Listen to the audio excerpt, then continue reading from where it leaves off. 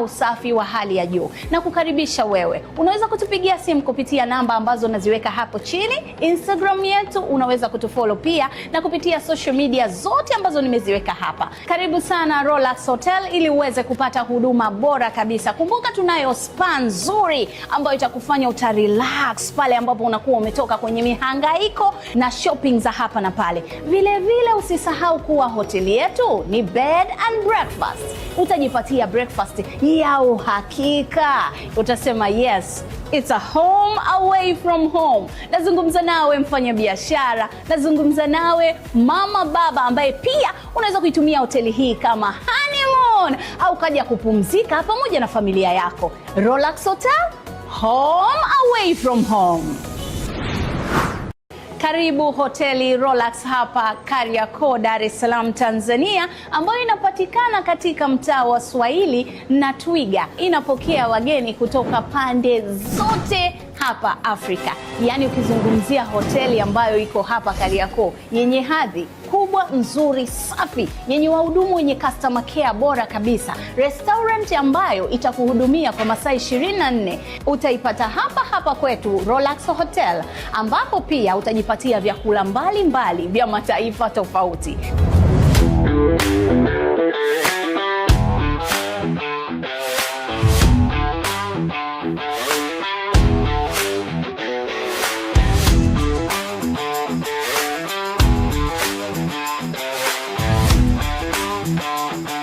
Vile vile tunao kumbi kubwa kabisa kwa ajili ya mikutano. Vyumba vyetu ni vikubwa vya design tofauti tofauti vyenye ubora na usafi wa hali ya juu. Na kukaribisha wewe. Unaweza kutupigia simu kupitia namba ambazo naziweka hapo chini. Instagram yetu unaweza kutufollow pia, na kupitia social media zote ambazo nimeziweka hapa. Karibu sana Relax Hotel ili uweze kupata huduma bora kabisa. Kumbuka tunayo spa nzuri ambayo itakufanya utarelax pale ambapo unakuwa umetoka kwenye mihangaiko na shopping za hapa na pale. Vile vile usisahau kuwa hoteli yetu ni bed and breakfast.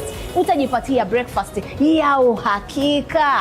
Utasema yes, it's a home away from home. Nazungumza nawe mfanya biashara, nazungumza nawe mama baba ambaye pia unaweza kuitumia hoteli hii kama honeymoon au kaja kupumzika pamoja na familia yako. Relax Hotel, home away from home. Karibu hoteli Relax hapa Kariakoo, Dar es Salaam, Tanzania, ambayo inapatikana katika mtaa wa Swahili na Twiga. Inapokea wageni kutoka pande zote hapa Afrika. Yaani ukizungumzia hoteli ambayo iko hapa Kariakoo yenye hadhi kubwa, nzuri, safi, yenye wahudumu wenye customer care bora kabisa, restaurant ambayo itakuhudumia kwa masaa 24, utaipata hapa hapa kwetu Relax Hotel, ambapo pia utajipatia vyakula mbalimbali vya mataifa tofauti.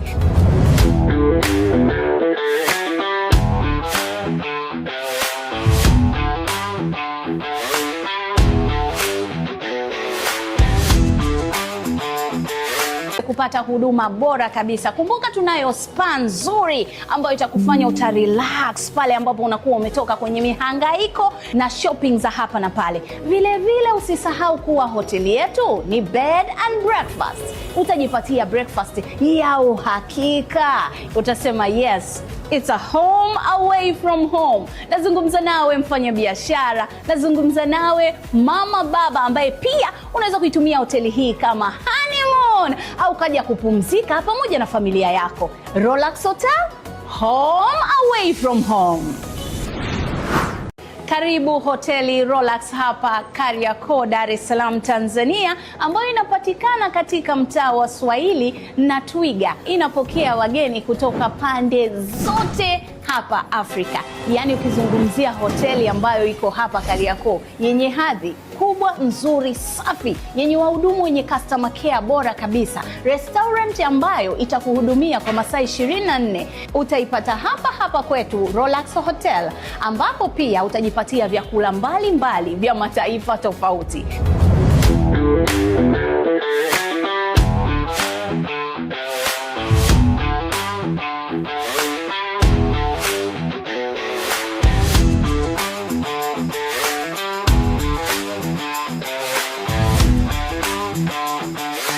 Vile vile tunao kumbi kubwa kabisa kwa ajili ya mikutano. Vyumba vyetu ni vikubwa vya design tofauti tofauti vyenye ubora na usafi wa hali ya juu. Na kukaribisha wewe. Unaweza kutupigia simu kupitia namba ambazo naziweka hapo chini. Instagram yetu unaweza kutufollow pia, na kupitia social media zote ambazo nimeziweka hapa. Karibu sana Relax Hotel ili uweze kupata huduma bora kabisa. Kumbuka tunayo spa nzuri ambayo itakufanya utarelax pale ambapo unakuwa umetoka kwenye mihangaiko na shopping za hapa na pale. Vile vile usisahau kuwa hoteli yetu ni bed and breakfast. Utajipatia breakfast ya uhakika. Utasema yes, it's a home away from home. Nazungumza nawe mfanya biashara, nazungumza nawe mama baba ambaye pia unaweza kuitumia hoteli hii kama honeymoon au kaja kupumzika pamoja na familia yako. Relax Hotel, home away from home. Karibu hoteli Relax hapa Kariakoo, Dar es Salaam, Tanzania, ambayo inapatikana katika mtaa wa Swahili na Twiga. Inapokea wageni kutoka pande zote hapa Afrika. Yaani ukizungumzia hoteli ambayo iko hapa Kariakoo yenye hadhi kubwa, nzuri, safi, yenye wahudumu wenye customer care bora kabisa, restaurant ambayo itakuhudumia kwa masaa 24, utaipata hapa hapa kwetu Relax Hotel, ambapo pia utajipatia vyakula mbalimbali vya mataifa tofauti.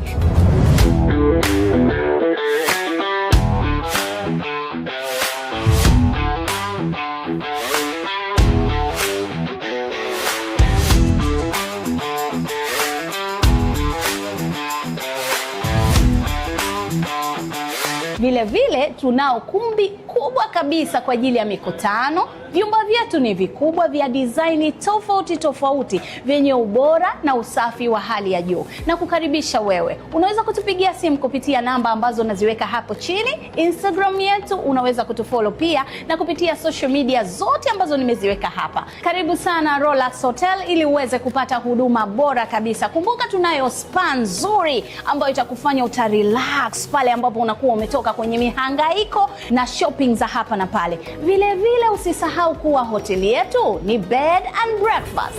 Utajipatia breakfast ya uhakika.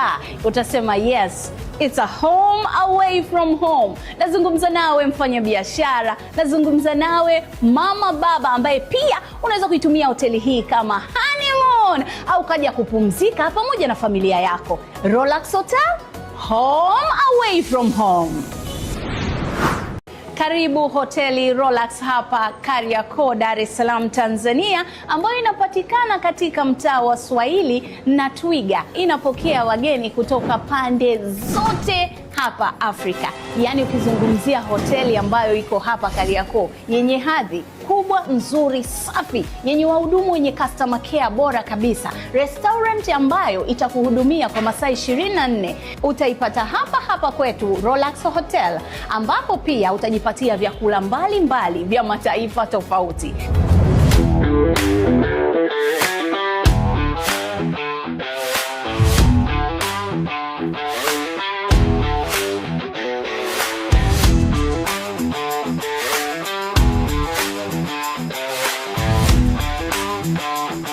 Vile vile tunao kumbi kubwa kabisa kwa ajili ya mikutano. Vyumba vyetu ni vikubwa vya design tofauti tofauti vyenye ubora na usafi wa hali ya juu. Na kukaribisha wewe. Unaweza kutupigia simu kupitia namba ambazo naziweka hapo chini. Instagram yetu unaweza kutufollow pia, na kupitia social media zote ambazo nimeziweka hapa. Karibu sana Relax Hotel ili uweze kupata huduma bora kabisa. Kumbuka tunayo spa nzuri ambayo itakufanya utarelax pale ambapo unakuwa umetoka kwenye mihangaiko na shopping za hapa na pale. Vile vile usisahau kuwa hoteli yetu ni bed and breakfast.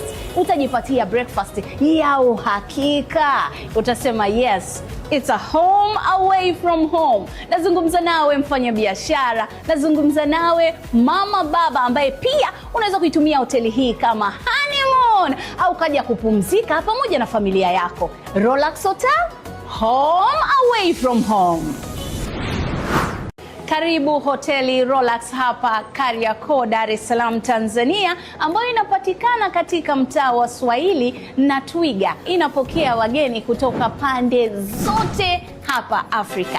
Yaani ukizungumzia hoteli ambayo iko hapa Kariakoo yenye hadhi kubwa, nzuri, safi, yenye wahudumu wenye customer care bora kabisa, restaurant ambayo itakuhudumia kwa masaa 24, utaipata hapa hapa kwetu Relax Hotel, ambapo pia utajipatia vyakula mbalimbali vya mataifa tofauti.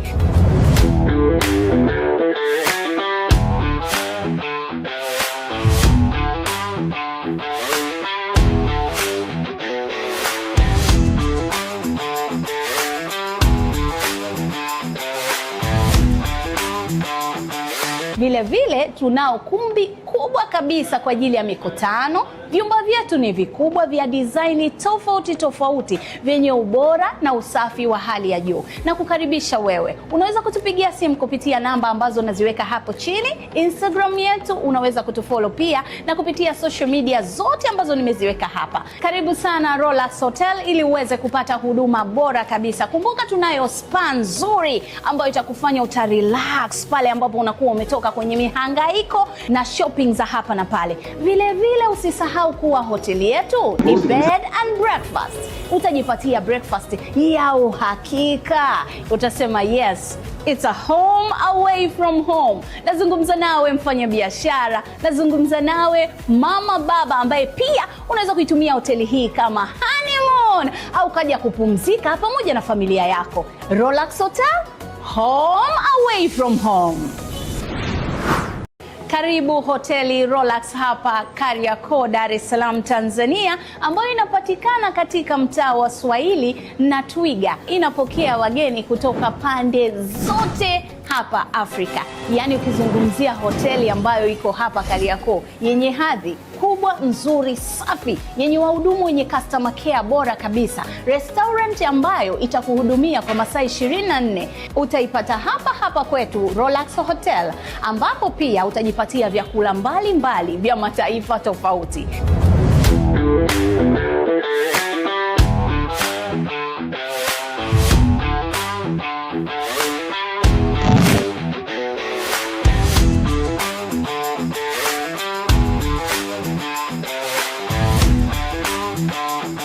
Vile vile tunao kumbi kubwa kabisa kwa ajili ya mikutano. Vyumba vyetu ni vikubwa vya design tofauti tofauti vyenye ubora na usafi wa hali ya juu. Na kukaribisha wewe, unaweza kutupigia simu kupitia namba ambazo naziweka hapo chini. Instagram yetu unaweza kutufollow pia, na kupitia social media zote ambazo nimeziweka hapa. Karibu sana Relax Hotel ili uweze kupata huduma bora kabisa. Kumbuka tunayo spa nzuri ambayo itakufanya utarelax pale ambapo unakuwa umetoka kwenye mihangaiko na shopping za hapa na pale. Vile vile usisahau kuwa hoteli yetu ni bed and breakfast. Utajipatia breakfast ya uhakika. Utasema yes, it's a home away from home. Nazungumza nawe mfanya biashara, nazungumza nawe mama baba ambaye pia unaweza kuitumia hoteli hii kama honeymoon au kaja kupumzika pamoja na familia yako. Relax Hotel, home away from home. Karibu hoteli Relax hapa Kariakoo, Dar es Salaam, Tanzania, ambayo inapatikana katika mtaa wa Swahili na Twiga. Inapokea wageni kutoka pande zote hapa Afrika. Yaani ukizungumzia hoteli ambayo iko hapa Kariakoo yenye hadhi kubwa, nzuri, safi, yenye wahudumu wenye customer care bora kabisa, restaurant ambayo itakuhudumia kwa masaa 24, utaipata hapa hapa kwetu Relax Hotel, ambapo pia utajipatia vyakula mbalimbali vya mataifa tofauti.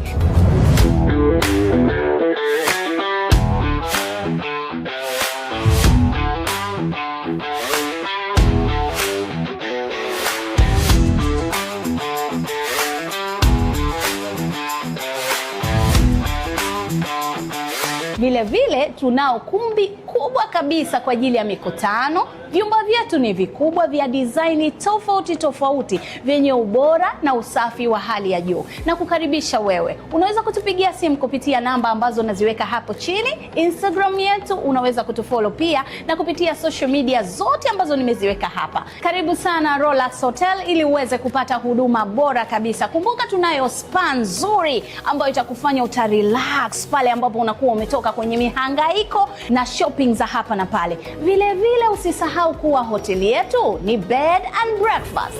Utajipatia breakfast ya uhakika.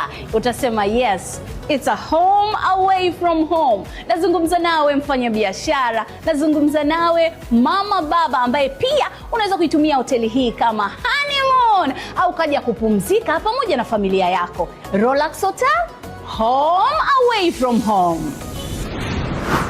Karibu hoteli Relax hapa Kariakoo, Dar es Salaam, Tanzania, ambayo inapatikana katika mtaa wa Swahili na Twiga. Inapokea wageni kutoka pande zote hapa Afrika. Yaani ukizungumzia hoteli ambayo iko hapa Kariakoo, yenye hadhi kubwa, nzuri, safi, yenye wahudumu wenye customer care bora kabisa, restaurant ambayo itakuhudumia kwa masaa 24, utaipata hapa hapa kwetu Relax Hotel, ambapo pia utajipatia vyakula mbalimbali vya mataifa tofauti.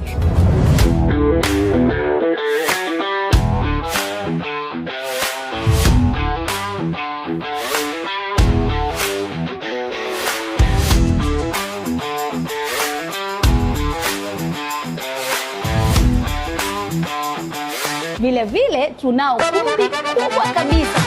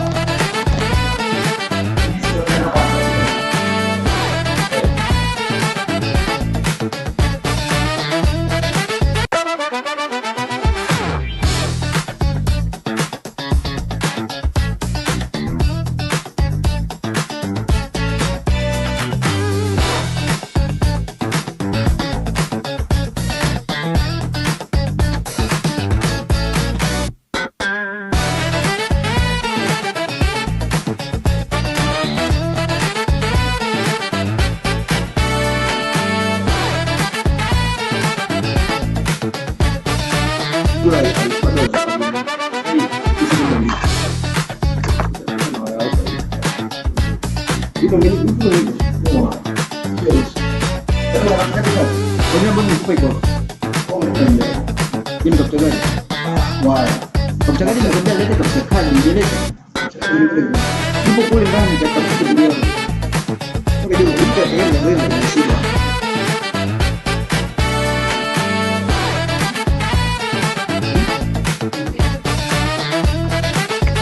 Wamechelewa baada ya vitu kuelewesha. Wasema kujua hivi kwa tayari.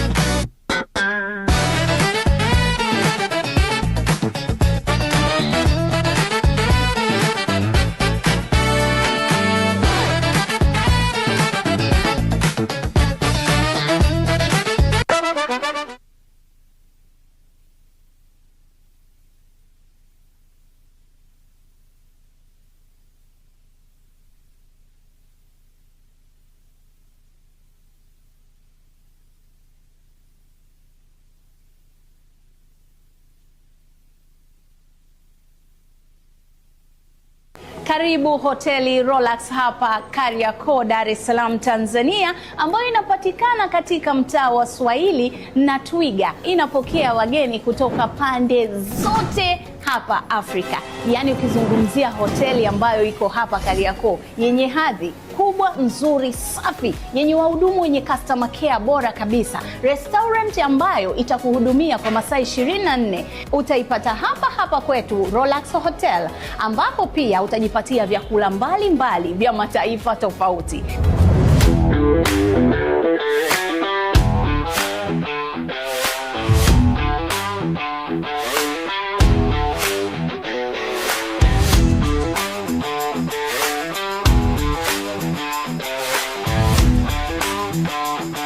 Vile vile tunao kumbi kubwa kabisa kwa ajili ya mikutano. Vyumba vyetu ni vikubwa vya design tofauti tofauti vyenye ubora na usafi wa hali ya juu. Na kukaribisha wewe, unaweza kutupigia simu kupitia namba ambazo naziweka hapo chini. Instagram yetu unaweza kutufollow pia, na kupitia social media zote ambazo nimeziweka hapa. Karibu sana Relax Hotel ili uweze kupata huduma bora kabisa. Kumbuka tunayo spa nzuri ambayo itakufanya utarelax pale ambapo unakuwa umetoka kwenye mihangaiko na shopping za hapa na pale. Vile vile usisahau kuwa hoteli yetu ni bed and breakfast.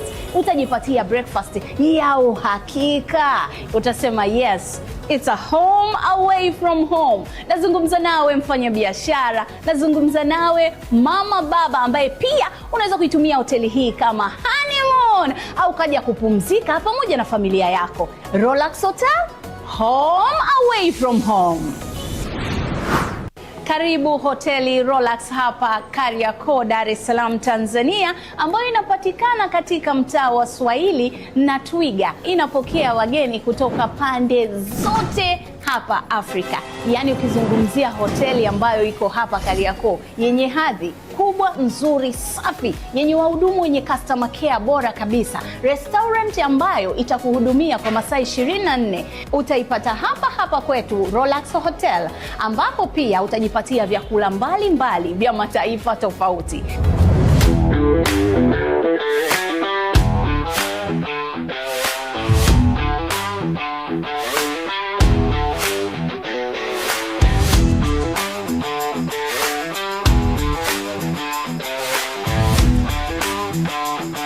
Vile vile tunao kumbi kubwa kabisa.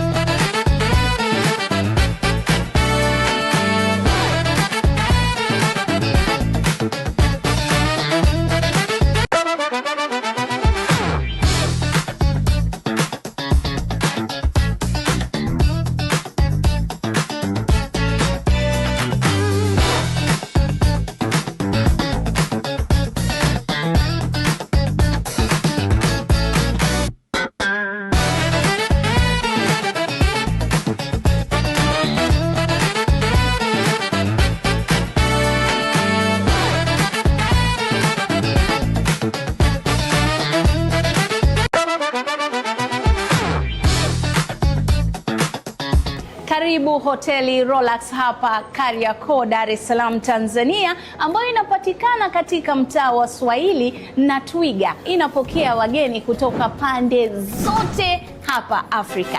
Yaani ukizungumzia hoteli ambayo iko hapa Kariakoo, yenye hadhi kubwa, nzuri, safi, yenye wahudumu wenye customer care bora kabisa, restaurant ambayo itakuhudumia kwa masaa 24, utaipata hapa kwetu Relax Hotel, ambapo pia utajipatia vyakula mbalimbali vya mataifa tofauti.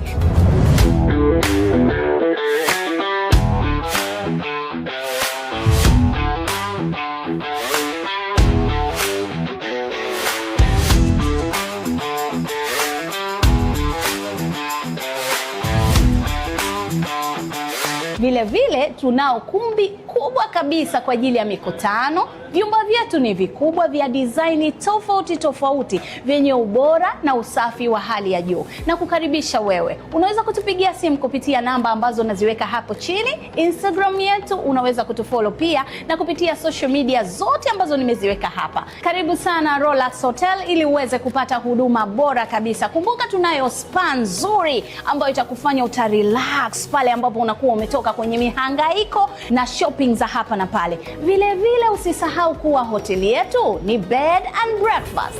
Utajipatia breakfast ya uhakika. Utasema yes, it's a home away from home. Nazungumza nawe mfanya biashara, nazungumza nawe mama baba ambaye pia unaweza kuitumia hoteli hii kama honeymoon au kaja kupumzika pamoja na familia yako. Relax Hotel, home away from home.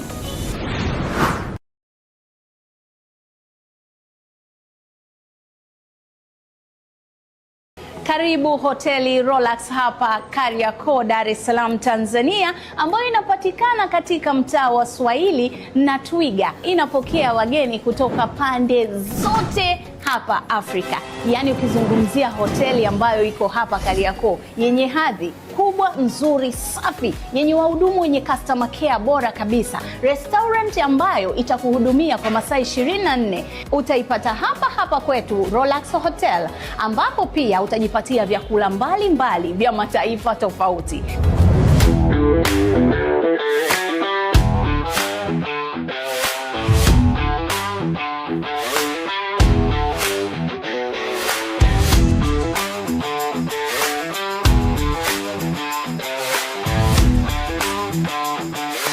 Vile tunao kumbi kubwa kabisa kwa ajili ya mikutano. Vyumba vyetu ni vikubwa vya design tofauti vyenye ubora na usafi wa hali ya juu. Na kukaribisha wewe, unaweza kutupigia simu kupitia namba ambazo naziweka hapo chini. Instagram yetu unaweza kutufollow pia, na kupitia social media zote ambazo nimeziweka hapa. Karibu sana Relax Hotel ili uweze kupata huduma bora kabisa. Kumbuka tunayo spa nzuri ambayo itakufanya utarelax pale ambapo unakuwa umetoka kwenye mihangaiko na shopping za hapa na pale. Vile usisahau kuwa hoteli yetu ni bed and breakfast. Utajipatia breakfast ya uhakika. Utasema yes, it's a home away from home. Nazungumza nawe mfanya biashara, nazungumza nawe mama baba ambaye pia unaweza kuitumia hoteli hii kama honeymoon au kaja kupumzika pamoja na familia yako. Relax Hotel, home away from home. Karibu hoteli Relax hapa Kariakoo, Dar es Salaam, Tanzania, ambayo inapatikana katika mtaa wa Swahili na Twiga. Inapokea wageni kutoka pande zote hapa Afrika. Yaani ukizungumzia hoteli ambayo iko hapa Kariakoo, yenye hadhi kubwa, nzuri, safi, yenye wahudumu wenye customer care bora kabisa, restaurant ambayo itakuhudumia kwa masaa 24, utaipata hapa kwetu Relax Hotel, ambapo pia utajipatia vyakula mbalimbali vya mataifa tofauti.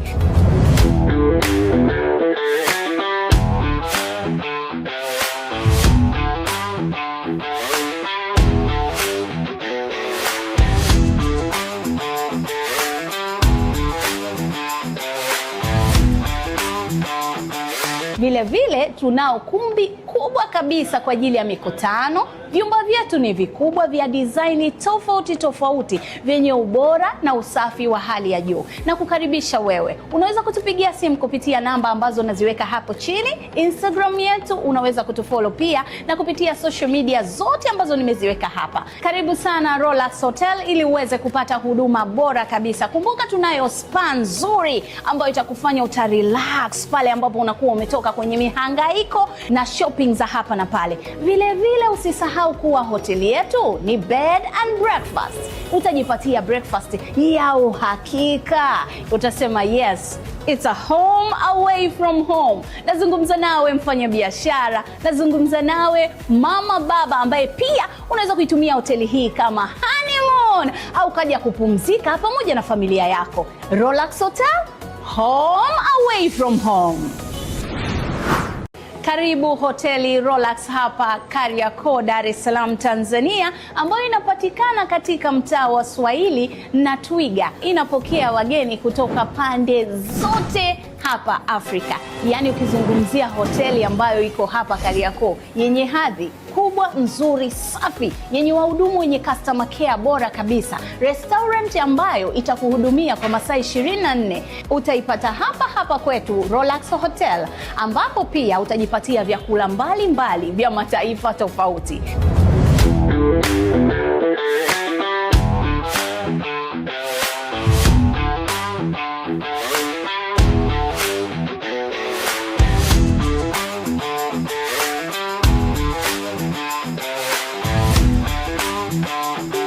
Vile vile tunao kumbi kubwa kabisa kwa ajili ya mikutano. Vyumba vyetu ni vikubwa vya design tofauti tofauti vyenye ubora na usafi wa hali ya juu. Na kukaribisha wewe. Unaweza kutupigia simu kupitia namba ambazo naziweka hapo chini. Instagram yetu unaweza kutufollow pia, na kupitia social media zote ambazo nimeziweka hapa. Karibu sana Relax Hotel ili uweze kupata huduma bora kabisa. Kumbuka tunayo spa nzuri ambayo itakufanya utarelax pale ambapo unakuwa umetoka kwenye mihangaiko na shopping za hapa na pale. Vile vile usisahau kuwa hoteli yetu ni bed and breakfast. Utajipatia breakfast ya uhakika. Utasema yes, it's a home away from home. Nazungumza nawe mfanya biashara, nazungumza nawe mama baba ambaye pia unaweza kuitumia hoteli hii kama honeymoon au kaja kupumzika pamoja na familia yako. Relax Hotel, home away from home. Karibu hoteli Relax hapa Kariakoo, Dar es Salaam, Tanzania, ambayo inapatikana katika mtaa wa Swahili na Twiga. Inapokea wageni kutoka pande zote hapa Afrika. Yaani ukizungumzia hoteli ambayo iko hapa Kariakoo yenye hadhi kubwa, nzuri, safi, yenye wahudumu wenye customer care bora kabisa, restaurant ambayo itakuhudumia kwa masaa 24, utaipata hapa hapa kwetu Relax Hotel, ambapo pia utajipatia vyakula mbalimbali vya mataifa tofauti.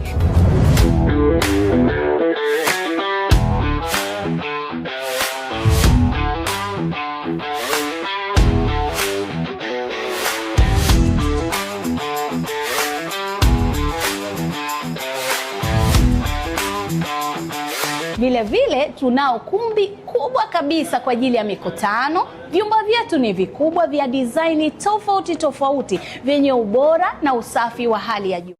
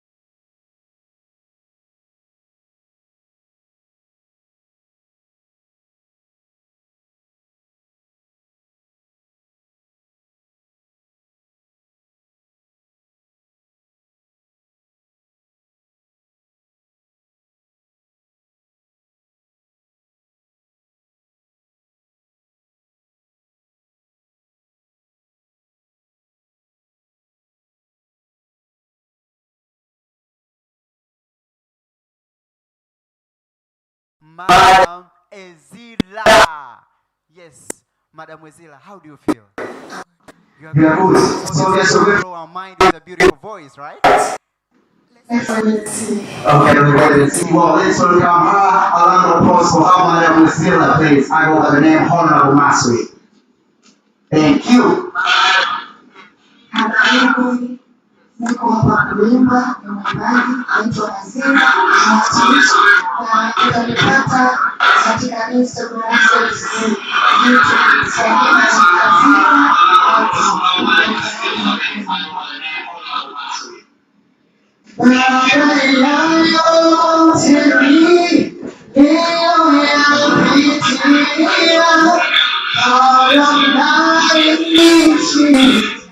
bado naishi, mimi ni ushuhuda unaotembea, bado naishi, bado naishi. Wengi walitabiri sitaona kesho, bado naishi, bado naishi. Wengi waliulizana kama bado nina hema, kumbe nilifunga macho nikiomba. Walijua nimekufa wakasimama kunichimbia kaburi langu, machozi yangu akageuka furaha, uchungu wangu kageuka amani. Mungu akanifanyia kicheko mbele ya watesi wangu.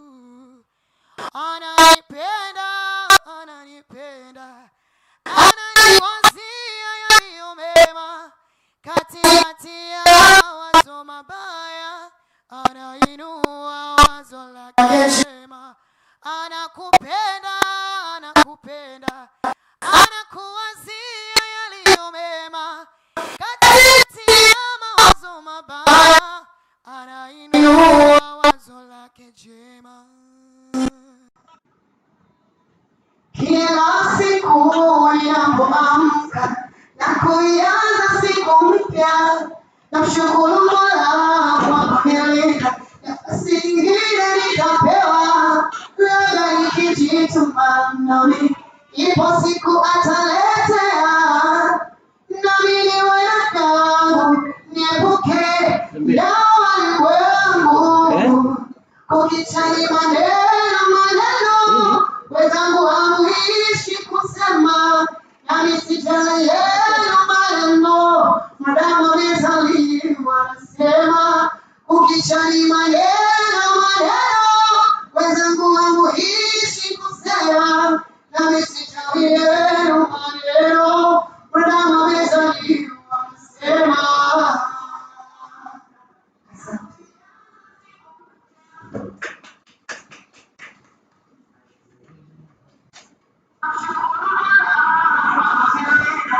Wow, it's a beautiful performance jamani, sio kila mtu anaweza kaimba kwa kweli. Mama mimi nikianza kufikiria hapa maneno aisee, kweli Mungu anampa kila mtu anachokiweza.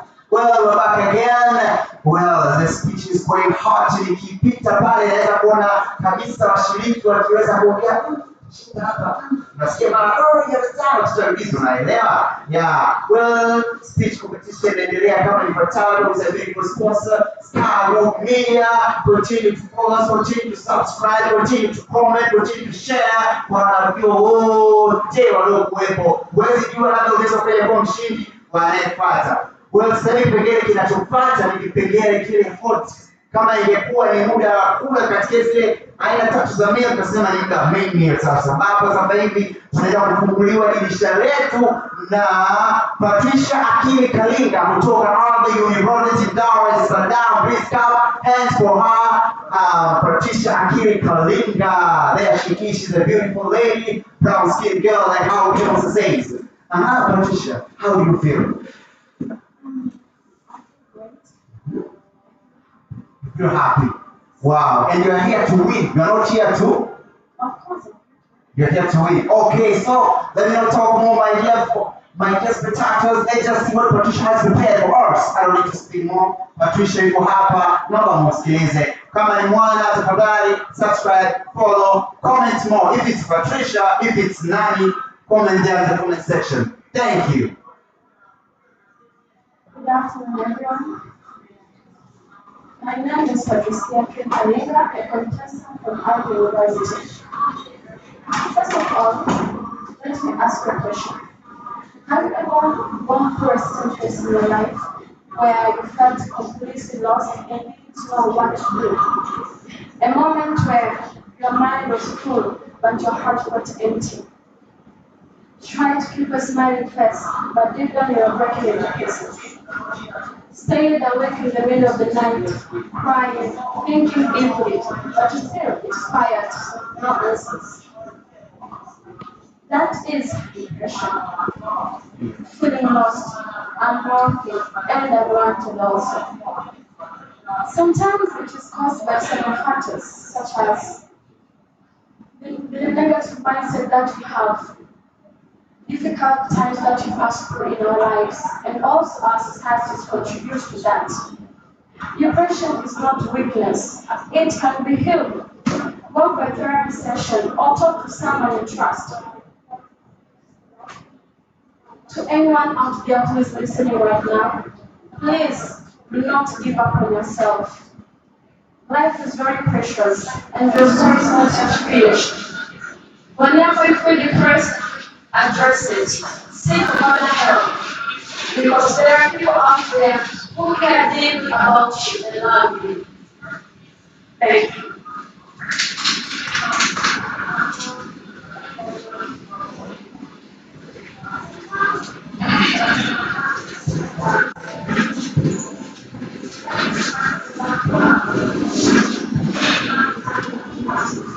Hello, I'm going to listen for the IT.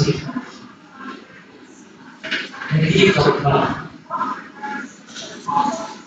How many of your dreams are still waiting because you are busy fulfilling someone else? It was 12:30 a.m. when my phone recorded. It was not an email. I only request for an advert page. But do you know what I did? I typed the word no. All I would like is distinguish my fellow competitors. We are often told that yes is a quality of success and respect. But that's the trap. Every time you say yes to someone else just to avoid the discomfort, we are saying no to ourselves. And today I want to show you why I want to show you the most precious gift that you can give yourself in the world. It is all but that is what no. But why do we say no? When our souls are but why do we say yes when our souls are saying no? It's because we are afraid. We are afraid of rejection. We are afraid of looking incompetence. We are afraid of missing out. But the secret is this. Every time we say yes, someone else, just to avoid that discomfort, we actually say yes to ourselves. We become like a candle that people else. We are created a little bit nothing, but exhaustion and resentment. Take an example of an art gallery. The value of a gallery isn't found in any painting ever created on earth. But the value of the gallery is in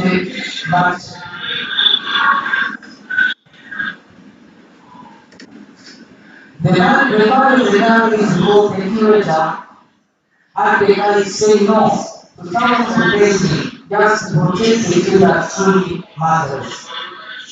Similarly to us as humans, The value of your life comes from what you choose to keep and not what you allow to impile upon you. Saying no isn't building a wall, it's building a filter for excellence. But why? But how can you say no without sounding rude?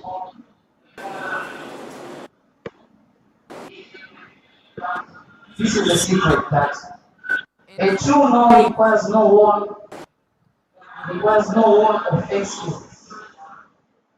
Instead of saying I can't do it because I'm sick, when out, you can say I appreciate the opportunity, but I am fully committed to other priorities.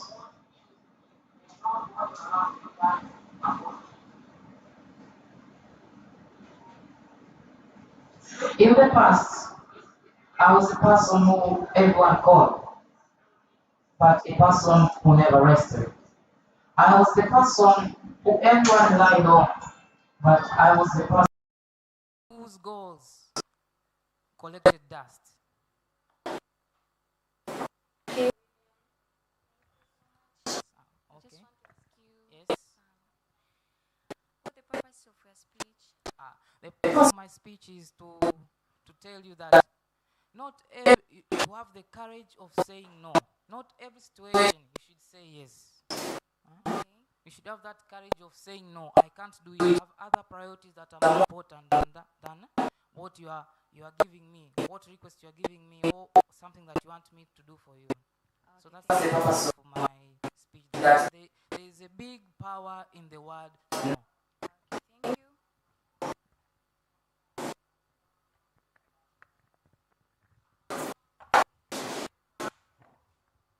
Wow, things are getting hot out here. Say, wasomi wanaongea tali. Say it's getting hot here. Kweli say watu ni competition. Tafadhali naomba tumkaribishe anayekuja si mwingine ila ni kijana mmoja kutoka kwenye kile chuo cha Dar es Salaam. Hapo anasema wao ni engineer, lakini engineer huyu ni engineer wa speech competitor. Ni ana sauti na ni engineer vile vile. Anaitwa kama sijakosea ni Mr. William Keza from Dar es Salaam Institute of Technology IT. Nakaribisha hapa mbele yenu Mr. William Keza Oscar kama sijakosea. Mr. William, how do you feel? You feel good? You compete, right? To win it. Eti kabisa. Unatoka kozi gani Mr. William? Bachelor Engineering in Computer Engineering. Bachelor? Bachelor Engineering of Computer Engineering. Bachelor of Engineering in Computer Engineering. Kwa ni computer lakini pia ni computer sauti.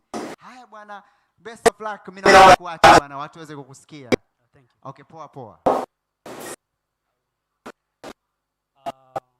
In front of you here, I want to say something that is well, for most of us it will be very delicate. There is a young man I know. He sits in lecture halls full of questions, surrounded with brilliant minds, and yet he says nothing. Not because he has nothing to say, but because as the world convinced him that engineers their hands not to their work. That man is one in science. My name is Keza Oscar. I graduated in some Institute of Technology, and today I'm going to prove to you that the world's best man or the world's best weapon is a human being who finally decides to do that. So let's take it into consideration. Let's look around. Everyone here of us has a story. Everyone here of us has an idea, has an ambition. But how does it feel? Seeing most of ideas brought from brilliant minds, most of stories are never told before someone is there. How does that feel? It's done. influential readers called Martin Luther King Jr. Martin Luther King Jr. walked around approximately with 250,000 people, but he came and he said, "Forwards, I have a dream." That's what most people question. But through those words he spoke, cities, states, the nation, and the continent all responded to.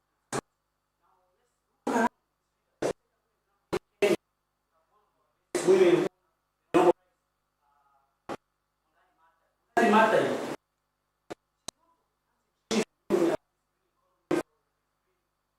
I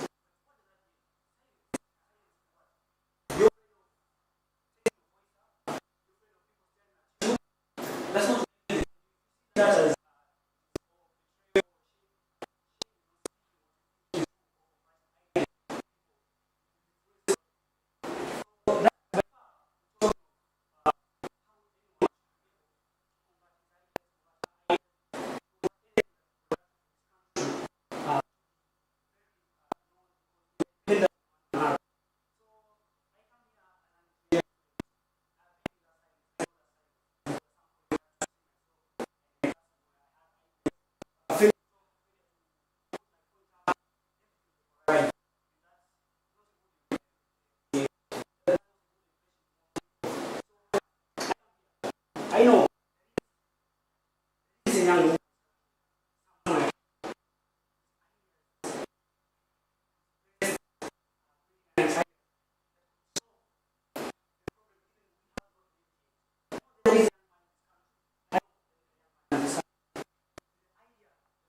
Lifted.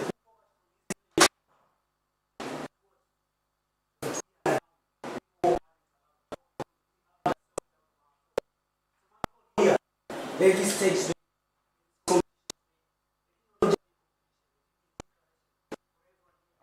forever.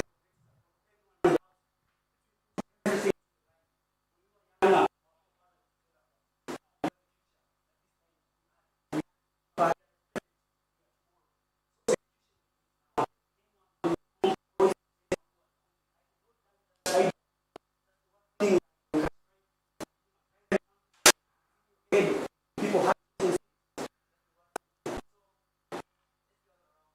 to speak. Or I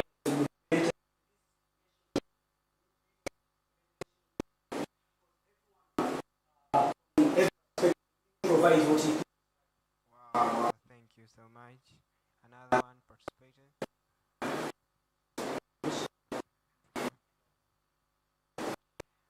Wow. Vijana wanaamini kwamba Tanzania one day tutakuwa much better zaidi ya kuwa normal, tutafika mbali zaidi. Wao ni sauti nzuri kabisa kutoka Dar es Salaam Institute of Technology. Jamani, usiwazalau kusema kwamba ni maengineer tu hawezi wakafanya speech competition. Wanaweza. Hata wewe hapo pia unaweza speech competition. Gari umechelewa ya mwaka huu, speech competition inayokuja tunakushauri pia uweze join. You can continue to follow us Skywood Media in social medias, comment, kadhalika kwanza kumsupport mwanachuo mwenzako wote ulikuwa form 6 chuo ambacho tunatarajia kwenda. Halikadhalika naomba nimkaribishe anayekuja anatoka kwenye chuo cha elimu ya biashara watoto wa CBE. Huyu ni mdada mmoja mpole, toka asubuhi nimeweza kumuona Isaya anakuambia mimi ninashinda. Yaani sisi ni CBE. Sasa nataka leo tuweze kumsikia, tuweze kujua ni CBE. Welcome her. She goes by the name Madam Naslia Suleiman. Yeah, she's called Naslia, the speech queen. Ndo watu wanakuambia the speech queen. Watu wakimwona tu I'm going to win this. Ngoja tuweze kumuona Madam Naslia. Madam Naslia, God welcome. Karibu Madam Naslia. Unaendeleaje Madam Naslia? You are good. So you are here to win it. Unahisi kwa wewe Madam Naslia ni unique kwako ambapo watu watasema kabisa judges hawa nitashinda, atanipa votes. Unahisi kitu gani unacho unique kuliko competitors wengine? The message. Wow, wanakwambia the message is tough. Ana code tough. Ongea sana, tumpe muda aweze kudeliver kile anachoweza kujiandaa siku ya leo, na kadhalika majaji aweze kujudge kile ambacho wanachokiona. The speech queen and the speech king tutajua siku hii ya leo wanaoenda nusu finali. I go by the name Honorable Maswi. Thank you. Karibu. My name is a proud student from College of Business Education. Today, I stand here before you to present a topic concerning about the power of youth in shaping the future. This is not just a topic. It is our reality we live in every single day because the youth is not just the elites of tomorrow but also the creators of today. Have you seen someone walking backward?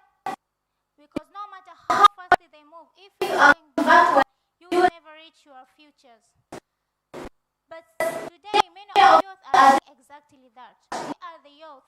Many of youth, we are the youth, full of energy, ideas, and dreams. But most of us are not achieving their potential. But the question is, what is stopping us? The empowered youth, the youth need to be empowered. Many of youth are not empowered with education, supportive, opportunity. They need to be empowered in order to achieve their goals. We need to achieve our goals. So, but to my fellow youth, let us raise our voice. Let us raise our voice, use our ability to make the difference. Let us raise our voice, use our ability to make the difference. Your role matters. Whatever, who are you or where are you come from? Your youth is your opportunities or your potentials is very important in our society. And remember, their potentials without action is just like a car without fuels. Potentials without action just like a car without fuel. We need to take actions to reach our goals. And remember that every nation needs empowered youth. We need to be empowered. Also, youth is the backbone of every nation. When the youth rise, also our nation rise. Thank you. That's it. Have a good accent, but the problem is Virginia, they know everything instead of everything. So they will check. Congratulations. Wow. My mind goes as every time I hear the beautiful sound, the beautiful voice, lakini sio beautiful voice tu wanaongea tu, ni kwamba wanaongea na content. Kweli kwa mimi hapa naweza nikasema ningepewa nafasi ya kuweza kujudge kila mtu ningempa ushindi. Lakini naomba twende straight to the point hapa sasa hivi, namkaribisha kijana kutoka IFM. Wow, he's a cool dude. Fika wapiga soda fulani hivi, mambo ni aje? Mzima. Una kijana unaitwa Phineas Dennis Ndea au hujakosea? Unasoma kozi gani IFM? Accounts. Wow, accountant student from IFM. Representative wenu huyu hapa bwana. Nisongee mengi, naomba niwaache aweze kujibeba kile ambacho tutakukiandaa kwa siku hii ya leo. Continue to follow, continue to share, alikadhalika comment pale, watu waweze kutusikiliza, waweze kujua nondo kali. Unaweza usishiriki lakini ukapata mwalimu matatu ambaye anaweza kukujenga, ndio maana ya speech competition. Sio tu anakumpita, ila pia anaendelea ujumbe kwako. Karibu Mr. IFM. Okay, before I go there to begin in fact, can you just close your eyes for me and remember the last time someone comment pissed you off, change your whole mood, make you feel depressed. And now also remember the last time someone gave you a praise that made your day, made you feel so good. Yeah. If you know this feeling, can you just smile? Yeah. The praise make us cry, critics make us die, right? Yeah. And the worst part about this is we allow the outside event, other people's opinion, circumstances, emotions to command our internal state. We are focusing on things not under our control and being ruled by the outside forces. We are in the control of the judgmental society. We have become a society that live in a comment section life. What will people say? This question is running our lives. We push so hard to please the judgmental society that we have lost ourselves. We are even too afraid of being judged by the judgmental society that we have stopped it. When we look at our mobile phones, at social media, when we scroll at status, Instagram stories, whatever, TikTok, everybody seems to have such perfect, nice life, shining, smile, pretty, handsome. That's cool. But behind the screen, most of us are struggling. Behind the screen, most of us are suffering from judgment. We feel like because our life don't look like their life with filters. We judge book by its cover, and now we judge our own life by the cover of other people's lives. Instead of people looking out for people, now it's people watching people. We move from ujamaa to gossip about one another.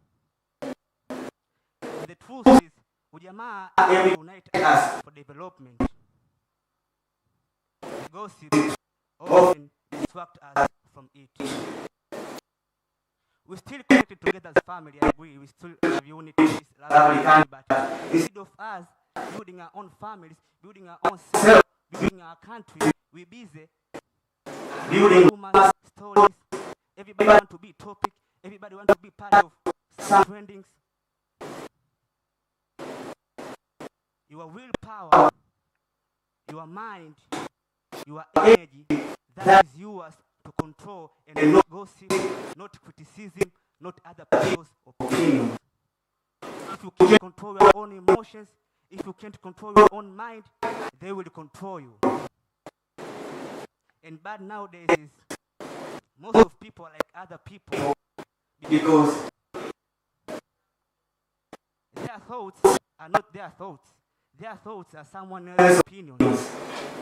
We do things that we actually not believe in it or live it. We do things because of likes and views. We spend much of our time crafting images about us and forget to build our own characters. We tie our sense of self to other people's approval. The world will always try to box you, try to limit you with their judgment. If you do things different, they will call you arrogant. If you're too quiet, they will call you weak. If you wear jeans and Jordan, you're not official enough. If you fail, you're a loser. But here the truth. Their limits are not yours. Their limits are theirs. And if you agree to live inside their judgments about you, if you agree to accept their judgment about you, you lose your real self. You put yourself in prison. You cage yourself. Mr. Phineas, ufanya vizuri sana kwenye swala la creativity. Kwa vizuri unaongea kitu like take attention ya watu vile una speak kama una rap, yani take attention kwa watu kuweza kusikiliza. So unafanya vizuri kwa hapo na hisi utaendelea. Okay. Wow. Mr. Phineas, naomba nikuulize swali moja kwanza. How do you get this inspiration imetokea wapi? I was feeling the pilot, like you can feel every word that she's speaking. Sio hyperbole. I was part of this. I was controlled by the judgmental society. I was not free. I was not living. But now I feel free. Oh. I'm living. Wow. Congrats, hongera sana. Speech competition 2026 inaendelea. Yes, kuna madam pale, Madam Chief Judge, huh?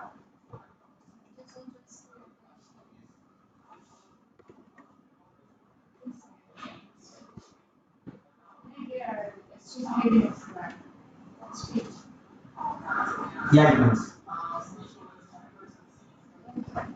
Wow. This is from IFM. Madam, naona Madam Chief Judge, Madam Chief. Yeah. Madam ametulia kabisa pale, anasikiza kwa makini kabisa. Madam ongea na kuangalia, anasikiliza how things are going through pale na Mr. Lawrence Makula. Halikadhalika tusiende mbali na mkaribisha mwanadada anayetoka kama sijakosea chote chuo Kikuu cha Dar es Salaam, si ndio? Madam Martha Clemens Mwandambo. Kina mwa. Wewe unatokea Mbeya? Tunagongo. Tulikafu. People from there actually form unison. Unasema usikia unison. Vijana wa SMC, right? Okay, bana, ngoja tuwasikize watu kutoka School of Journalism and Mass Communication, University of Dar es Salaam wametuandalia nini. Madam Martha Clemens Mwandambo anatuambia wanawake ndio wanaongoza nchi. Okay, karibu Madam Martha. A few days ago, I saw my father, a man over 55.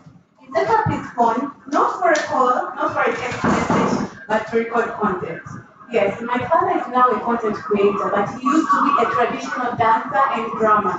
Like most of us, we're not what we used to be, especially after the exposure of technology.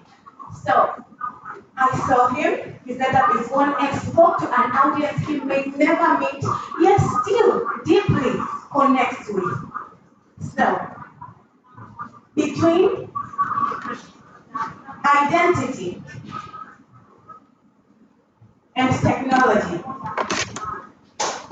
must Tanzania choose? Ladies and gentlemen, Tanzania and Africa as a whole is rising. Mobile connections are everywhere. Mobile money is transforming lives. Even entire businesses are built from a single smartphone. So this means we are rising as Africa and as Tanzania. The story is the same from different countries across Africa. Tanzania, Kenya, Uganda, Nigeria, Ghana, you just mentioned it. All of them are coming from the same race. So this means we are no longer saying that technology is coming, it is here, and this is progress. Now let me ask you a question. At what cost? Because we are evolving. But the more we are connecting globally, we are disconnecting from ourselves. Our languages are changing, our culture are changing. What we used to say is our tradition now is called old-fashioned. And also we're following trends that we did not create. Even in our places of worship where we used to connect to our God, now it feels like imitation. Even the songs, everything, it doesn't come from who we truly are when we talk to God. So the bad thing about this thing is that this thing does not happen quickly. Haitokei kwa kupiga kelele. Inakuja kimya kimya. Silently in the way we disconnect from ourselves, silently in following trends that we did not create. So I ask again, between progress and identity, must Tanzania and Africa as a whole choose? And my answer is simple, hapana, hatulazimiki kuchagua. Technology is a tool, and tools can be used in two ways. To build or to destroy. And technology as a tool, we can use it to amplify our culture, our tradition, or destroy it. So again, I say, we don't have to choose between progress and identity. Because the greatest danger in this evolving world of Tanzania and Africa as a whole is not that we will fail to progress. The problem is that we'll progress and forget to connect to who we truly are. Thank you. Thank you so much. Nahisi tusiweke kitu chochote tutakutana mahali tena. Karibu sana.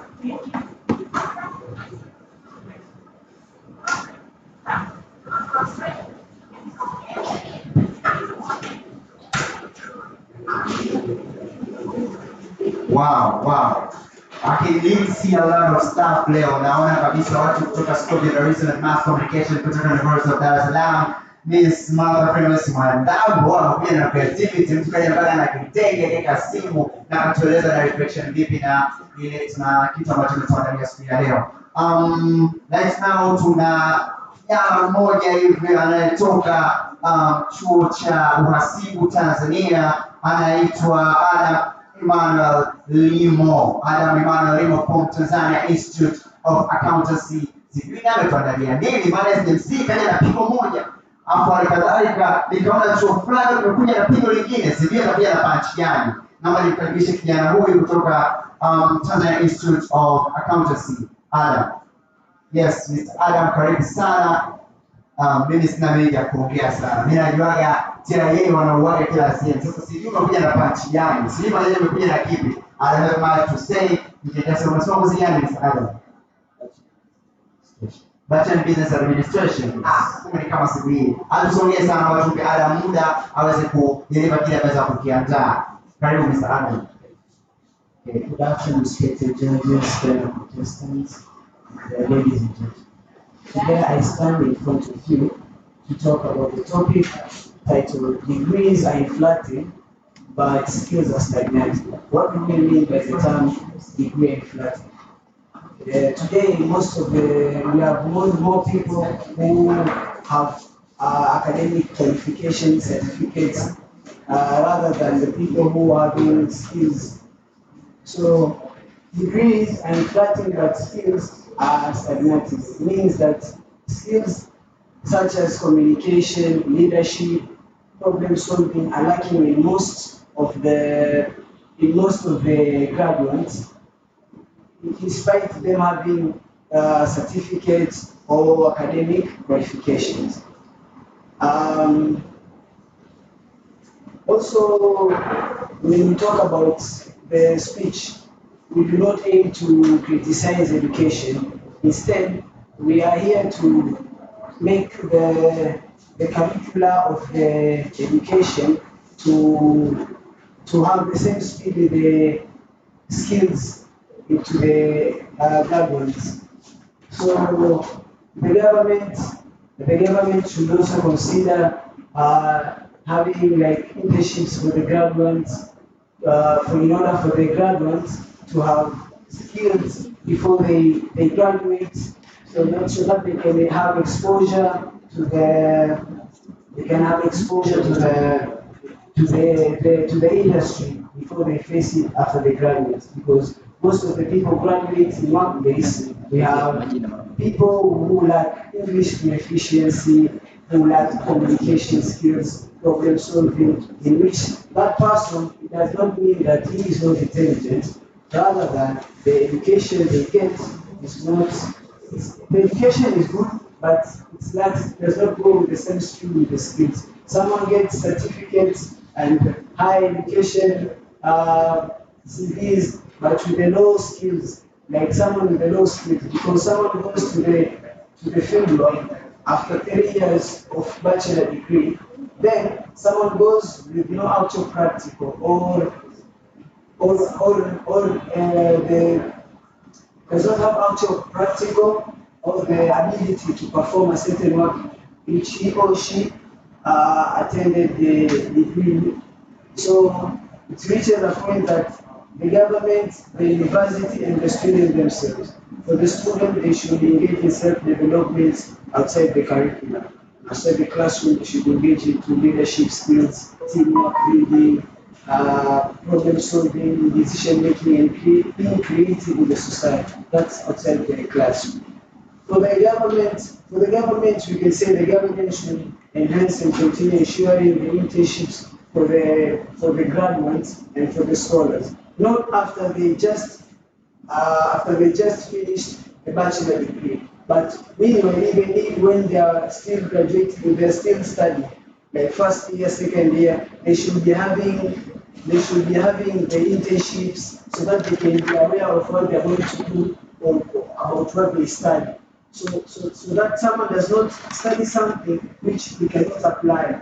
We have so many people who can cite something that they study, but they cannot do actual practice of the course they did.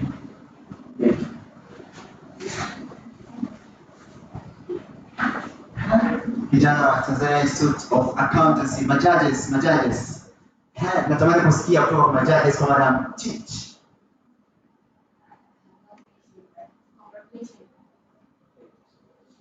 Okay, I'm just here. Congratulations. Nasemaje madam karibu. Atekai.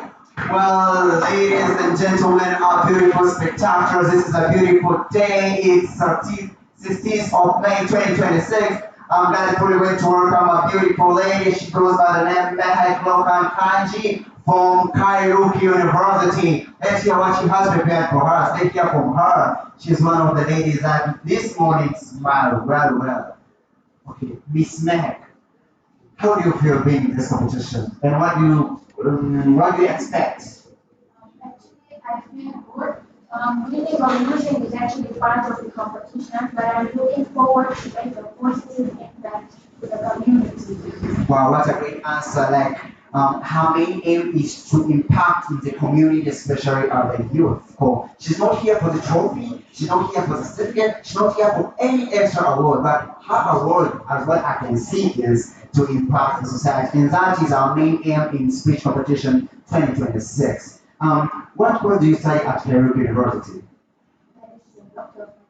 Wow, she's an MD, so she cure people and also she cure the problems that in the society. Wow, let me not talk much, but give you the platform to speak. Okay, you're on welcome. Imagine a mother watching her child suffer, not because treatment does not exist, but because she cannot afford going to the hospitals or pay for care. And what is the use of healthcare when it doesn't reach the people who need it the most? Good morning, everyone. Good afternoon, I'm sorry. Good afternoon, everyone. Today I'm going to be talking about universal health coverage. What does it mean? It is also referred to as UHC, by the way. It means that every person should be able to get the healthcare they need without becoming poor because of medical costs. And honestly, in Tanzania, being a medical student going for rotations, I have seen many patients suffering because they don't have the money to pay for medicine, for diagnostic imaging services like X-ray, CT scan, for consultation. I know insurance does contribute, but we must take into effect that not everyone can afford insurance. And even if some people have insurance, they might still not cover everything. Like insurance, let's say some of them just include consultation services, but what about the surgery? What about the admission costs? What about the medicine? How are these people gonna live? And this is why some people even they're even scared of coming to the hospital. Why? Because they fear the cost. And they come only when the disease is already severe, and at that time they can die. I know Tanzania has made a lot of improvements in healthcare. There have been improvements in maternal health, child survival, HIV treatment, but it also shows us that progress is happening. But this is not enough. So what I'm trying to advocate for is for us to try to provide for those people who cannot afford. We should not look on whether someone lives in a village or a city. Not only priority should not only be given to a person who lives in a city. It should even be given for a person who lives in a village. They should not be ruled out. And we have seen a lot of this happening. Imagine how many hospitals are there in urban areas. What about rural areas? Do they have healthcare? Probably not enough. And this is why these people die immediately from preventable diseases. And this is what I'm going to say. And insurance does not cover anything. We must find a solution where we can help these people. Thank you.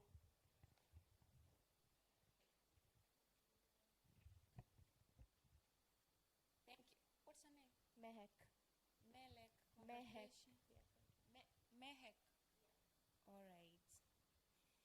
Can you give out dedication to the Minister of Health? Can you? Dedication to the Minister of Health. Yes, I mean, if you have a message.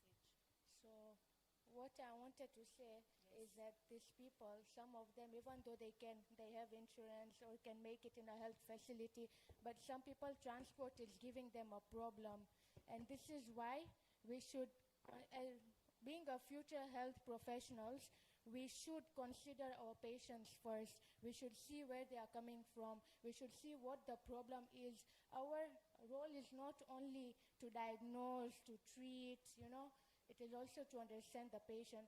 So I would advise that we should try to help them. We should try providing services that can bring them to the hospital, like bus services, and yeah, we should give them insurance. If they can't afford, we can still give it out. We can find sponsors who can help us pay for their health. Thank you. We really like your content and your confidence. Thank you. Thank you so much. Wow. I think today I got a takeaway that what I've learned that from Mehek and other contestants, that even if you may be pursuing any kind of degree, you can still use your own career, own professionalism in try advocating the problems that in the society and creating an impact. Just imagine what she has spoken, it blew my mind. But anyway, let's we shall let hope maybe you may come the next round. Yeah, your mommy welcome Mehek from Kairuki. Yeah, thank you, Mehek. Wow, the competition is continue to being hot and hot and hot. Hapa tunasikia kimombo, hapa tunasikia lugha kadhaa, lakini tuendelee kutufollow social media Skywood, alikadhalika subscribe, comment, share kwa wana wote ambao wanatuview muda huu na hata ambao hajaview dakika hii. Alikadhalika anachoweza nikakushauri, kama unajua ni mwenzangu na mimi, chukua notebook, peni, chukua nondo hizo ambazo zinaweza zikakusaidia. Wamegusa masuala ya afya, amegusa mtu akiwa judge, amegusa mtu zabuni, kila changamoto katika jamii zimeweza kugusa. Skywood Media tunagusa vijana kabisa. Alikadhalika speech competition 2026 tunagusa vijana. Nisiende mbali, nimkaribishe mshiriki anayefuata, anatokea Ardhi University, anaitwa Allen Asset Mshumbusi, if I'm not mistaken. Naomba nimkaribishe Mr. Allen hapa aweze kudeliver speech yake ya leo hii. Nani atakuwa speech king? Nani atakuwa speech queen? I don't know. Yeah, Mr. Allen, karibu. Vipi, mambo vipi? Poa. Mzima? Mzima kabisa. Kwa Mr. Allen, umejiandaje sasa Mr. Allen? Nimejiandaa vizuri kabisa, niko vizuri. Kwa unategemea ushindi uende wapi? Uende Ardhi, uende Kairuki, uende CBE, uende chuo gani? Tupo Ardhi kabisa, ushindi upo Ardhi. Ardhi unapiga kozi gani pale? Mimi nipo Bachelor of Science in Accounting and Finance. Watu wa BAF. Ni ma-accountant, ni wahasibu. Tumetoka kusikia kwa madaktari, sijui mhasibu huyu ameandaa kitu gani tafadhali. Okay, I have much to say. Naomba nimwachie uwanja Mr. Allen Innocent Mshumbusi aweze kuongea, aweze kudeliver speech yake. Asante sana. Thank you. Yes. Something funny that first today is my first day. I'm using microphone, and I thank God because this is the opportunity. You see, everyone needs the opportunity, but you have to show up. You have to show up because you don't know which is the right time. So I think today is the right time for me, and I'm here because you can see I'm in kind of education. Yes, I'm studying. I'm the university student, but see now I've come out of the box. I have looked for other opportunities, and I'm here. Nothing is going for you easy. So at this age, when you are still young, at the age of 20s, you have to make just creation for your life. Because at the age of 70s, people will look for memory. That is not time for looking for your hustles. So at this time, you have just to show up, create your future. Don't just focus on the results. Don't need for payment. Don't focus for payment. Just do how you can. Show up. Try and fail. Try again, because this time will be just for you to show up. No one is you. In this world, we have no more copies. Even twins, that is not copies. You are only you. So create your pathway. You see even other people in this life, they are just to make your environment familiar, but you have your own way. You have your own doing. You have your own way of making everything good. So I think this time, just you are still young. Go on, make everything.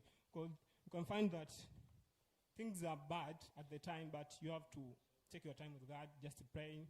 As for me, I just had a time in first semester, and I wanted to make a stopover for my education, but later I came and lies up and they see that those are not problems for me. Those are challenges, and I have to overcome them. I have to solve them and go on, move on, because I still have time. I have time to make everything. I still have time to show the world who am I. who I want to be. So it was not a time to cry. Of course, I could cry, I could lament, but still I have the time. I'm still young. You can see me, I'm still young, and I want to do everything. See, I could not dream my dream again, so I have to live my dream. I have to show what I have. I have to pass through different ways, hard, easy, but still I know that something is there for me, and I have to fight it for me. Some will be helpers for me, some will be challengers, but at the end of the point is that something is there for me, just is me, because this is me, and no one is me. That's why I'm telling you, no one is you, because everyone needs opportunities, but they will not come for you, just is. You see, as me, I'm in the chain of education, I'm studying, but I came out of the box, and I see that I have this one, I have time, see this competition, so I said, yes, I could study, I could sleep also in the weekend, but how should I do this? Because you can't say that it was the problem or it was the costful, no. Just, I had to take just 10,000 from my coverage for issues and settle it here. And here I am, because, yes, I think we have to be like this and see that you are only one. No one is you. People are there for you to show you that you can do it, but don't depend that time is there for you to make it. No. The only time you can guarantee is now, and it's not even now, it's just this minute. So you have to make every minute final for you. Every minute fine for you. Don't say tomorrow I will do this. Let me make this because I'm studying. I can't go away. I can't do this. No. Everything is there for you. Everything is there for you. Opportunities will come for you when you start to chase them. Don't wait. Nothing is going to wake up you and take you there. No. Please, just wake up. And I still remind you that no one is you. You are the only one. Yes, thank you, Mr. Aaron from Aris, is it?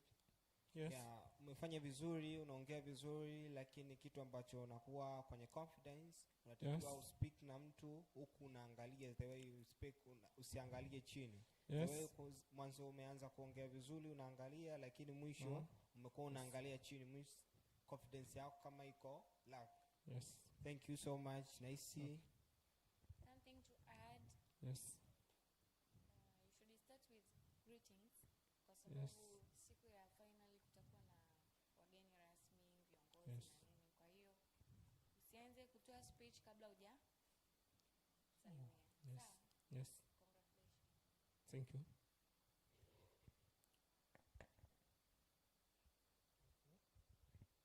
Okay, wow, that is from the university, sindio? Nimesikia I have a dream, sindio? Yes. Yeah, I have a dream. Nikasikia ukanikumbusha ile nyimbo moja nasema I have a dream, a song to sing. Lakini I have a dream, a speech to say. Though for that was learned. Asante sana, Mr. Mshumbusi, right? Yes. From the university. Obviously, best of luck. Tuombe heri, Alzi aweze kushinda. Wana Alzi wote, mwakilishi wenu huyu na wengineo. Asante sana. Nao sasa tunaelekea kuwakaribisha washiriki wengineo, ambapo sasa hivi tumetoka kule Alzi. Sasa hivi tunaelekea mjini. Tunaelekea chuo kilichoanzishwa mwaka 1965 na baba wa taifa, chuo cha elimu ya biashara CBE Dar es Salaam campus, ambayo inawakilishwa tena na dada anaitwa Juliana Joseph Ndondole from CBE Dar es Salaam campus. Juliana ana nini?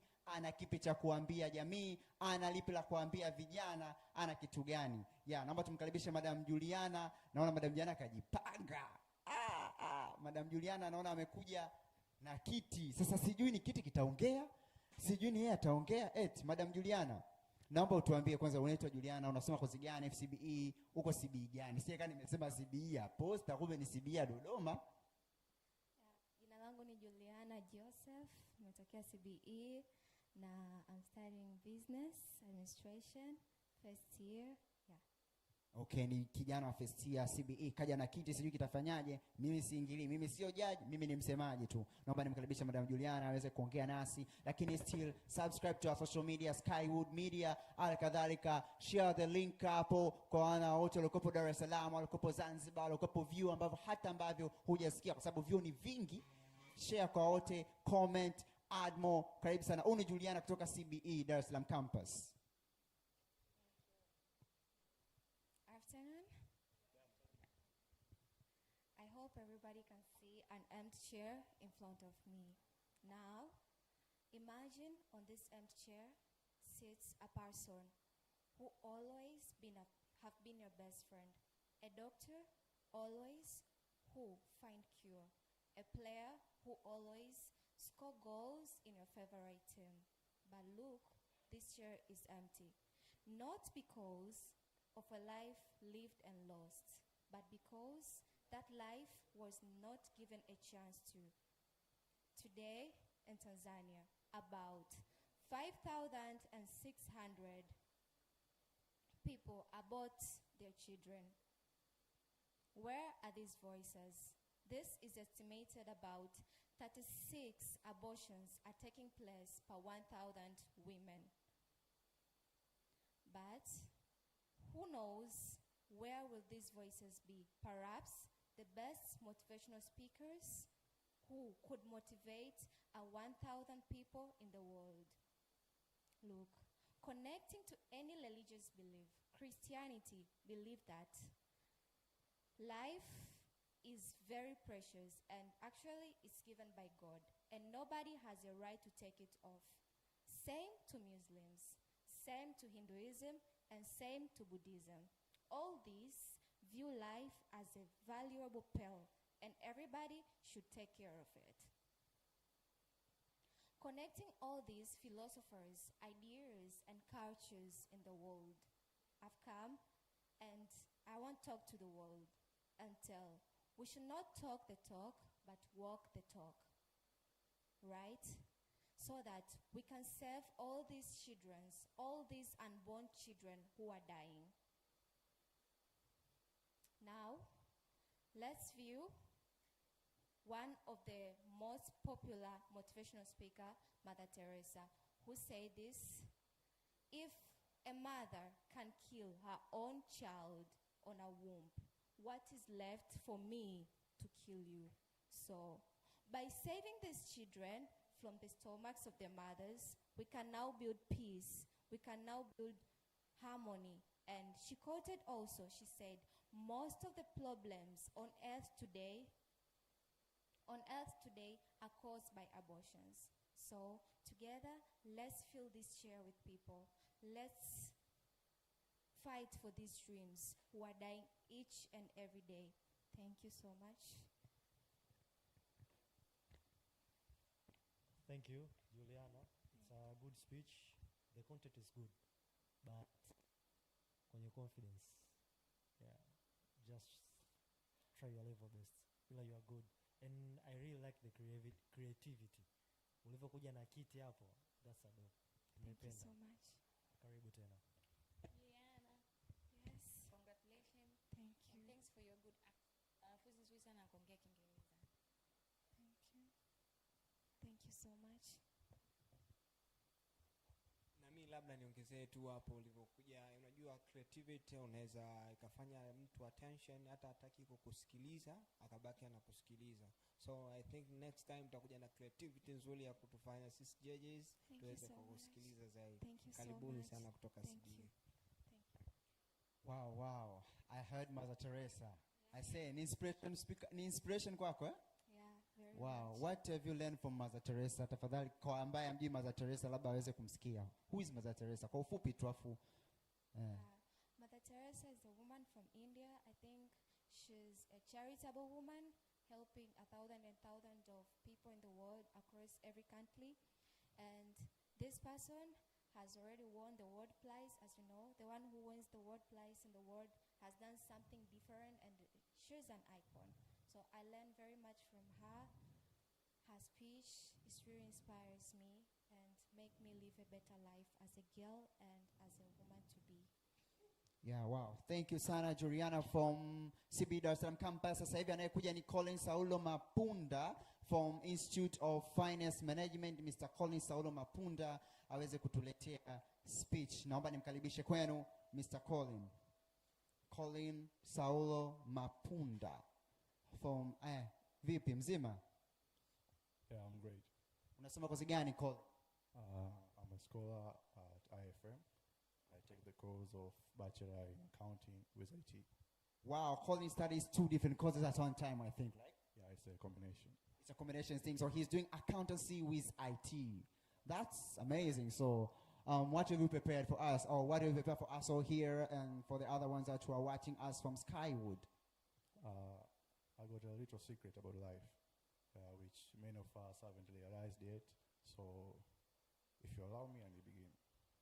Wow, it's mind-blowing out here. We've heard judgment. We've heard speeches from Mother Teresa. We've heard a lot of stuff from Ali. Well, now we're learning the secret of life. Does Colin has a secret of life? I don't know. Let's just keep tuned. Chairs a rink. Comment section for Mr. Colin. Comment for your friend that you have seen. Wow, I go by the name Honorable Masri. Here is Colin from IFM. Hello, Tanzania. Hello, Africa. It's my pleasure today stand in front of you and share a little advice and the secret from life. Have you ever felt sad in your life? Or have you ever felt broken? Yeah, these two words may look the same, but in reality, they mean different. In my life, March 17 this year, I got a chance to realize the difference between sadness and being broken. In my family, there's 3 members. Me, my grandmother, and my mother. For the last 9 years, before her death, my grandmother, she was 95 years. She was suffering from cancer and kidney failure. We have spent 9 long years shifting her from hospital to hospital, booking for specialists. We have sold a lot of our properties so as just to get a chance to save her life. But as you all know, what God loves the most, he takes. She died. On the day of our funeral, I was there, looking at her grave. While I was looking, I told myself inside of me, Grandma, you have finally found peace. The pain which you had been experiencing in this world has finally gotten to an end. In my heart, I was sad and disappointed. But the situation was different to my mother. My mother was crying. I went close to her. I told Mama, I know it's hard for you. I know it's not easy. But just let it go. Grandma has finally found peace. She has finally escaped from the hard torture she was suffering in this world. But my mama told me one thing. My mother told me, young boy, you are still young to understand. Your grandma was a blessing to me. Your grandma was everything I ever had. Now she's gone, I'm alone. Those words from my mother made me realize a secret which most of us we miss. My mother was broken crying, but I was sad. And this is the secret which I want to share with you. When the day you die, who will truly cry? What I have realized in life on the day of your funeral, and same to me, there will be 2 groups of people. The first group will be sad and disappointed. They will say, oh, he has died young. Oh, she hasn't fulfilled his dreams. But the second group will be crying. They'll be spending the rest of their life missing you. And you know why? Because you're a blessing in their life. And this is when I want you to ask yourself, my dear friends, brothers and sisters, much of your time, who do you spend with? Those people who will cry on your funeral, or those people who will only be sad and the next weekend they'll continue with their life? I know you know. There's someone out there in your life when you're gone, when you suddenly die today, his life will be broken. Will spend forever his life be missing you because you are a blessing to them. So my friends, take this last opportunity you have. The lifetime you have remained with, take it to spend the time with those people you know they will truly cry on your death. Those people who you know they will truly miss you because they are the one who truly care about you. This is our world. We tend to value most our jobs and our bosses, but let me ask you something. When you die, your boss will replace you with another worker. But when you die, can your mama replace you with another child? Can your husband replace you with another wife? Yeah, it's okay. He can marry someone else. But in reality, deep in his heart, he will have a hole. A place we used to put you will be empty. And that is my call for you, Tanzania. That's my call for you, Africa. Let us all spend time with those people who truly need and value our lives, our presence. Thank you. My name is Corey, scholar from IFM. Thank you, Colin. Your content is good. Thank and you. the confidence is good. Thank you, sir. We wish you to see you in the next round. May God bless you. Pia umependeza sana. Thank you, thank you. Okay, that is Colin from IFM Institute of Finance Management. Actually, ni wana wa fedha hawa. Now tumkaribishe tena ni TIA anaitwa Rehema Isaya Solomon from Tanzania Institute of Accountancy. Sijui wana wasibu wametuandalia kitu gani, lakini I don't know, mimi sina la kuongea sana. Miss Rehema, sawa. Mambo ni aje? Safi. Mzima. Kwa unaamini wewe ni mshindi? Somehow. Somehow. It's a tricky thing, but anyway, let's give her the platform aweze kuongea, aweze kuliva speech yake. Karibu sana. Respected judges and other audience, good afternoon. In front of you, I'm Rehema Isaya Solomon from TIA, Tanzania Institute of Accountants, taking Bachelor of Business Administration. I would like to present my speech in front of you concerning with leadership and responsibility. We all know that leadership is all about position or power, but in reality, leadership is about authority, title, or control.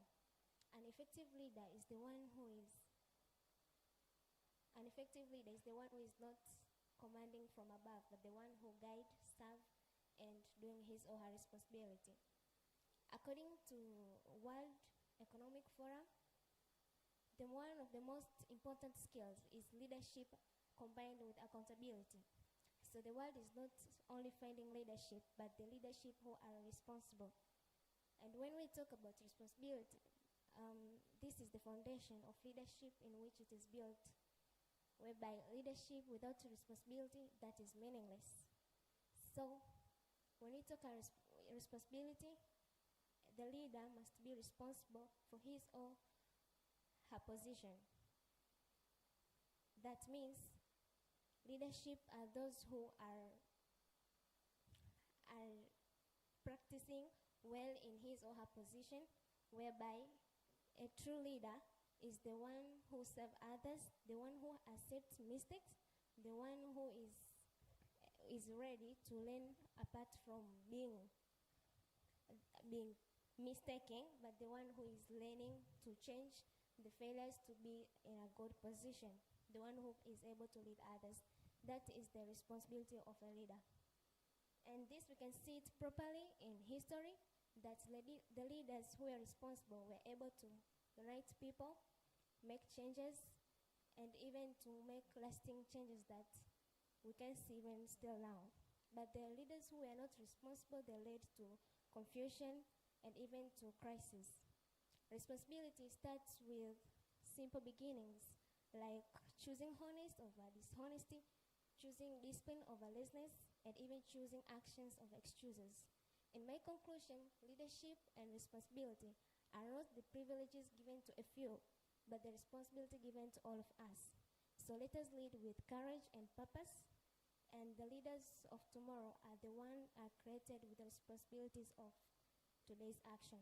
Thank you very much. Thank you so much. Nimependa zoe unapotalk, content yako ni nzuri, una confidence, lakini kwenye kitu kimoja creativity, umeongelea kuhusiana na leadership. Ningetamani kukuona hapo dress like a leader, yani is like dress well like a leader. So unaongea kuhusiana na leadership, lakini you just think forward the way person anapokuwa na kuangalia atakudefine vipi. So next time if ukiwa kwenye mashindano atakwenda next round, ujaribu kuangalia hicho kitu. Thank you so much. Thank you. Okay, people are saying a lot today. People are saying about leadership. People are saying that there's a secret in life.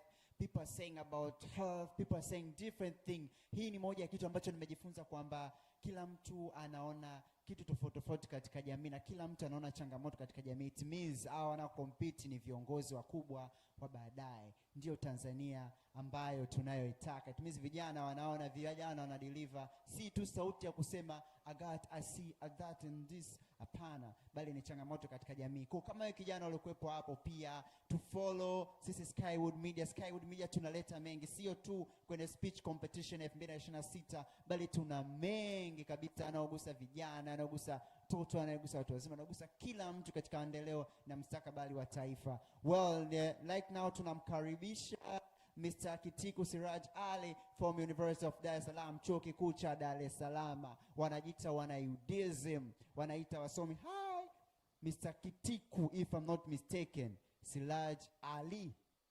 Vipi unaendeleaje? You are good, right? Okay, kwa unaamini kwamba wewe ndio the best speechman, speech king, University of Dar es Salaam yote hadi leo alokuepo hapa? God knows. Yes. Hey, anakwambia God knows. I sir, this is mind-blowing issues. Okay, endelea kutusubscribe, endelea kucomment, endelea kushare the link to your friend. Skywood Media Speech Competition 2026. Karibu. Thank you for this opportunity. Honorable judges, distinguished guests, and my fellow contestants, good afternoon. My name is Kitiku Siraji Ali. I come from University of Dar es Salaam and I compete in this speech competition with my topic titled that if I had 1 minute to change the world, I would begin with one right decision. Today I stand before you with one simple question. The world is changed by time or by decision. Many of us believe that changing the world requires many years, great resources, or power of authority. We imagine that billionaires or global leaders are the only people who are capable for making the changes or the real changes in the society. But let me tell you something different. A person can make a decision that will change his or her history totally. 1 minute may seem very short, just 60 seconds, but within those 60 seconds, a person can make a decision that will change his or her history totally. Ladies and gentlemen, history itself, it built in a moment. It built in a decision that we make every day. Because one decision can create a chain reaction. When you choose honest, you inspire the trust. When you choose kindness, you spread humanity. And when you choose unity, you encourage the development. So if I had 1 minute to change the world, I would begin with one right decision. Because in that one right decision creates a chain of development. Decision by decision, person by person, the world begins to change. My fellow contestants, we are the youth, we are the thinkers, and we are the future leaders. And the power to change the world is not come far away or somewhere else. It is within us, in our choices, in our actions, and in our decisions that we make every day. So if I had 1 minute to change the world, where I would begin?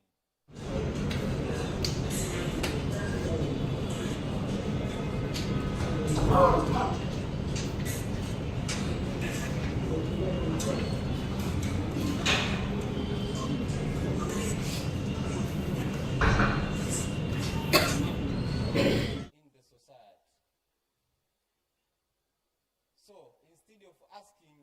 when the world begin to change, let us ask what I will make today it bring the changes in the society. Because the world does not change all at once. It changes by a person who dares to make the right decision, one right decision. So today, let me invite you, all of you, every single one, to do the same. Because our small choices, our small decisions, it may seem like very small, but their impact is great. So in that decisions, we can make great changes in the world. So let me invite you to do the same. And in our choices, we can change our families. Thank you. The time is over. Thanks for your speech and congratulations for your confidence. Thank you. Okay, wow. Let me invite you. I'm invited. I don't know what about you. Are you invited? Amekualika na je, umekubali kuitikia? Okay, so this is Mr. Kichiku Siraj Ali from University of Dar es Salaam. Ametualika wana vijana. Endelea kushare, endelea kucomment, endelea kusubscribe. Well, sasa hivi tumerudi tena kule chuo kikuu cha Dar es Salaam. Wana Udsm wamejipanga. Huyu ni kijana mmoja anaitwa Matias Mvaipoya Makoye. Sijui naye ametuandalia nini. Nimesikia kila aina ya jumbe leo. Nimeondoka na themes za kutosha kabisa. Mimi kama kijana, mimi kama Mtanzania. Sijui kijana huyu ametuandaliaje. Naona akapiga suti kali. Afa cheki na mtu. Vipi? Mr. Matias Mvaipoya Makoye. Naambia vipi, mzima? Mzima kabisa. Unasoma kozi gani pale University of Dar es Salaam? Anasoma Bachelor of Arts in History, sijui is diplomatic what? Diplomatic and military history. Anasoma diplomasia pamoja na historia ya kijeshi. Kwa hiyo huyu ni mwanadiplomasia lakini vile ni mjeshi vile vile. Anajua historia zote za kijeshi. Okay, Mr. Makoye, right? If I'm not mistaken. Mr. Makoye, umetuandalia nini? Sisi kama vijana tunakusikiliza, tuna follow, tuna subscribe, tuna comment. Umetuandalia nini sisi kama Watanzania? Mimi nilichoandalia nimeandalia speech ambayo inahusu maisha ya watu wengi ambao wanajaribu kupitia nyakati tofauti ili kufikia mafanikio yao. Lakini kikubwa zaidi kwamba watu wengi wanapokuwa wanapitia hayo maisha, muda mwingine wanakata tamaa. Kwa hiyo speech yangu mimi inaangazia kwamba kama maisha bado yanaendelea, hauna haja kukata tamaa. Ni lazima uendelee kupambana mpaka mwisho utakapofikia mwisho wako. Speech yangu inaitwa The Story is Not Finished. Anakuambia the story is not finished. Wow, usikate tamaa. Nafasi Mr. Makoye aweze kuongea. Hii ni chombo kutoka Chuo Kikuu cha Dar es Salaam, Tanzania. Karibu.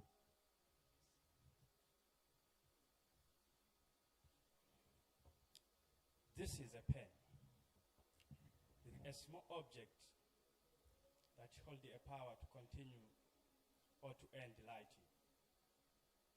Every day we use this pen to light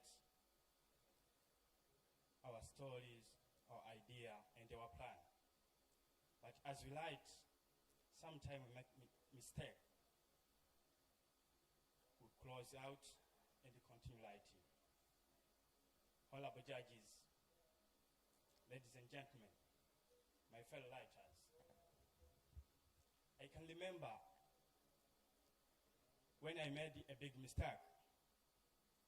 I was 18 years old, back to Form 5. I was the head prefect. Before, I never believed that a failure was possible. But for the first time in my life, I experienced the failure. I I faced a high pressure from my friends, from my family, and from my teacher. And that pressure slowly began to dry my hope. At the same moment, I started even considering giving up. But again, I was accused for the case. That was not true by the teacher who was against my leadership style. I was to be suspended from the school. I called my mom who started crying. Hearing my mom cry was a deep pain. But my mom crying, but he clung to tell me the truth of my life. That Matthias, you have a potential to do well. Never give up. Continue to strive. That word shifted my focus from the pain to my life stalled. I began to struggle. I decided to study hard. At the end, I passed the exam. Ladies and gentlemen, I was very excited after joining the University of Dar es Salaam. Today, I stand here before you as a living proof that our life is not defined by our mistake. All of us here, we have faced a lot of challenges. We have been disappointed. We reached at the stage where people started feeling the blockade. But in our life, there is a people, very strong people, who did not allow us to fall down. My fellow writers, no matter what you have been passed through, your story and my story, because we have still a pen in our hand, write it boldly, write it carefully. Your story is not ended. Thank you, Matthias. The content is great. Yes, thank you. I wish to see you in the finals. Thank you. You're welcome, bro. Yes.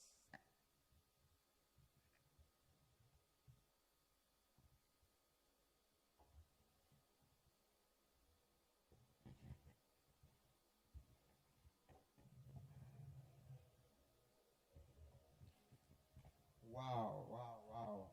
Things are getting massive here. Kijana kutoka University of Dar es Salaam ameweza kuonesha jambo lake. Nimesikia UD. Nasikia UD. I say, naona majaji pale kuna kichwa anawaza. Hey, jamani tunampa UD simu leo. Tunampa TIA. Mimi sijui. Hem comment hapo kwenye comment section kwamba unahisi ni nani siku ya leo blow your mind. Amefikisha ujumbe ambao umekugusa wewe kama kijana, na umekugusa kiasi ambacho unaweza kusema hapa is nondo inabidi niunganishe ili iweze kutengeneza kitu kipya kabisa. Comment hapo afu tuone ni nani unahisi ataondoka na ushindi. Nani ambaye tunaenda naye nusu finali. Well, sasa hivi muda huu naomba tumkaribishe mtu kutoka IFM, anaitwa Idaya Fadhili Abdallah. Sijui ametuandalia kitu gani madamu huyu. Naona IFM, nasikia push up za UD. I say, madam vipi? Mambo. Unahakikisha wana FM kutoka kozi gani pale? Je, unalipi la kuambia vijana kitanzania ambao hawataki kutumia platform kama hizi kuweza kudeliver vipaji vyao na wafanyaji? Yaani una kipi cha kuambia vijana kama wewe ambao wameweza kuona speech competition wakajiunga na wakafika mpaka leo Skywood hapa, unalipi la kuambia? Kwanza kabisa kwa ambao hajapata nafasi ya kuja hapa, wanabidi wajitoe. Hakuna anayeweza. Kila kitu ni kujitoa. Na kwa waliokuja, hongera zao. Kwa kweli walijitoa na wana moyo wa dhati. Okay, this is called Madam Hidayah from IFM. Kozi gani IFM? Bachelor degree of Science in Taxation. Wow, represent mwaka ngapi? Mwaka wa kwanza. Mwaka wa kwanza degree? Yes. Okay, huyu anawakilisha wana degree wote wa taxation IFM. Huyu ndio mwana speech wenu jamani. Comment hapo Hidayah. Yeah, karibu sana. Tujue ameandaa kipi? Tumsikilize Hidayah. Have you ever wondered if free education is truly possible in our country? I am here to tell you that indeed it is possible. Let me take you back in time. In the past, free education was non-existent in our nation. Do you know who suffered the most?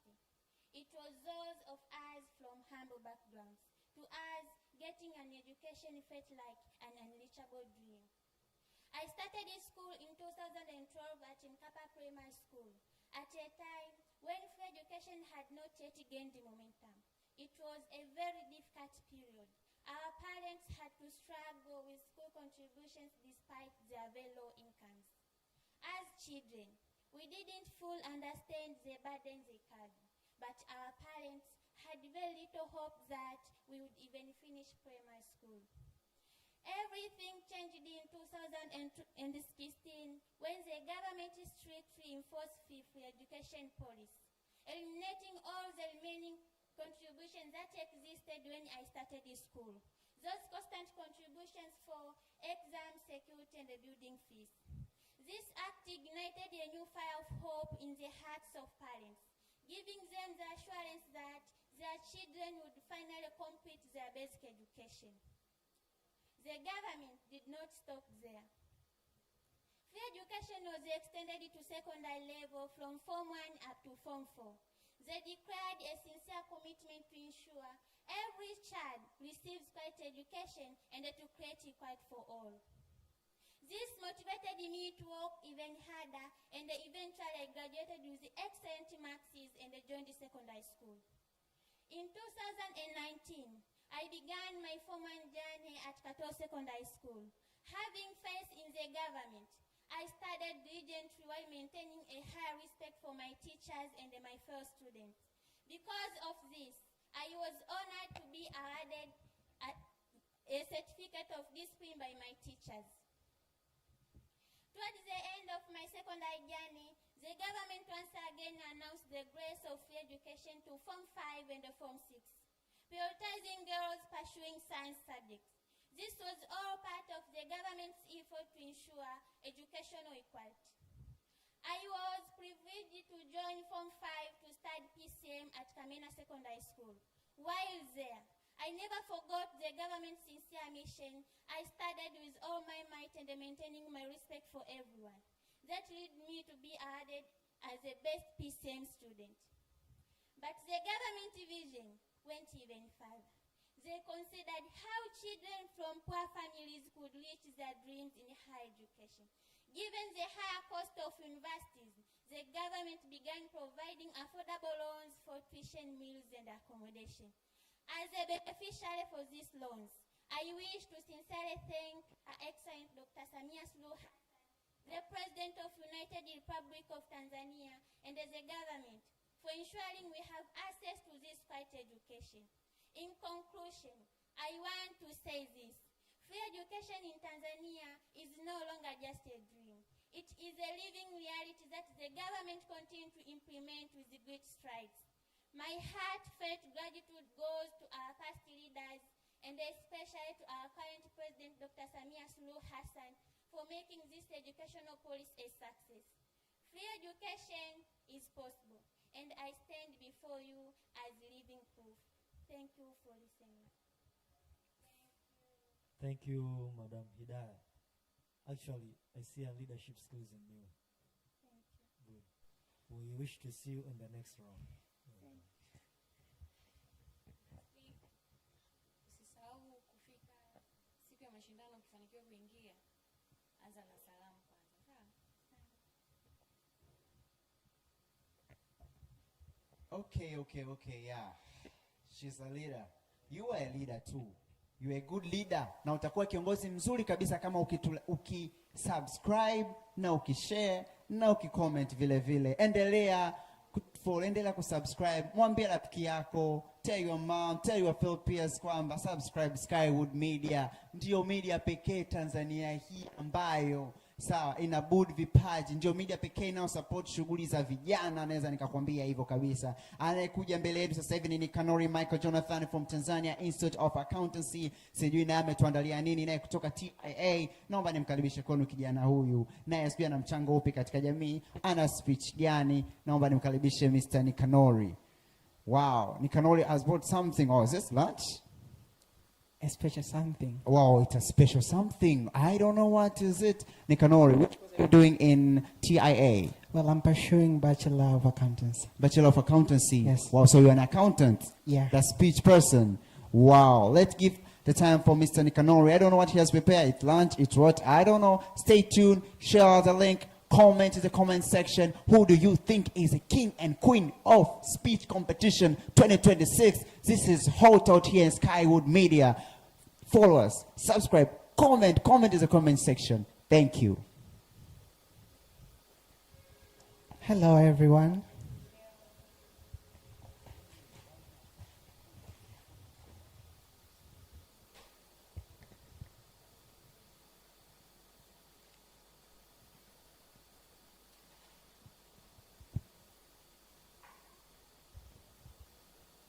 This chicken thinks that the farmer loves it, not knowing that the farmer is simply feeding what he will eat on the celebration day.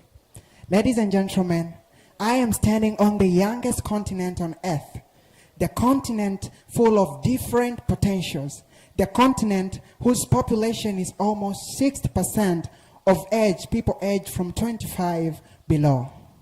But it's sad because in this continent, youths in Africa have no difference to the chickens on the rest, being fed just to be slaughtered on the celebration day. The government has been feeding us education, from primary to secondary to advanced, then university. What a celebration. Do you wonder what I did with my first boom money?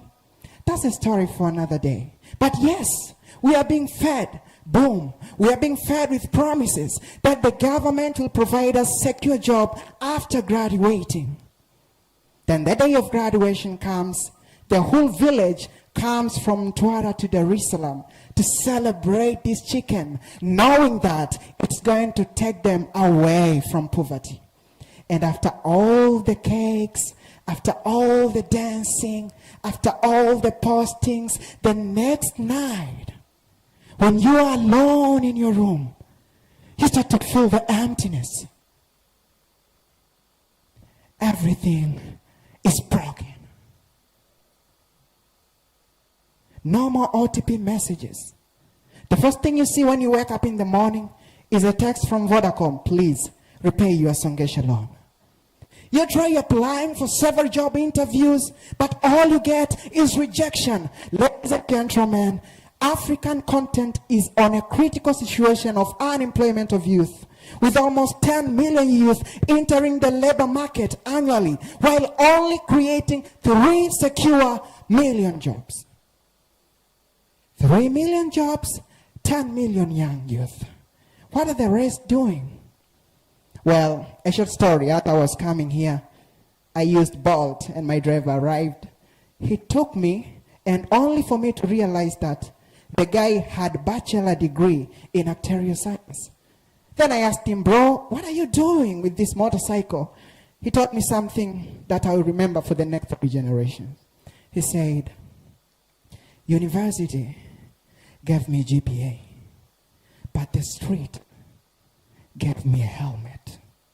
We all know there are millions of educated chickens out there who have nowhere to go, who have nothing to do. All they are doing is running the race. Poverty is chasing. They are running the race. Unemployment is chasing. They are running the race. The government system are broken. They are just running the race. And it's running from a middleman in Manzese to a middleman in Kariako. And everything seems just broken. Then what should we do? Should we keep running?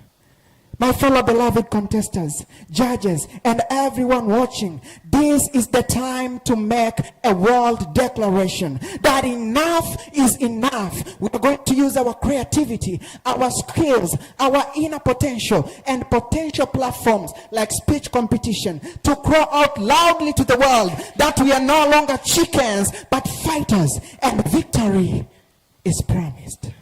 Thank you. Thank you so much. I say umefanya vizuri sana kwenye creativity, kwenye kuspeak, kwenye kutawala stage, upo vizuri sana. So congratulations. Na hii next round tutakutana. Hongera. Congratulations Nikano, yani mujisisimua.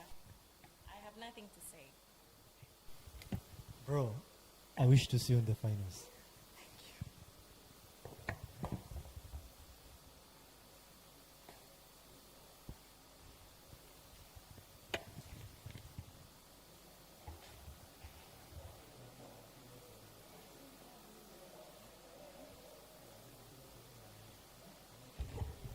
Wow, wow, wow, wow. I'm seeing a lot of creativity. I don't know. I really wish I could comment. Lakini mimi sio jaji jamani. Sio jaji. Hiyo ni TIA. Huyu ni kijana wa accountancy. Kwa hata wewe kijana ulikuwa hapo maeneo hayo, unaweza kutumia kipaji chako kueleza changamoto katika jamii. Umesoma accountancy, umesoma BA, wewe pia unauza kuku, unafanya biashara yoyote. Tumia nafasi uliyokuwa nayo kuweza changamoto katika jamii. Naomba niende straight kumkaribisha si mwingine bali ni Elizabeth Enoch Tibagayuka from University of Dar es Salaam. Sijui naye ametuandalia nini Mrs. Elizabeth. Sijui anatupa content gani, sijui ana yapi ya kuambia vijana. Eti mmejipangaje wana Udsm eti? Vizuri kwa kweli. Ni mlikwamba mlikutana au ilikuwaje? Of course Udsm tuna upendo, kwa hiyo tunapenda kushare taarifa, kwa hiyo hivyo tumeshare and waliojoin wakaweza kujoin. Wow, amekwambia wameshare taarifa. It means Udsm wana unity. Na Miss Elizabeth sijui ametuandalia kipi. Natamani kujua maana nilikuwa namuona pale anaongea iki na iki. Naomba uwanja ni wako madam. Jiachie, Tanzania inakuona. You can still follow us, you can still comment in the comment section. Lakini si unapatikana social media kwa account gani madam? NH Factory. Instagram au wapi? Instagram. Lakini pia napatikana TikTok Gravity Alien. She's a Gravitarian. I don't know if she's a Gravitarian. Just stay tuned. My name is Elizabeth Enoch, and the title of my speech is Plan B. Mama, kwani jamani, shule tunafungua lini? Hivi mama, uhamisho wamelinda tayari? Mama, jamani tuwahi huko shule, maana ni mimi nina hamu kweli ya kwenda huko shule. Fanyeni haraka jamani, tusije tukakuta shule imefungwa. Honorable judges, ladies and gentlemen, that is how desperate I wanted a boarding school. So let me just tell you how my first Sunday was at school. Well, after my mom left, it was just a cool Sunday until my mom left. I started feeling sad. I felt broken. I don't know how I felt. And later my sister came and she asked, Eliza, why are you crying? What is wrong with you? And I told her, I don't know. I just feel so broken. I don't know how I feel. I feel so sad. I feel so alone. I want to go home. And my sister told me, no, Eliza, come on. You've always wanted a boarding school, so it's just going to be fine. It normally takes 1 or 2 days, and yeah, you're going to adapt. I said, okay, we hugged, and we parted, and I went back to my room. So in my room, I couldn't control that. I started crying again. I cried on Sunday evening. I cried on Monday. I cried on Tuesday. It was a week. The second week crying.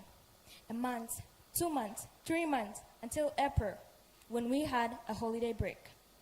And so we went for a holiday break, and I had to speak with my mother. And I told Mom, I cannot stay at school anymore. I want to go to a day scholar school. And my mom told me, what are you talking about? You've always wanted a boarding school, and I've paid all the yearly fees. And you know, that feeling of rejection. So I rushed to my room, I felt defeated, and I started crying again. The holiday break was over, back to school. It was worse than before. I was crying. My sister couldn't handle it anymore. And so my sister, she had to phone my mom. And actually, it worked. And I was like, oh, this is a win for me. I was happy at some point. But actually, I thought it was a win, but it wasn't a win. I was losing without knowing that I am losing. So after 4 years in that other school, I graduated. And I got selected to a top 1% government school, Tabora Girls. I was so happy and I was so excited. But then, again, at Tabora Girls, the same moments repeated themselves. That Sunday evening, until my mom left, I felt sad again.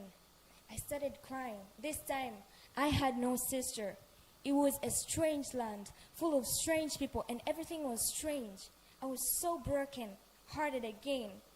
So after 3 weeks, I said, no, I cannot handle this. I have to go to the counseling unit. And yes, I went. Normally, in the counseling unit, you have to write your problem. You don't have to use the phone. It's strictly prohibited. So I told them, because I already had plan B in my heart, I cannot handle this anymore. I have to go to college. Why should I suffer? But this time, they told me that it's not gonna work. You have to, Elisa, you can handle this. It's only 2 years. You're not the first one. You're never gonna be the last one. And, at that point in time, I knew I ran out of options. So I said to myself, I have to follow along. I have no options. And after a month, I started to, there were slow changes. I could now socialize. I was happy. I could enjoy in class. I could ask questions. I could answer. Life was so beautiful. It was another chapter of life. So, ladies and gentlemen, this brings me to say that sometimes the only thing that is standing between you and your breakthrough is plan B. It's because you keep a lot of escape doors open. You rob yourself and you blind yourself. You pat yourself in the back and tell yourself, this is so hard. I can't quit. It's so difficult for me. But you know what? You're blinding yourself. You're robbing yourself of an opportunity to discover the power that exists within you, the strength, the extra courage that you never knew existed, which is hidden only if you try to step out. So, ladies and gentlemen, I am here to challenge everyone who is listening me that before you opt for plan B, give plan A everything you've got, your strength, your tears, and only then will you discover the true you that God created in you. Just like me, I found the other side of me that I never knew existed. Thank you. Thank you a lot, Elizabeth. Actually, the English is good. Thank you so much. And Kiswahili is good too. Thank you so much. Save your energy for the next round. Thank you so much. I say, jaji sasa huyu ni mbaguzi sasa. Eti jaji, kwa nini sasa unamwambia huyu the English is good and Swahili is good? Sasa mimi naongea hapa muda wote the English is bad and the Kiswahili is bad. Hii majaji hawa. Basi na mimi na compete sasa hivi. Na mimi nahamia Udsm. Si ndio jaji? Haya basi, huyu anaitwa Lawrence Mavula, beautiful judge, aongei sana. Akisema amesema. Na tumkaribishe mshiriki anayefuata sasa hivi. Je, unaotia ni nani? Well, she's one and only Flora Yese Lubete kutoka chuo cha elimu ya biashara. Wewe sijui anakuja kutuambia biashara zimefanyaje? Eti mimi sijui. Mambo vipi? Poa. Mzima. Mzima. Jamani, wanasemaga small in shape, complex in action. Small in shape, complex in speech. Au nimekosea? Hapana. Hapana. Haya basi. Unasema kozi gani? Accounting taxation. Yeah. Okay, Miss Flora anasoma accountancy and taxation kutoka chuo cha elimu ya biashara Dar es Salaam campus. Naomba nikuachie uwanja uweze kueleza kile ambacho umekipanga au kile ambacho umeweza kujiandaa. Alikadhalika subscribe, share the link Skywood Media. Hello everyone, my name is Flora Yese Lubete, a student of College of Business Education. Today, I will be talking about the things silent which destroys the development of people. It's not lack of education, it's not lack of opportunity, it's not a poverty. It's only one thing, is the fear. Every day we wake up, every day we make a choice, every day we make a mistake. And that choice we make, it's building our future. Others choose weight, others choose opportunity, others choose struggling, others choose discipline, and others choose excuse. And that is where the difference is begun. Many of us come from different places. Others come from rich family, others come from poor ones. Others have opportunity and others struggle. But the thing is that many people have fear. fear of being judged, fear of erring, fear of trying. That is why many people are not being comfortable to do anything in their life. Let me tell you the truth. Success is not a miracle. Success is not a witch. Success is not a luck. Success, it starts with leadness. Then you must know that when you want to get successful, you must try and try and try again. We see many people surround us start with nothing and now have something. It's not because they are not failing. They failed once, they started small, but today is the biggest one. For example, Mr. Harmonize. Actually, a long time ago, he was participating in the Bongo Star Search, but the judge was convincing him to fail. What about him today? He's the biggest singer in Tanzania. Okay? So it determines that failure is not your enemy, or failure is teachers. But what about fear? Fear is our enemy. Fear is a witch. Fear is a dangerous disease for every person, right? So it determines that, and let me tell you the truth about a confident person. A confident person is not born with confidence. A confidence is built. It's built by trying, by failing, by judge, by wake up, by try and try and try again. That's a confident person. So if you have a shy every day, my dear, I will make sure that you'll be a copycat, you'll be a failure every day. So don't be different. Start with what you have. Use your time before time use you. And also, I want to tell you something. When you find your success, make sure that you remember your own worth, because tomorrow is never guaranteed. Don't allow your success to put you in a bad position. So make sure that you try with the way you can. Try again. You start with what you have. Try and try. The main things that success is start with readiness. Thank you. Thank you, baby girl. Hapa mimi umeongea vizuri sana, ila kuna sehemu unatakiwa urekebishe grammar. Umesema something instead of something. Okay? Yeah, kwa zingatia hilo. By the way, congratulations. Thank you. I would like to ask a question. Wewe ni kiongozi? What? Wewe ni kiongozi, ushakuwa kiongozi labda? A long time ago. Basi I see a leadership skills in you. Oh, thank you. You're welcome. Jaji amekuuliza kwamba ushakuwa kiongozi. Mimi nina swali langu. Yes. Wewe ushai kulapu? Hapana. Una lapu? Hapana. Basi jifikirie pia na kulapu. Okay, Jamani, mimi thank nimeona you. kulapu. Jaji ananiambia ameona kiongozi. Jamani, haya. Okay, huyu ni binti kutoka CBE jamani. Usimuone mdogo kaisa anasoma primary. Huyo ni mwanachuo. Anatoka chuo cha elimu ya biashara, Dar es Salaam campus, amelapa, amevaa. Mimi namuona pale, huyu ni Cardi B, huyu ni nani? Kiongozi wangu pale anamuona rais ajaye. Okay, the speech competition is going on. Iko hype, iko moto. Washiriki wako kule naona backstage wakijikoki kabisa. Naomba nimkaribishe our only lady in the house. Wote ni ladies. Mimi namuita our own lady. Ni Katulia, madam mmoja kutoka Institute of Adult Education, anaitwa Madam Lulu if I'm not mistaken. Karibu madam. Sijui ametuandalia aje leo, sijui ameandaa kipi, lakini anavyokuja, endelea kusubscribe Skywood Media. Endelea kufollow sisi Speech Competition TZ in Instagram. Share the link, comment in the comment section. Madam Lulu, habari yako? Salama. Mzima? Mzima, sijui umeandaa kipi tu, ila unalipi la kuambia vijana wa Kitanzania ambao hawajataka kutumia fursa mbalimbali, hawajataka kujiachia, hawajataka kudea, hawajataka kuthubutu? Unalipi la kuambia kama mdau anaweza kuangalia kupitia Skywood Media? Nachowaambia ni kwamba tusiogope, tujaribu, kwa maana sio watu wote ambao wanaweza kuwa na uthubutu. So msingi tuwe na uthubutu, tujaribu na tufanye kile ambacho Mungu amekuongoza. Sababu namwamini sana Mungu anatuongoza. Wanaamini Mungu. Nimeona comment section, hii yuko wapi? Huyu hapa sasa amekuja sasa mada. Sijui ana kipi, endelea kutuangalia. Thank you. Honorable judges, respected guests, good afternoon. Today I stand before you to speak on a word we often use yet rarely define: peace.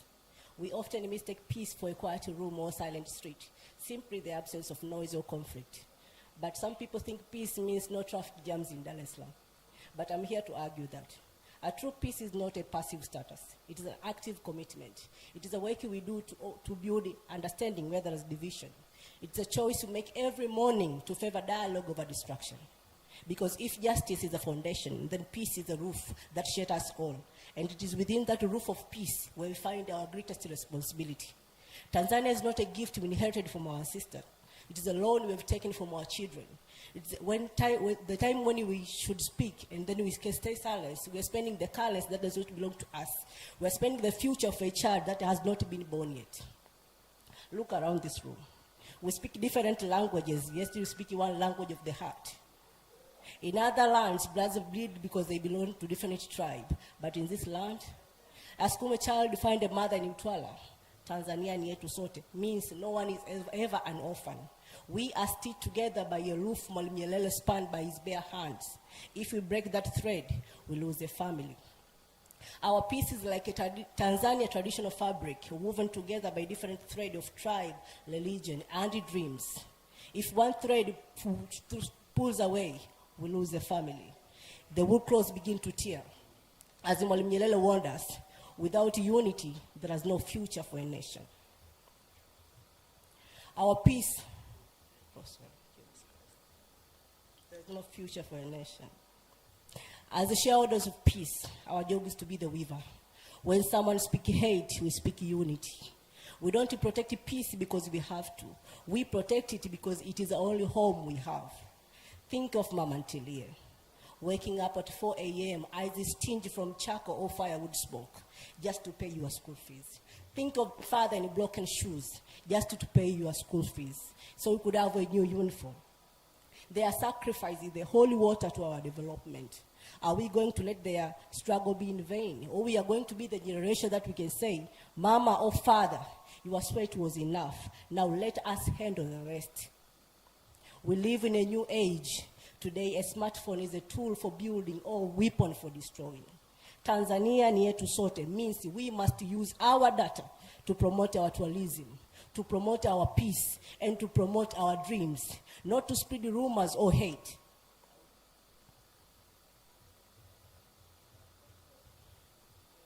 Jesus Christ.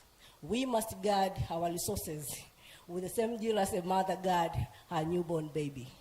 We must stop waiting for a miracle. If you see a leak in the roof of your own house, do you wait for a neighbor to fix it? No, you climb the ladder. We are the shareholders of Tanzania Public Limited Company. As a student, your hard work is your investment. Because other people scroll through TikTok faster than they scroll through their responsibility. Our patriarch does just march in the street. Our patriarch protects his national image from the internet. Because our digital peace is as sacred as our physical peace.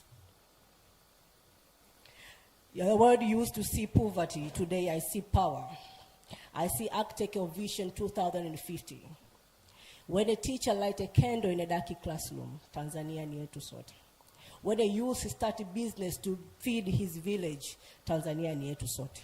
And when you start to be the change you want to see, not as an observer of our country, but as owners, not as a victim of our challenges, but as architect of our destiny. And then we realize when the sun sets on our beautiful land, we can proudly say, Tanzania ni yetu sote. Thank you.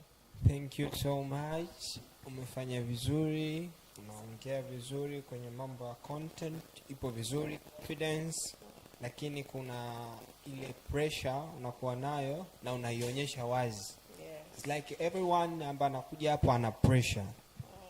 Kwamba yani ana hofu, si unajua, lakini sasa wewe unaonyesha wazi hadi kusema Jesus Christ.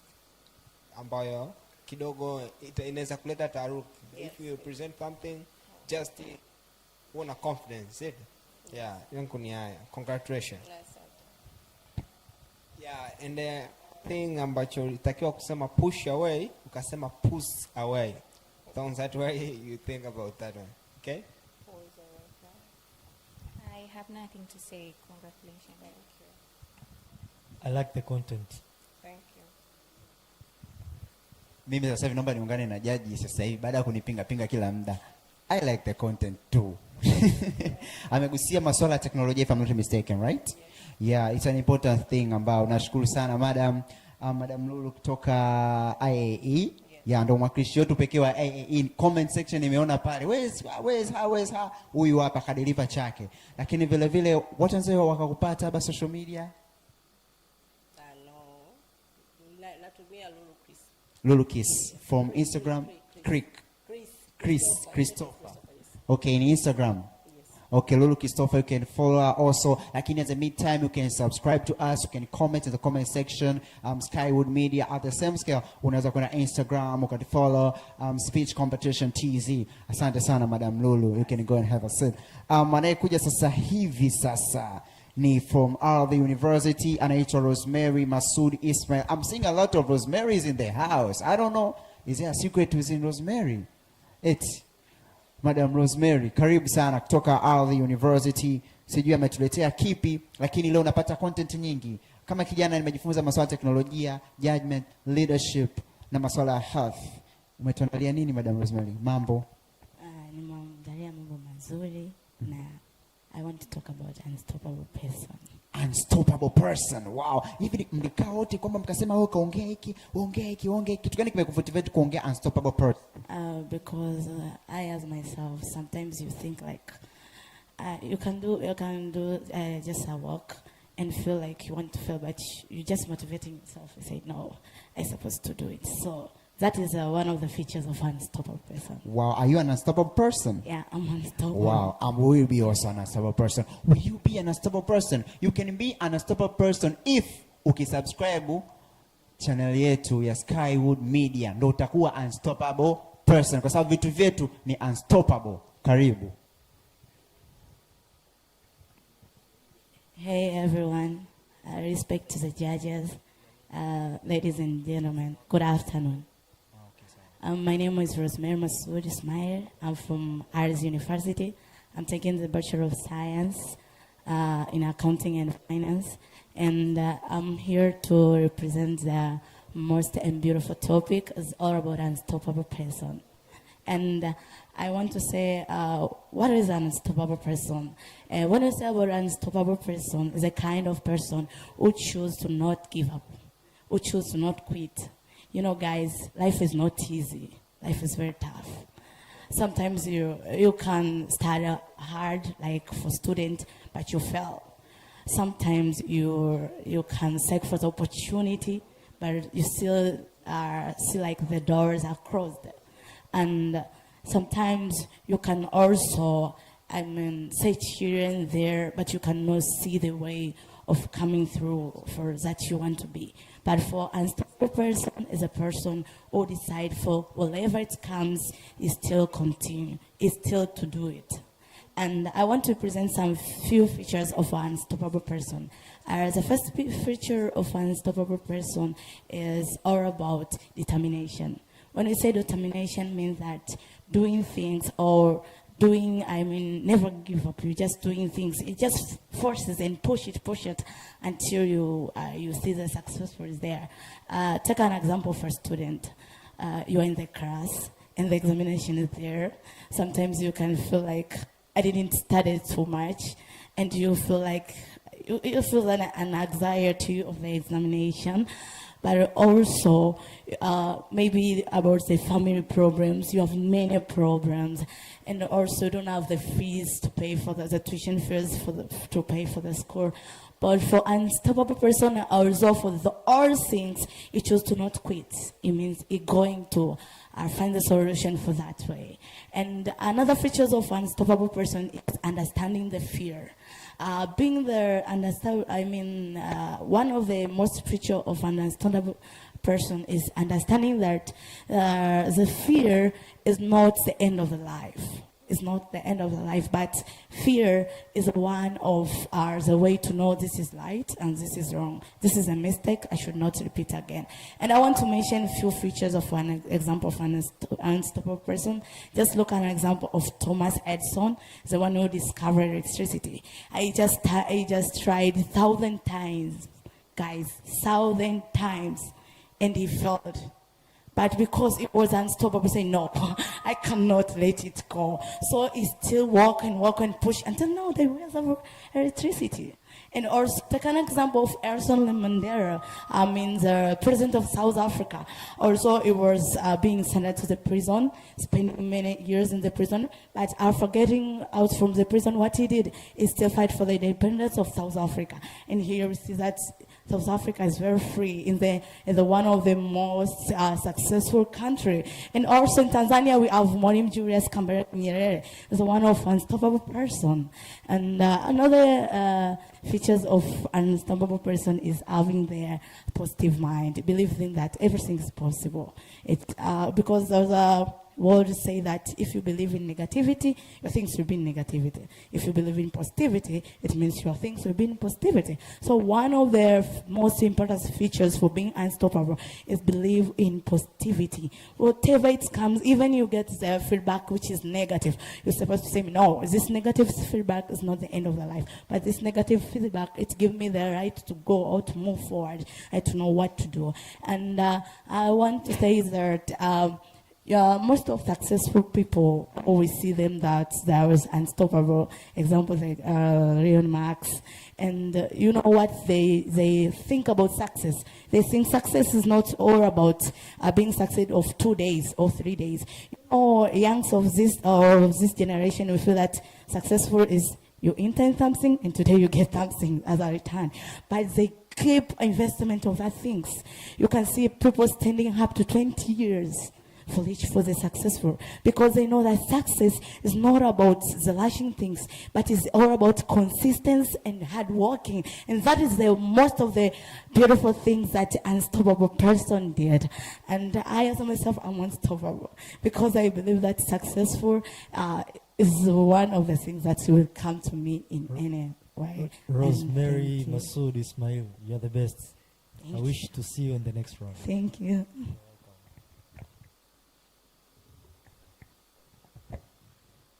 Okay, kakwambia I wish to see in the next round. Yeah. Okay, what really inspires you?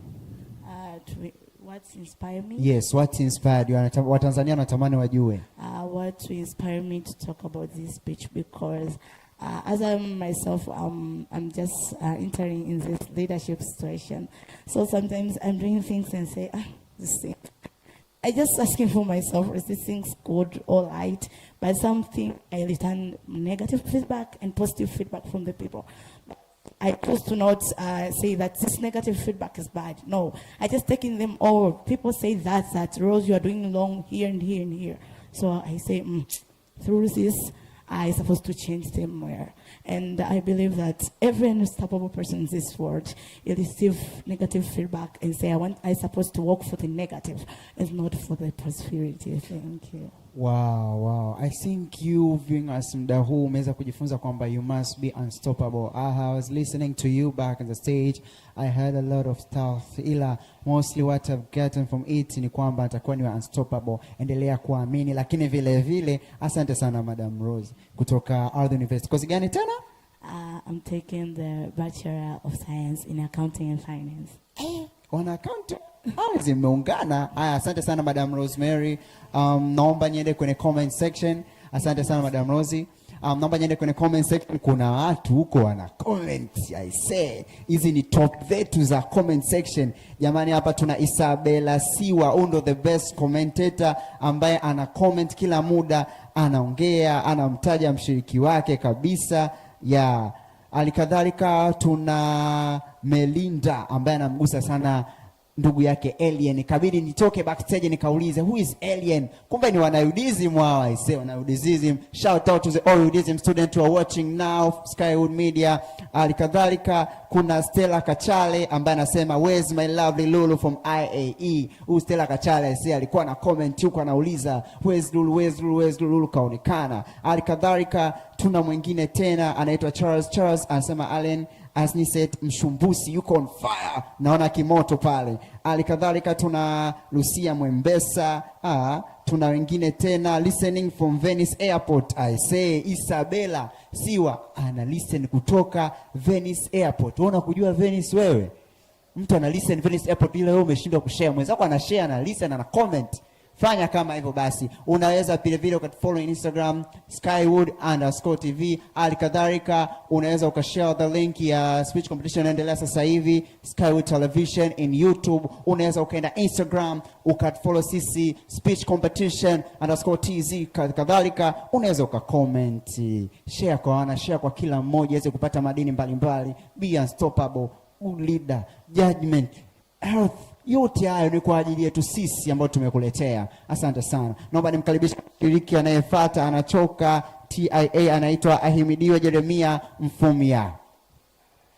Ahimidiwe, sijui Ahimidiwe amekuja na kipi. Hawa jamaa wamejipanga. Je, unahisi wewe atachukua nani? Nani atakuwa the best king? Nani atakuwa the queen? Comment hapo in the comment section. Ahimidiwe, mambo vipi? Fresh. Na vibe, pia pale unajipanga, unaweka madini. Umetuandalia nini Ahimidiwe? Nadhani tusubirie muda wa mashindano kwa sababu mimi sichukulia kama mashindano, lakini pia nachukulia kama ni nafasi kubwa ambayo nimeipata ya kuweza kufundisha pia vijana wenzangu, kwa sababu najua kwamba sasa hivi maisha yako tough sana, lakini kuna mbinu ambazo inabidi tushare kama vijana, lakini pia kuna mbinu ambazo inabidi tushare kama wazazi, ni tuwaelekeze na wazazi namna ya kuishi. Kwa nahisi sijabezi sana kwenye competition. Nadhani kikubwa tu ni kwamba nitabezi sana kwenye kufundisha watu kile ambacho ninakijua. Basi nafasi ambayo nimeipata kuwafundisha watu wengine dunia nzima kama hivi, najua kuna wengine wamekosa. Kwa nashukuru sana Mungu kwamba nitaenda sasa kuwafundisha na kuwafikia watu wengi zaidi. Haya bwana, tumpe perform Mr. Ahimidiwe, sijui ameandaa kipi. Tumsikilize. Afu comment pale. Wewe Ahimidiwe ameongea kipi kilichokugusa? Tunataka tujue umeachukua madini mawili matatu. Comment pale. Ahimidiwe kazungumza hiki, nimeelewa hichi. Tunataka tukusikie pale. Karibu. Good afternoon everybody. Thank you for this opportunity to be here today. I know that there are so many people who don't have a chance to be here, but for me to be here is just an opportunity, and it's honest because to be with the word so as to teach people, many people at the time. So let me start with a quote that I don't like this quote. It says, the richest area in the world is on the grapes. You can ask me what I mean by saying this. Because on the grapes there are so many people who have died with a big idea, with a big dream, that maybe would change the world, would change Tanzania. And this person, maybe it could be you. But let me tell you that I'm happy to say that today you are going to learn something that if you can follow this, you are going to transform your life. You are going to not among them who died with the big idea. So you are going to make those ideas to be in the real life. And this is what we want to do. So many people, they have learned to set goals. They set goals to be a teacher. They set their goals to be an engineer, a great engineer in the world. Some people, they say, I want to be like Elon Musk. I want to launch a rocket. I want to be like a Jack Him. I want to be like a Bill Gates. I want to be like a Mo Dewji. You see, those are some people are the people who have successfully in their life. But those dreams, they tend to be built like this pen. They tend to be beautiful. They are big ideas, big dreams. But at the time, they tend to drop their dream. And I want to tell you that it's not because they are not smart, or it is not because they are not talented. No. But dreams is actually important because it can help us to know the direction of where we want to go. But in order to reach there is something we have to add. And this is a system of life. Guys, let's say this, from this time, it's not a pen. It is your dreams that you want to achieve in life. Maybe it is a grade, it's a performance of the school. Maybe it's a great doctor that you have to be.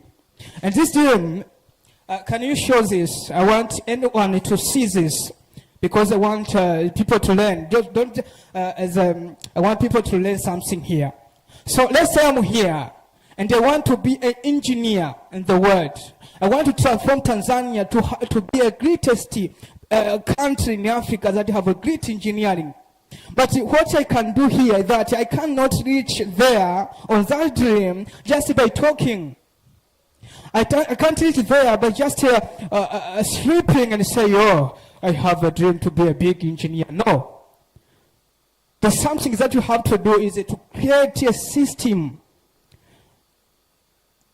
So here, system is what? Is the smallest action repeated daily in order to reach the dream that I want to achieve. So instead of saying that I want to be an engineer, I have to sit down and think. I want to be an engineer. What does the engineer do? Maybe I have to read the books about different technology. Maybe I want to read. I want to be an engineer on a rocket. I have to study books. I have to create a system of reading every morning so I to reach to that dream. And that's let me take this as a step. I have to work so as to reach to that dream. And this is what we call an action. Guys, let me give you a short story. There was a great people in Africa. There was Mwalimu Julius Kambarage Nyerere, and there was Muammar Gaddafi of Libya. Nyerere, I know that everyone is familiar with him. So these people have a dream to unite Africa to be a one nation, to be a united state of Africa. But these two people have a different ideology. I want to on the ideology of Mwalimu Julius Kambarage Nyerere. Hitler, he wanted to unite Africa as fast as possible. But this was different to Mwalimu Julius Kambarage Nyerere, who started to make a system of uniting. Thank you. Muda wetu umekwisha. Iwe umeongea vizuri, umewafundisha vijana kama ulivyosema vizuri na watu wamekusikia. Yes. Nice. Next round utakuwa labda na ujumbe mwingine. Karibu sana. Nashukuru sana. Thank you. Okay, ladies and gentlemen, wow. It's going crazy out here. Wow. I say. Hapa naomba tu nimtaje huyu jamani, anauliza, "Where's Patricia Kalinga?" Jamani. Endelea kutufollow, endelea kushare. Ukiendelea kutuangalia muda huu, yule unayemtaka utamuona yupo. Alikadhalika anakwambia what a shot from Gizi, huyu ni Glinda Cash. Vile huyu ni Naslia Salimu, anakwambia Naslia try your best. Wow, anakubali sana. Alex Mshumbusi, wow, well done from Isabella. Isabella says one of the person ambaye ana comment sana. Okay, now tunaendelea na shindano letu. Anayefuata ni Mbuli ya Mtigi Kinkuta kutoka Ardhi University. Ardhi University. Hapo.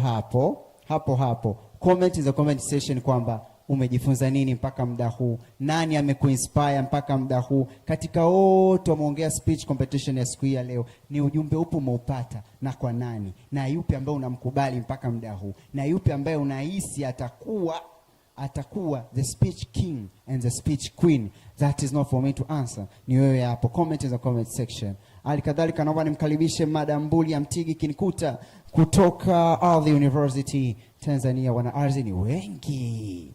I say, Madam Mbuli ya Mtigi Kinkuta, mambo vipi? Mzima Madam Mbuli, karibu. Unasoma kozi gani? Nasoma civil engineering. Una yapi kumwambia yule ambaye hajafollow Skywood Media pale? Mwambie ambaye hajafollow ana miss nini? I say kuna vitu vingi sana, unabidi uangalie, ujifunze, upate hamasa na wewe. Labda kuna kitu ulikiacha huko unaogopa kufanya. Hii ndio fursa yako kujifunza kutoka kwa vijana wenzako. Okay, what really inspires you kwenye speech competition? I think it's just giving my ideas to people, my point of view. Maybe there's something they can learn. Maybe they come from my point of view and they never really go to give their ideas out there. Wow, so kama utajifunza kitu kutoka kwa Miss Ardhi, Miss Mbulia, comment hapo kwenye comment. Naomba tumwachie uwanja aweze kueleza yale ameweza kuandaa mwanadada kutoka Ardhi University. Karibu. All protocols observed. Good afternoon. I think we all know a straight line. Everyone at some point in life, they want to attain a straight line. Even there, you're all seated in a straight line because somehow it feels like it's neat, it's pretty, it's organized for some reason. So I used to think that life was always supposed to be a straight line, just like how the society paints it. Go to school, get good grades, graduate, get a job, and the list goes on. But I came to realize that life was never meant to be a straight line. In my secondary years, I had a really cool stuff going on. I got my NECTA Division 1. I got awarded a lot of certificates that I could barely remember them all. I got acknowledgement medals. I became the best student, and I even became the president of the school. It's really cool, you could say, yeah. But just as the clock changes, so does life. There came the zigzag moment of my life. Now, what do I do when all I know is to be in a straight line? But then I remembered I have an older brother. His life is not a straight line, but rather a very zigzag one. During my brother's secondary years, he got expelled 3 times. The first time was because he fought in school. Then, since my mother doesn't play when it comes to her children's education, she got him admitted to another school, which he also got expelled because he was caught with a phone. It was a boarding school. Phones were prohibited, and he knew that very well. Now, the third time was the blow. He had a romantic relationship with a schoolmate and successfully managed to get himself into prison for a good number of days. Though it didn't seem so at the moment, but that was one of the great things that could ever happen to him. So he got out of jail, went and got his diploma, went to university, got his degree. He's now a doctor. The degree he was supposed to get at 25 years old, he got it 5 years later at the 30 years old. So ladies and gentlemen, what do I want to tell you today? It's okay to not have a straight line. Life was never meant to be a straight line. And frankly, even if you tried, you'll never get a straight line. It's not too late for you to get that degree that you always wanted. It's not too late for you to get that job position you always wanted. It's not too late for you to do that hobby that you think you're too old for. It's okay to get pregnant, to get a child, and go back to university. It's okay. It's okay. It's really okay, guys. Life was never meant to be a straight line. And if I learned something from my brother, is that don't worry, life is going to be fine. No matter how late you think you are, you're not late. You're not late. Life was never meant to be a straight line. So if there's something that you're putting on hold because you think that you're too late, because you think that your friends are ahead of you, because if you think you're running out of time, let me tell you today that you're not too late. My brother is a doctor at the age of 30 now, and nothing matters. Nothing mattered that he got expelled 3 times. Nothing matters that everyone thought that he was a failure. So please, get out there, take chances, do those stuff that you're keeping on hold. Thank you. Umeongea vizuri sana na umefanya creativity ya kuweza kuweka hadisi, yani ni hadisi ambayo kidogo imeweza kubeba ujumbe wako, ujumbe wote ambao ulikuwa unaongea. I think tukutane next time. The straight line. I really like the idea. And it's true. It's really touching. Thank you very much. Thank you a lot. Thank you very much. Wow. Watu wana vipaji. Na mimi basi jamani mwenyazime eti unahisi na mimi naweza nikafanya na mimi nitataka, lakini ila sinjaribu, hujachelewa vile vile. Just to follow in Instagram @speech competition TZ uweze kujua mengi kabisa na competition itakayokuja zilizofanyika na leo. Vile vile Skywood Media, hakuna tu speech competition kwenye Skywood, kuna mengine mengi kabisa, elimu, burudani na kadhalika. Sio kwa wanachuo tu unasema hawa wanaokuja hapa ni wanavyuo tu, mimi sio mwanachuo au mimi ni graduate. Hapana, Skywood Media ni kwa ajili ya kila mtu, kila Mtanzania, kila binadamu ambaye anayevuta oxygen. Wow, speech competition endelea kuwa hot kabisa sasa hivi. Na kimwingine kabisa kutoka TIA anaitwa Mata Abraham Mohamed. Mata Mohamed kuja kutupa speech yake. Tafadhali naomba nimkaribishe Mr. Mata hapa aweze kutupa speech yake. Wow. Ili pia ni jukwaa sio tu la watu kushindana na kuweza kuonesha kwamba wana kipaji na nini, lakini ni jukwaa ambalo limeandaliwa specifically kwa vijana kuweza kueleza changamoto zao, wengine waeleze mpaka solution ambazo unaweza zikafanyika. Kwa wewe kama Mtanzania kijana mwenzangu, unaweza ukachukua nondo hapa ambazo zinaweza zikakusaidia. Kazungumza fia, mtu kazungumza hau kuhusiana na career, hali kadhalika hata viongozi mnaotuangalia hapa muweze kusikia vijana wanasema nini, wasomi wanasema nini kuhusiana na changamoto ambazo tunapitia katika kutimiza ndoto katika jamii zetu.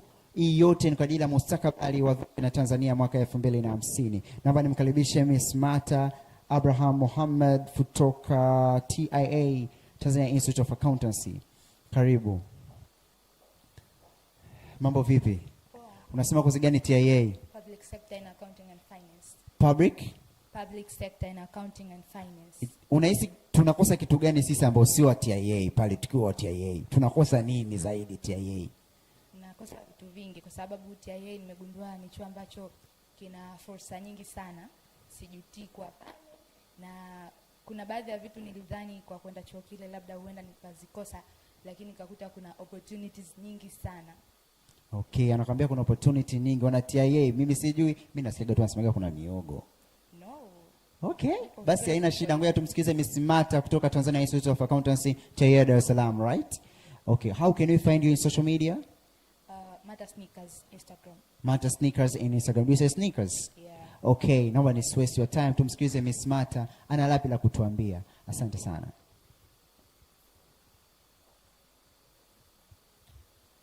The people who think they can change. No.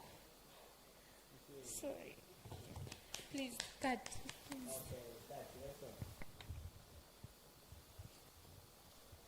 The people who are enough to think they can change the world are the ones who do. Good afternoon, everyone. Amata Abdurrahman, a daughter of Africa. I'm deeply honored standing in front of such greatness. And what I'm about to share with you today is something powerful. We have all heard stories about people who overcame impossible odds, people who rose from nothing, people who turned pain into purpose. One such example is a man born without arms and legs. Nick of Australia once said, "If you can get a miracle, become one."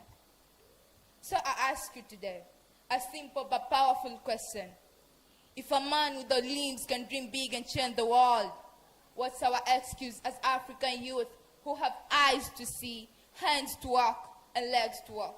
And that's my topic. Because many African youth are not just fighting personal battles. We are facing systems that limit opportunities. We are taught to dream big, but what happens when education is unequal? What happens when talent is everywhere, but opportunity is not? What happens when we start hard, graduate with hope, and then faces unemployment? My fellow youth, we often say environment is a barrier. Yeah, this challenge is real. But one of our father, Nelson Mandela, who spent 27 years in prison without freedom to walk, left us with this wisdom. It always seems impossible until it's done. Let's not look far for examples. Just look here in Tanzania, Madam Hadija Ellis, a woman who turned waste into charcoal and created jobs. So my fellow youth, We say environment is a limitation. But what about Madam Hadija, who used the same environment and still succeeded? My fellow youth, I have seen different opportunities and different ideas that people could use and solve real problems, but we lack the skills and confidence to tap them. This is something I experienced in advanced level. There was a time when I had an idea to make and sell liquid soap. It wasn't big, it wasn't perfect, but it was something. I hesitated. I said to myself, maybe I'm not ready. Maybe I don't have enough capital. Maybe it won't work. So I ignored it. Days passed, weeks passed. And then one day, I saw someone else doing the same thing. And that person succeeded. That's when it hit me. I realized that the opportunity was never missing. I was the one who missed it. Not because I could not do it, it's just because I could not act on it. So I learned. Opportunities don't always come looking big and perfect. Sometimes they come small and waiting for action. My fellow youth, limitations are not final unless we decide they are. Because what looks like a barrier may be a starting point for another. My fellow youth, the problem is not always lack of resources. The problem is not always lack of dreams. The problem is not lack of potential. The problem is that we are waiting. We wait for perfect conditions. We wait for connections. We wait for someone to believe in us. But let me ask you, who built the future by waiting? History has never been changed by those who waited. History has always been changed by those who moved. Look at young people like Millard Ayo. He started with hunger for success and limited resource. But he didn't say that the government didn't give us studio. He used what he had and rose to the top. My fellow youth, let me say this clearly. Let us not give up. Let us not wait. Let us not make excuses. Let us rise. Let us take action. Let us build our future. Because one day, the world won't ask what African youth lacked. It will ask what African youth created. And our answer will just be clear. We didn't quit. We didn't wait. We didn't make excuses. We didn't give up. No excuses, only action. Thank you. Thank you a lot, Madam Mata. In you, I see Malcolm X. In you, I see Patrice Lumumba. And in you, I see Martin Luther King. Thank you a lot. Thank you. Thank you so much. Also, cha kuada hapo ni upo vizuri kwenye confidence, ijapokuwa mwanzoni ulitaka kuteteleka ukawaambia wa start upya, lakini upo vizuri. Just continue next time, usiwepo ile kwamba kata hapo. Sawa. Congratulations. Thank you. Wow, that's from TIA. Naambiwa kwamba kuna love diaries. Je, unatamani kujua zaidi kuhusiana na mapenzi? Umeachwa? Unataka kujua jinsi ya kumtongoza mtu? Tuungane Jumamosi, kila Jumamosi saa 1 hapa tuweze kujua mapenzi. Umeachwa, ukutane na madamu mmoja ambaye anajua ilivyo, akialika wageni kadhaa Skywood. Hapa Skywood. Unataka ku know about love, unataka ku-act zaidi, ndo uwanja wako ambao sisi Skywood tumeweza kukupa nafasi uweze kuuliza, uweze kuinteract kutokana na mada husika tutakayo kwa siku hiyo. Yes, siku hiyo husika kila Jumamosi, maana yake Jumamosi hii ya leo saa 1, Love Diaries in Skywood. Naomba nimkaribishe mshiriki anayefuata sasa hivi ni Rosemary Brighton John from University of Dar es Salaam, aweze kuja kudeliver speech yake. I say shout out to all you Udsm student ambao wako huko. I say mnanondo. Mambo vipi? Sawa Safi, habari yako? Nzuri. Nategemea utakuwa sio zile koji ambazo zimekuja hapa. Maana nimekohu, nasikia sijui huku, sijui daso umetokea wapi? Corners. Yeah. The first corner student that I've heard toka ameingia hapa. Tuambie madam, si ndio? Wewe kama kijana unahisi vijana ni vitu gani ambavyo vinawakwamisha kutimiza ndoto zao? Mwambie tuweze kuwa viongozi waweze kusikia, masababu viongozi wanatuangalia pale. Unahisi ni vitu gani? I do think kwamba most of the youth tunakuwa affected by the social pressure we get from the social medias. Kwa sababu ukiangalia nowadays even poverty is not even something that somebody should be worried, kwa sababu anajua nikiwa like yani the social impact ambayo tunapata kwenye social media it's too big. Kwa sababu one time nitalala leo, kesho asubuhi naamka somebody is in Bali and I'm like, girl, tulikuwa darasani tunasoma, ataniambia no, I'm just in Bali. Kwa that pressure ambayo naona kwamba why is someone getting something that I don't get, inanipelekea mimi kufanya vitu ambavyo they're not in my schedule. Kwa hiyo kama nitafanya vitu ambavyo havipo kwenye mstari, how am I gonna get the success? Wow. Yeah. So that okay, kuna kitu cha kuweza kuchukua. How are you gonna get the success? Okay, let's hear from Rosemary from University of Dar es Salaam. Corners. Kozi gani corners? Wildlife science and conservation. What? Wildlife science and conservation. Ooh, she's doing wildlife science and conservation. I'm sure she's also conserving the future. Yes, thank you so much. Okay. Good afternoon, judges. I'm honorable to be standing right here to present my speech. My speech is mainly about the mental health awareness, and I would start with a question. Like, have you ever heard about a man called Richard Russell? Well, I know you haven't, but my speech is gonna enlighten you and know what did he do and why did we call him a sky king. It has a reason. So when we talk about mental health, we talk about our emotional, our psychological, and our social well-being. Because mental health impacts how we think, impacts how we feel, impacts how we act. So when we have mental health disorders, we also conclude that we'll never think, we'll never behave, we'll never be the same to our community just because of this mental health disorder. So my speech is mainly about enlightening and putting much more emphasis that the government should put much more emphasis in providing mental health education, because most of the youth are now are performing suicidal thoughts. People are committing murder. Like, we don't know what are the reasons triggering those kind of acts, but we know it's only in the brain. Because deep down, when you break a leg, we can cure it. It's a physical condition. But what if you have a broken brain? What are we supposed to do to treat your brain? So I think the major point that the government should be focused by is dealing and helping youth to deal with their mental situation. Most of the youth are afraid to be judged. Like, how will the society see me? I'm coming out as this kind of a person. How are they going to judge me? How are they going to make me move from one point to another? So I'm going to be focused on talking about the anxiety disorders, depression disorders, because are the mainly which triggers youth to commit suicide. So when I talk about depression disorders, right now I'm having test 1.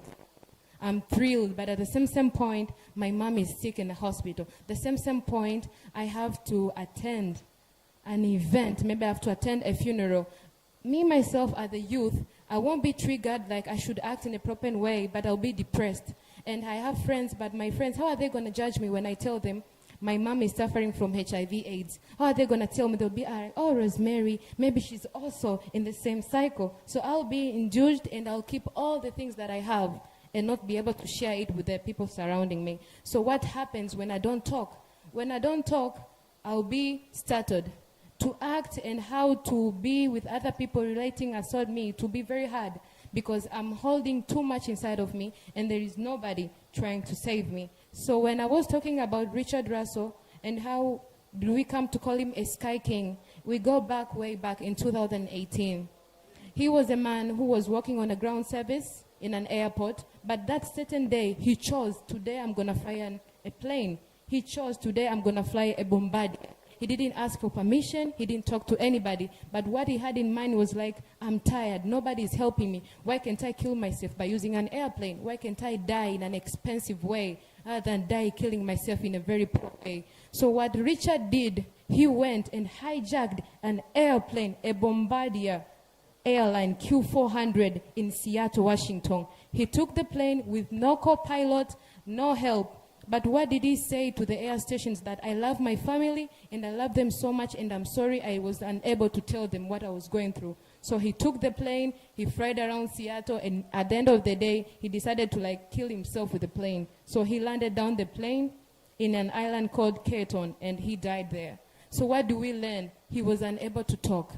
He was unable to communicate with people surrounding him. And maybe, yes, maybe he showed the signs. Maybe he portrayed that I needed help. But as we say, the youth, why can I stick my nose to somebody's business? That is the mind of a selfish person. You are a selfish person indeed. We should be able to engage in other people's business so that we can be able to save them and educate more people about mental health awareness. Thank you. Oh, Madam Rosemary, thank you a lot for the message. The message is good. Actually, najua watu wengi wanakuangalia. Yes. And this message actually ina impact kubwa sana. Mental health ni kitu ambacho everyone should talk. Yeah. And this is speech competition. Yes. I really like it a lot. Thank you are you, the best. Thank we wish you, to sir. see you on the next round. I'll be honored. Thank you. Okay, welcome. Wow, moja ya kitu ambacho alichokuwa anaongea Madam Rosemary kikanigusa na kunirejesha mbali. Waziri wa Afya Mchengelo aligusia issue ya mental health. Sawa, aligusia issue ya mental health bungeni. It's a big problem, ni changamoto kubwa sana. Lakini vile vile Skywood Media tuna kitu kinaitwa The Big Show. Labda pia inaweza ikawa ndo suluhu ya mental health yako. Ni kipindi maalum kinachokuwa siku ya Alhamis kuanzia 1:00, wakialikwa watu mbalimbali, wataalam, star na watu waliobobea katika fani mbalimbali, lengo tu la kuweza kuongea nawe, la kuweza kujumuika pamoja na kutoa maoni, kukupa elimu. Labda unaweza ukawa unawaza kuhusiana na changamoto za kifedha, unawaza kuhusiana na afya yako ya akili, kuna changamoto 1, 2, 3. The Big Show ipo kwa ajili yako hapa Skywood Media. To follow Instagram speech competition _TZ, alikazalika sisi Skywood Media, unaweza ukatusubscribe YouTube channel yetu. Same applies ukienda Instagram pale Skywood _TV. Mshiriki anayefuata anatokea University of Dar es Salaam, Paul Mwita Sibola. Naomba niweze kumkaribisha Mr. Paul. Paulo Mwita Sibola. Sijui kwa naona Mr. Paulo aweze kuja kueleza ni yapi kanda. Vile kanda mental health, huyu kanda issue ya fear unstoppable, huyu kanda yote haya ni yale ambayo vijana wameweza kuyaona. Hakika Tanzania tuna vijana. Mambo vipi? Mzima? Unatokea Udsm, si ndio? Kozi gani? Bachelor of Science in Statistics. Bachelor of Science in Statistics. Wana mahesabu mimi hesabu nilikuwa nakimbiaga shule. Je, unahisi kwa nini watu wengi wapende hesabu? Kwa sababu ya nature ya hesabu ilivyo. Nature ya hesabu inahitaji practice, kwa sababu iliwe perfect kwenye hesabu unahitaji kuwa kupractice kila siku. Sasa ile behavior practice most of us hawana hiyo tabia, ndio maana inakuwa ngumu kwao katika swala la hesabu, then wanakimbia. Ila wanajua hesabu za kuhesabu hela. Okay, sawa. Naomba tumpe Mr. Paulo Mwita Sibola nafasi aweze kuonesha kile ambacho amekiandaa siku hii ya leo. Endelea kucomment hapa in the comment section. I feel that na comment zaidi na comment big comment mimi nitakuja kumtaja hapa. Sawa.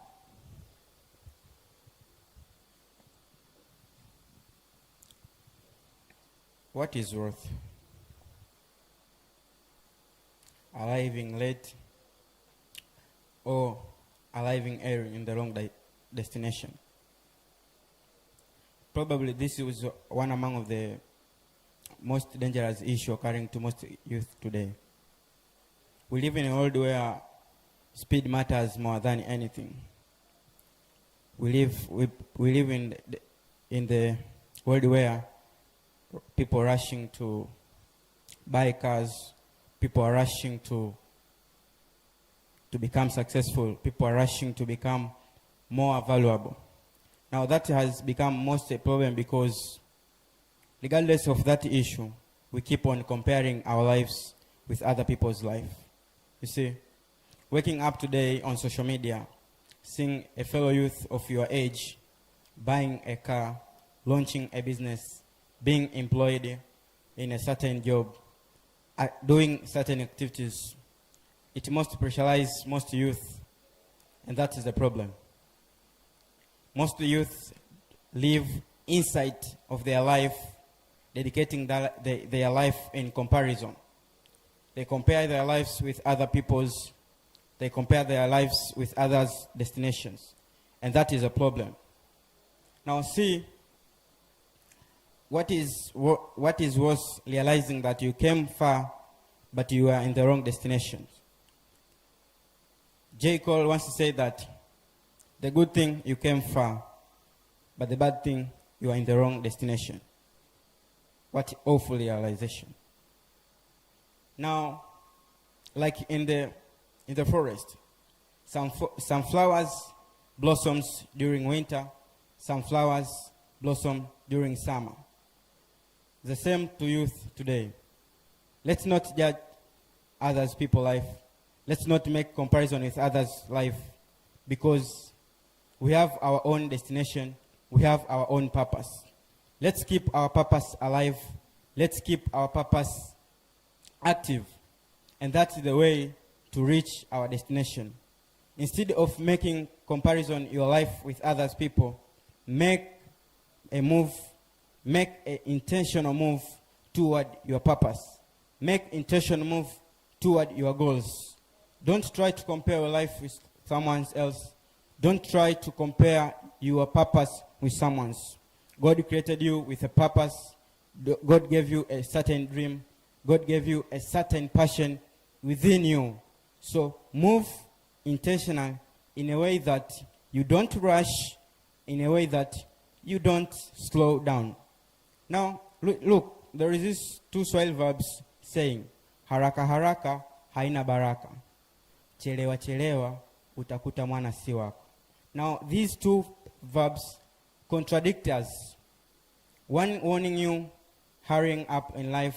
One warning you to slow down your life. But what makes instant deep in your goals is purpose. Move with purpose in a way that you don't move or rush faster, in a way that you don't slow down to your goals. Make a big move, make a big intentional move in a way that you get succeed. Ladies and gentlemen, that is my information today. That is my message. Thank you for listening. Congratulations, Mr. Paul. Yeah, Mr. Paul. Yes.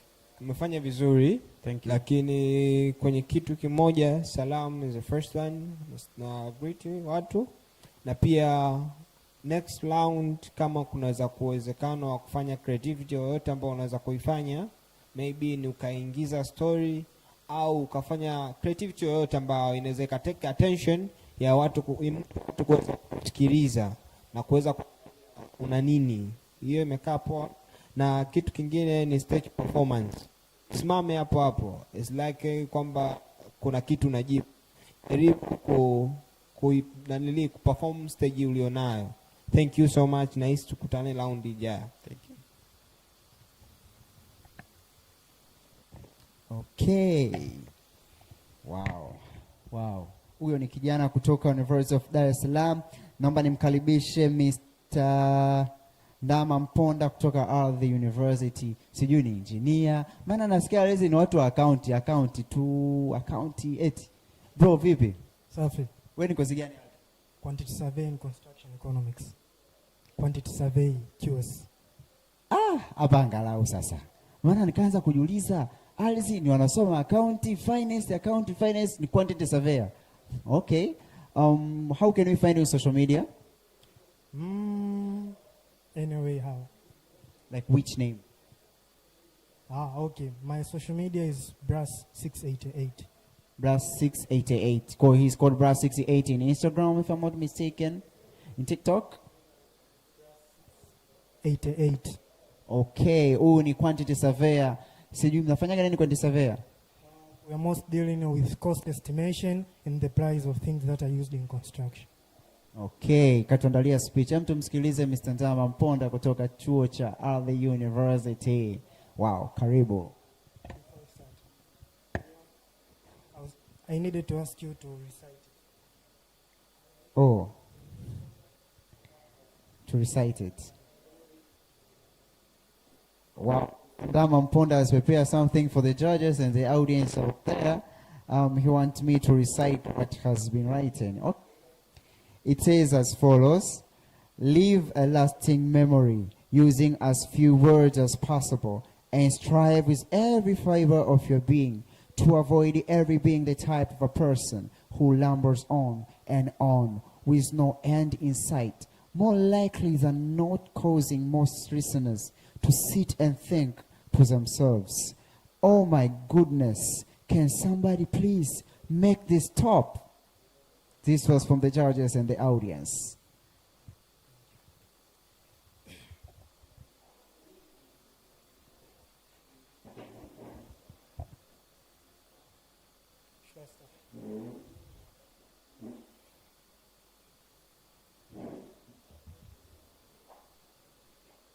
Honestly, you really enjoyed that, didn't you? Oh, okay.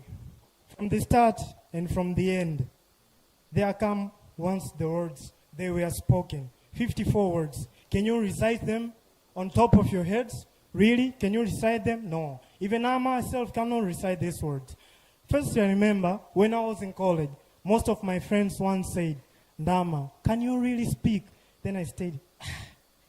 Most of my members knew that I did not have the talent of speaking.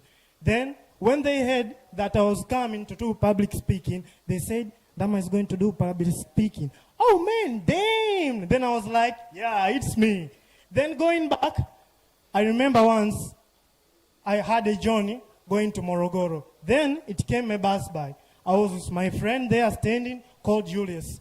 When we were heading to the bus, then the bus stopped. He came out of the bus. After coming out, she came and started looking at.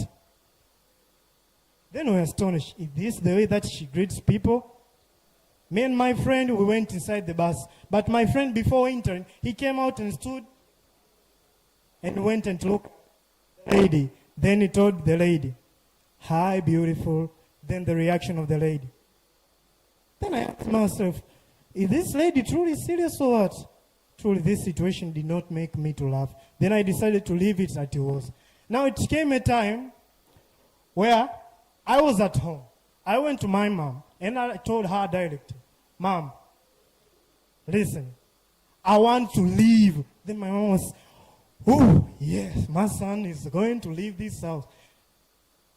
Sorry, it's just a joke. Then after I told her, Mom, truly I'm leaving. It has reached the time for me to depend on myself. It has reached the time for me to go away. I can't stay forever in this house. From the meaning and from the recitation of everything that I talk, my main meaning is that you can't use a lot of words explaining most of the stuff, expecting a large group of people to really understand you.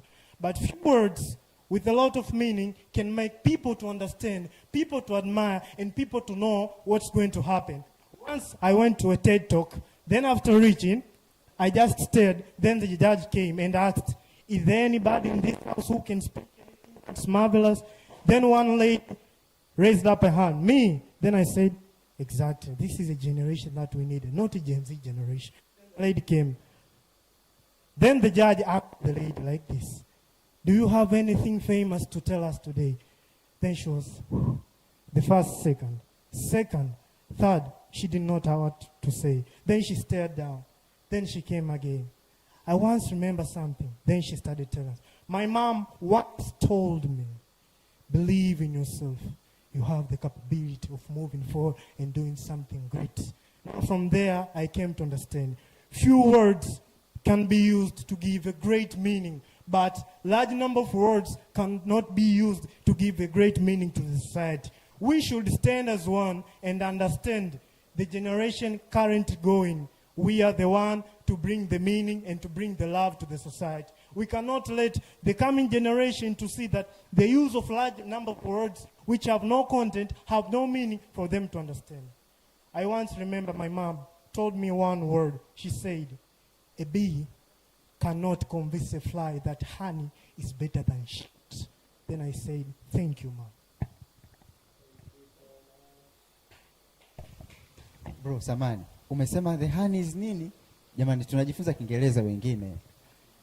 My mom once told me, a bee cannot convince a fly that honey is better than shit. Honey is better than shit. Shit ni shit. S-H-I-T. Sasa ndo tunajifunza shit. Okay. Honey is better than shit. Okay, that is Mr. Mponda from Ardhi University. Tuna the big show hapa siku ya Alhamisi saa 1 na kaka Benkiko pale, ambapo anaweza kuwa invite watu kadhaa kuja kuongea masuala yanayogusa jamii, yanayogusa vijana, yote katika mustakabali wa kuleta maendeleo. Unaweza ukafuata, ukatusubscribe sisi Skywood Media, ukapata mengi zaidi. Hii ni robo tu ya kile ambacho tumeandalia sisi Skywood Media Alhamis. Vile vile leo hii Jumamosi tuna Love Diaries.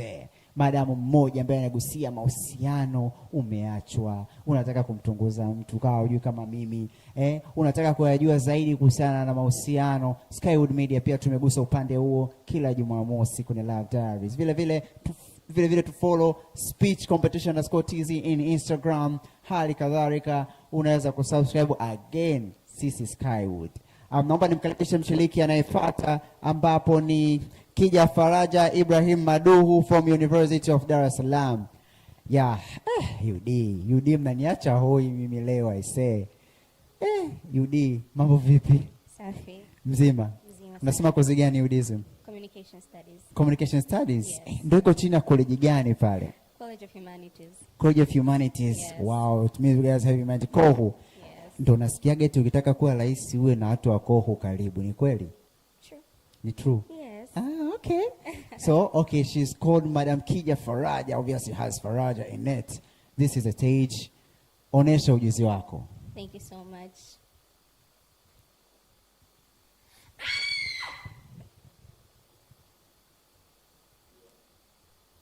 What does that sound mean? I bet it reflected on fear, danger, panic, right? So I'm pretty sure that you now know and will understand what I'm about to say. One voice. The power of one voice. One voice, one scream is enough to make a crowd stop. One alarm is enough to wake up a whole family.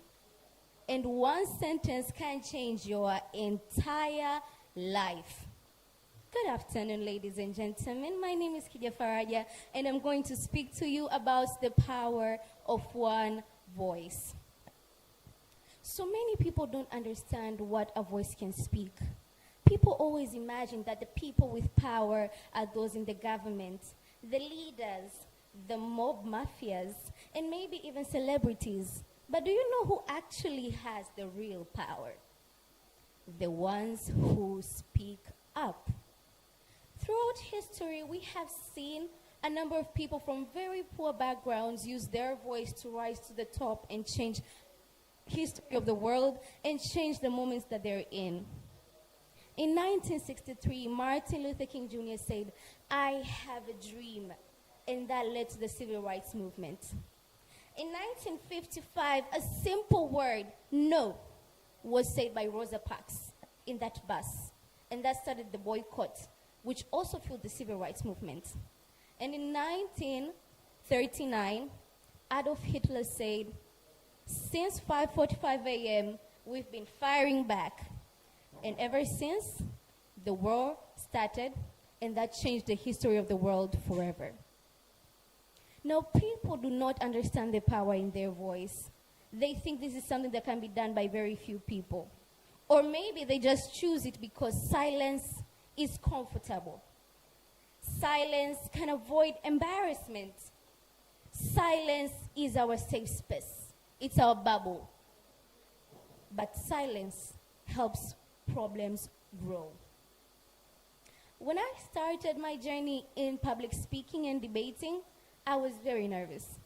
I was shaking so hard you could actually see it with your own eyes. I couldn't even hide my nervousness.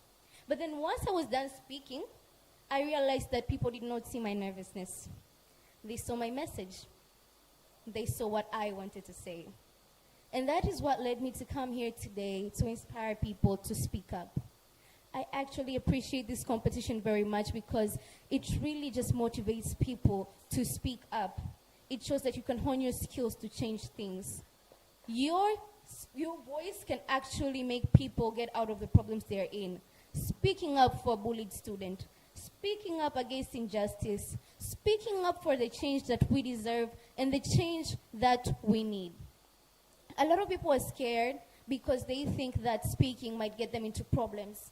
Maybe speaking loudly is not behaving properly, but actually you're missing out on opportunities, on the person you could have been if you actually just spoke your mind, spoke your truth.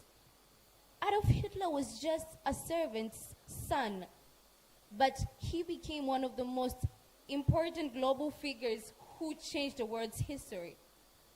People in America, black people in America, got their freedom because Martin Luther decided to give that speech and give the hope. So, my advice to everybody is that you should use your voice. There is power in voice.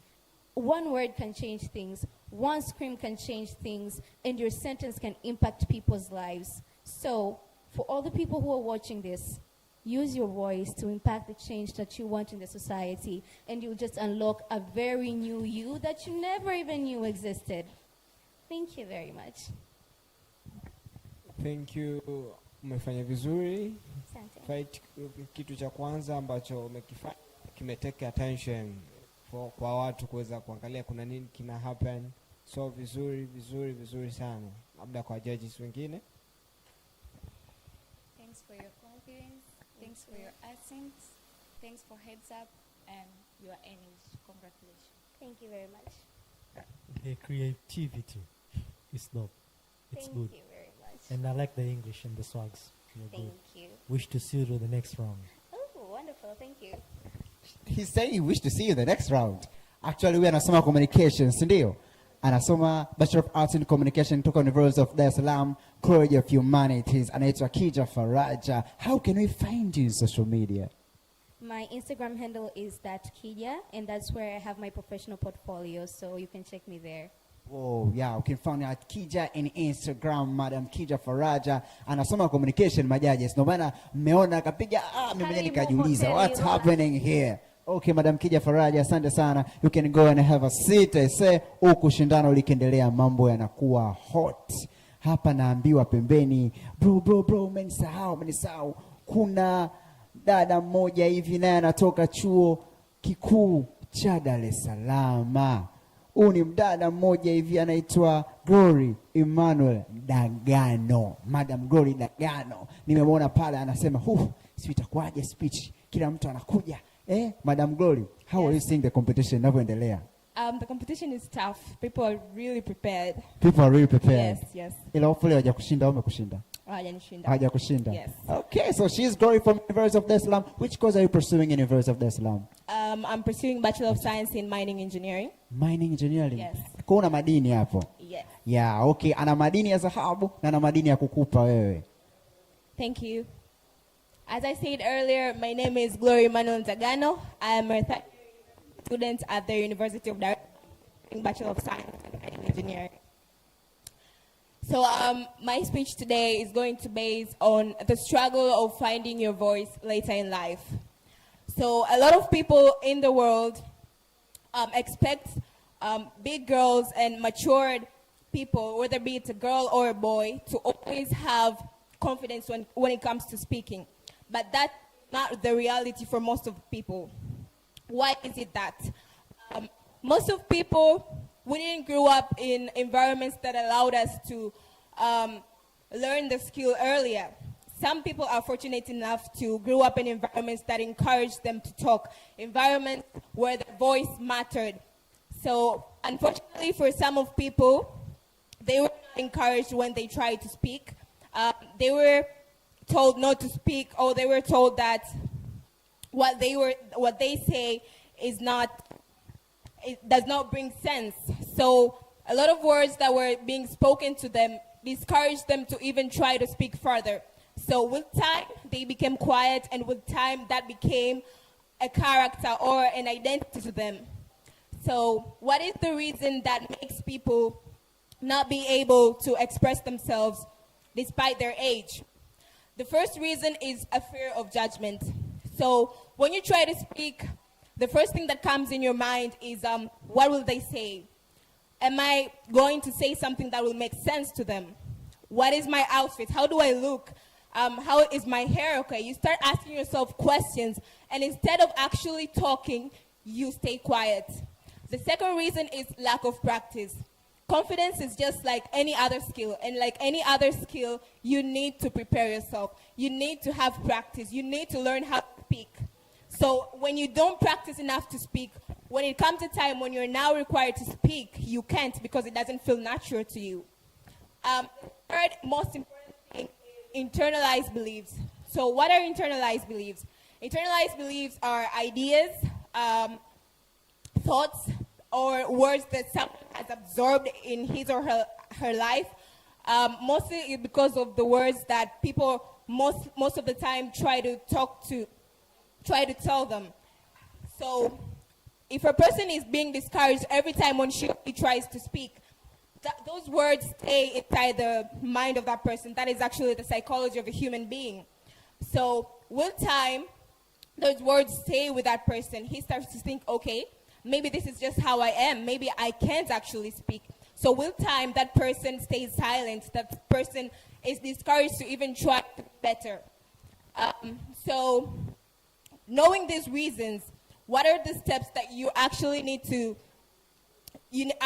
take so that you can be better and more confident when it comes to speaking?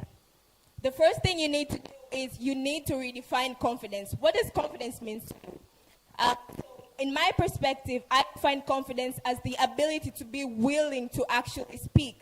Confidence is not about being loud or being able to talk. It's just your willingness to actually want to express yourself even when you're not feeling comfortable with yourself. The next thing that you need to do is you need to challenge your thoughts. When you constantly speak to yourself, okay, maybe I'm just not a good speaker. Maybe public speaking is just not my thing. That is exactly what you will become. You need to feed yourself constantly with positive mindset, because I'm a Christian. Even the Bible tells us to always think of the positive things. Always think of the noble things. Whatever is, the Bible says in Philippians, whatever is true, whatever is noble, and whatever is praiseworthy, you need to think of those things. So when you constantly feed yourself with a positive mindset and you constantly tell yourself, I can do this, that is exactly what you will become. Yeah, thank you so much. Thank you. Umefanya vizuri kwenye speech yako, content ulizoweka, lakini tu kuna kitu kimoja, una pressure sana. The way hata unavyo speak unaonekana is like, yani pressure ipo juu sana. Kwa hata speak kidogo tu, usitumie nguvu sana. It's not too loud, lakini una ile pressure inasukuma maneno, unaonekana yani hivyo. So umefanya vizuri, thank you so much. Thank you. What's your name? Glory. Glory, congratulations Glory. Yes. So he told you umeongea vizuri sana, lakini jaribu ku minimize pressure. Thank you, yes. Okay. Mimi kwako nakuja na challenge moja. Yes. Breathing. Okay. Just breathing down. Yes. Just release the pressure. You are good. Thank you. Yeah, wow. Have you ever challenged yourself? Yes. Okay. Unalipi la kumwambia kijana yuko pale ambaye hanaogopa kujichallenge kama yeye? Kitu cha kwanza, wewe kama kijana, you need to stay out of your comfort zone. You need to get out of your comfort zone, because the moment you challenge yourself to do the uncomfortable, that is your breakthrough. So you need to challenge yourself to be better, constantly reevaluate yourself. The systems that are not working in your life, you constantly need to reevaluate them and try to be better every day. Wewe ni mining engineer? Yes. Jamani, huyu ni engineer wa madini. Huyu ni engineer madini kutoka School of Mining, si ndio? Na Geopasture Sciences, University of Dar es Salaam, kama sijakosea. Jamani, mimi najitahidi. Karibu, asante sana. Unaitwa Madam Glory Ndagano from University of Dar es Salaam, School of Mining and Geopasture Sciences. Sasa hivi tunarudi tena Udsm jamani. Derek Matias Marimi from University of Dar es Salaam. Huyu bro yuko pale ananiambia bro. I'm ready to take it. Kweli, unaona na Udsm mwenzako kija Faraja Dagano. Mr. Derek. Vipi? Niko poa. Na unatoka Udsm college ipi? College of Information Communication Technology kwa ICT. Kwa hapa tunawana kutoka kwa ICT, tunawana kutoka Kohu, tuna watu wa SMG, tuna watu kutoka School of Journalism. Sasa ni competition na colleges. Naomba nikuulize kitu. Yes. Je, unahisi sisi wengine huku tunakosa nini Udsm? Kwa nini kila mtu anasema why Udsm? First of all nahisi kwa sababu tuko wengi. Mko wengi? Yeah, tuko wengi. Kwa namba yetu na tulivyotokea is not a surprise. Yes. Afu pia tuna potential mpaka uchagulie Udsm yake you have something to show for it. So tuna potential. So we believe in ourselves. So that is it, we are special people and we believe that we can do something special. Yeah, same applies kwa sisi Sky Media. Unaweza kuwa potential, unaweza ukafanya kitu special ikiwa ukisubscribe channel yetu. Ukisubscribe utakuwa mwana zaidi wa Udsm, something special, amazing, love diary, sawa na mengineo kabisa. Naomba nikuache nisiongee sana. Okay, poa. Okay, my speech is titled Principles to Success. What if I tell you that the greatest tragedy in life is not death, but life without fulfillment? Ladies and gentlemen, the late Dr. Miles Monroe of the blessed memories once said that the wealthiest part of the earth realm is not a bank, it's not a gold mine, but a graveyard. Because in the grave lies unused talents, unfulfilled dreams, ideas that could have changed the world. So this means that the tragedy is not dying, but living without becoming who you are meant to be. So hear this. Success is not accumulation. Success is fulfillment.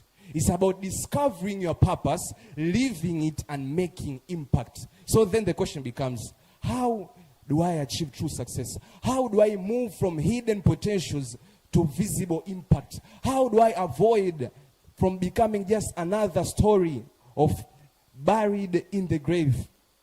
So there are principles that I will tell you that will make anybody successful. Anybody. No chance, no luck, just principle. But today I will talk about vision. You see, in the Bible, God teaches that where there's no vision, the people perish. This means that where there's no vision, people cast off their restraint. People spiral from the control. They move but without a direction. And trust me, speed is not an advantage if you are moving in the wrong direction. A car traveling at the speed of 200 kilometers per hour, but away from their destination, is not making progress, but only getting lost faster. You see, and this is the undoing of many. Many are active but not productive. Many are busy but not effective. Many are moving but not advancing. You see, there's a story that was told to me about a race concerning a rat and the tortoise. And when they held them at the beginning, the rat took off. The rat could run 20 times faster than the tortoise. But the problem of the rat, he was going, overtaking, coming back, overtaking, without a direction. And the tortoise was moving slowly but towards a specific direction of the finishing line. And by the end of the day, the tortoise crossed the finishing line. And you know what? The rat is still running till today. So this is the undoing of many. In physics, work is the product of force times perpendicular distance. So it is not perpendicular distance moved to a specific direction. So it's not about the force, it's about the direction of the distance. So vision brings meaning to effort.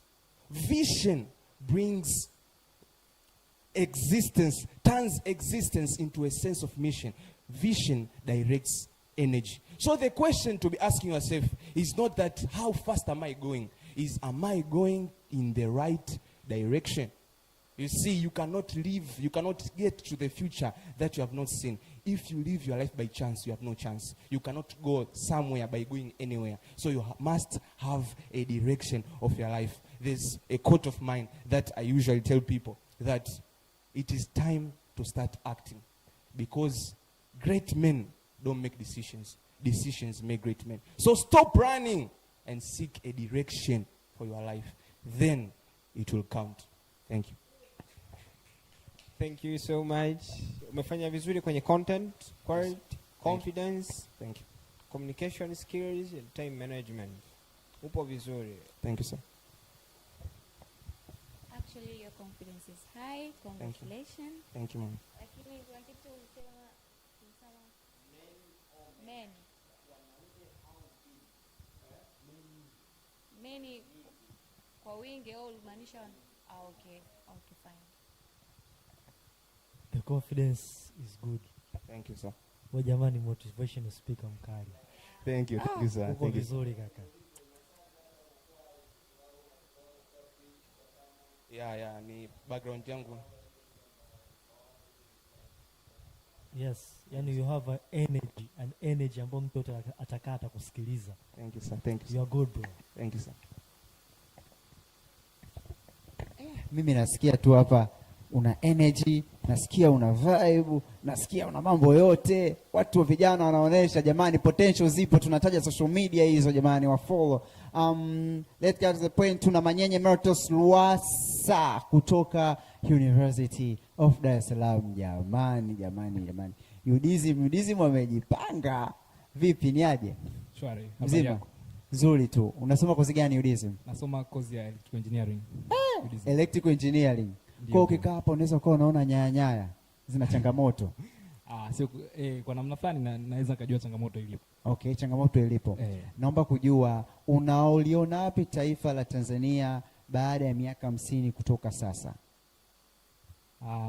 Baada ya miaka 50 kutoka sasa, kulingana na opportunities ambazo zinaendelea kupatikana sasa hivi, kwa maana kwa kipindi cha muda mfupi huu nimeona ziko challenges mbalimbali ambazo zinahusisha vijana kuleta mawazo bunifu kwa ajili ya biashara, mawazo bunifu kwa ajili ya kutotoa changamoto mbalimbali za Tanzania. Kwa hiyo inaonekana kabisa kwamba baada ya miaka 50 kulingana pia na dira ya 2050 ya Tanzania, tunaona kabisa kutakuwa na mafanikio makubwa kabisa katika nyanja mbalimbali. Okay, he goes by Manyenye Emeritus Lwasa. Sijui ametuandalia kipi. Wow, I don't know, but endelea comment in the comment section kwa yule ambao unayemwona huyu ndo speech king au huyu ni speech queen, na vile vile umejifunza nini hadi sasa, ni kipi ulichokichukua? Karibu Mr. Manyenye Lwasa. Thank you, Mr. Presenter.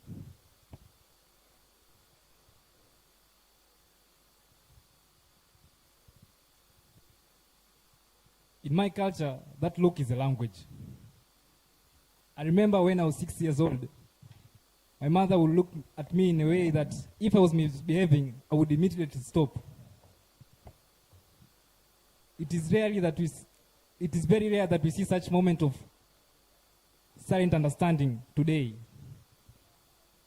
We live in an age that because of development of science, technology, and various ways to access information, we fail to see how the quiet work and essential work of parenting has been taken for granted. Most of us have witnessed how our jobs, opportunities, and social relationships have made it very, very difficult for us to have time to truly connect with our children. Yet these children live in an environment where they are exposed to very many challenges that no one in the previous generation will ever imagine. But these challenges make a very important need for us to take time to create a comfortable environment, a safe harbor for us to take time to talk to our children about various skills in their life, about their life goals, about their school activities, all friends they keep, because from there we'll be able to know about their capabilities and weaknesses, and we can train our children in different ways. But how many of us are ready to put their phone down? How many of us are ready to leave their technology when they are present at home? Because if we want to know about our children more, we should be ready to mirror all aspects of body communication to them. That way they can be very free to talk to us about everything that they think of. We must accept the reality that providing nice clothes, latest phones, or education in expensive schools is not the full extent of parenting. However, it is important to help our children to face challenges, see opportunities from those challenges, and overcome them for their benefit. It has become very usual that a teenager cannot prepare their own meals, cannot do their own laundry, or cannot be ready for school on their own. But it has become this usual only because we parents have become overprotective. We shield our children from all the challenges and tasks that are ahead of them. Take your time. Let your 6-year-old boy or girl to prepare themselves for school. That way they will be we will not only have provided them with something far more valuable, but also we will help them to live an independent life in the future. One thing we must remember is that parenting is not only a family matter, but it's also a public necessity. Ladies and gentlemen, it takes a village to raise a child. These days we have forgotten that phrase because of the need to climb economic ladders or need of success. But from that way, if you are ready to prepare our children to face their challenges, we will build a community that are competent enough in knowing how to respond to their problems and to the environment around them. Thank you so much. Content imekaa poa, message imefika, confidence upo vizuri, lakini kitu cha kuongezea creativity. Ujifanya chochote ambacho kinaweza kuteka attention kwa watu na kufikia watu wengi. All over them tunauza nguo wote, si ndio? Lakini creativity yako ndio itafanya watu waichukue kwa wingi kutoka kwako. So what you need next time, if ukiwepo, kuwa na creativity ambao utateka attention kwa watu ili uzidi kufanya vizuri zaidi. Thank you so much. You are welcome. Thank you. Pia usisahau ukifika kwenye mashindano kaanza na salamu pia. Okay, thank you.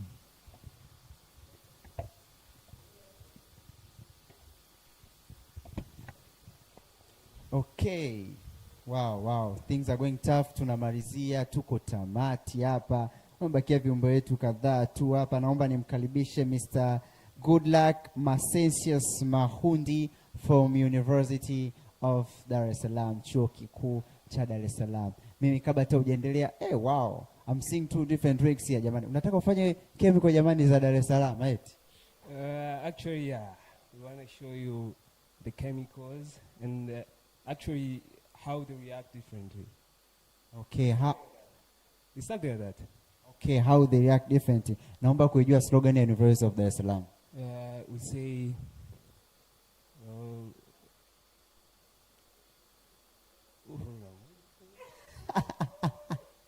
jamani, wewe mwanarudi kweli? Right now, I'm concentrating in giving out the speech, so I actually I'm not even concentrating on that. Okay, unaijua slogan ya University of Dar es Salaam? Tafadhali niione kwenye comment section pale ukiweka slogan ya chuo kikuu cha Dar es Salaam. Yeah, alikadhalika subscribe, comment, share the link to your friends. Tuna vitu kibao sisi Skywood Media ambao tumeandaa kwa ajili yako. Sijui anatuchanganyia nini, mimi naogopa, naomba nikimbie nikuache. Okay, as I've been introduced, so I'll begin my speech in 3, 2, and 1. I am me. I'll never pretend to be another. I'll never want to be another. I will not try to prove myself just to fit in. But I'm working on myself every day to become powerful, to become strong, to become courageous, to become energetic, to become smart and even intelligent. And if who I am is what I have, and what I have is lost, then what am I? Every day, you and I get 100 of chances to choose whether to be proactive or reactive. In any given day, the weather's bad. You get a mean text from your friend, you flunk a test, or someone gravitated your locker in the dormitory, or even at your home, someone gravitated your door or even your house. So tell me, are you going to be reactive or proactive? And before I continue, I'd like to give you a poem that I wrote that goes with this. It says, in the blue light, I rose from the shadows. Cold streets of dark, show me how to hollow. In the dim light, show me that I was still here, learning, breathing, fighting off my fear. In the dark I stood, dust on my feet, heart still beating from a broken drum's beat. Honorable panel of the judges, I salute you all by saying good afternoon. This short poem tells you how proactive people are actually essential. You know, proactive people are just like water. Shake them up all you want and take off the lid and nothing. No fizzing, no bubbling, and no pressure. They stay calm and in control. But on the other hand, reactive people are like this soda. They're full of carbonation. Shake them up and there's these bubbles, fizzing and everything. This is how reactive people are. You know, most people say, like, reactive people are just like plumbers. You know, I say yes. There's this saying which says, we don't pay plumbers just for bugging the pipes, but we pay plumbers for knowing exactly where to bang.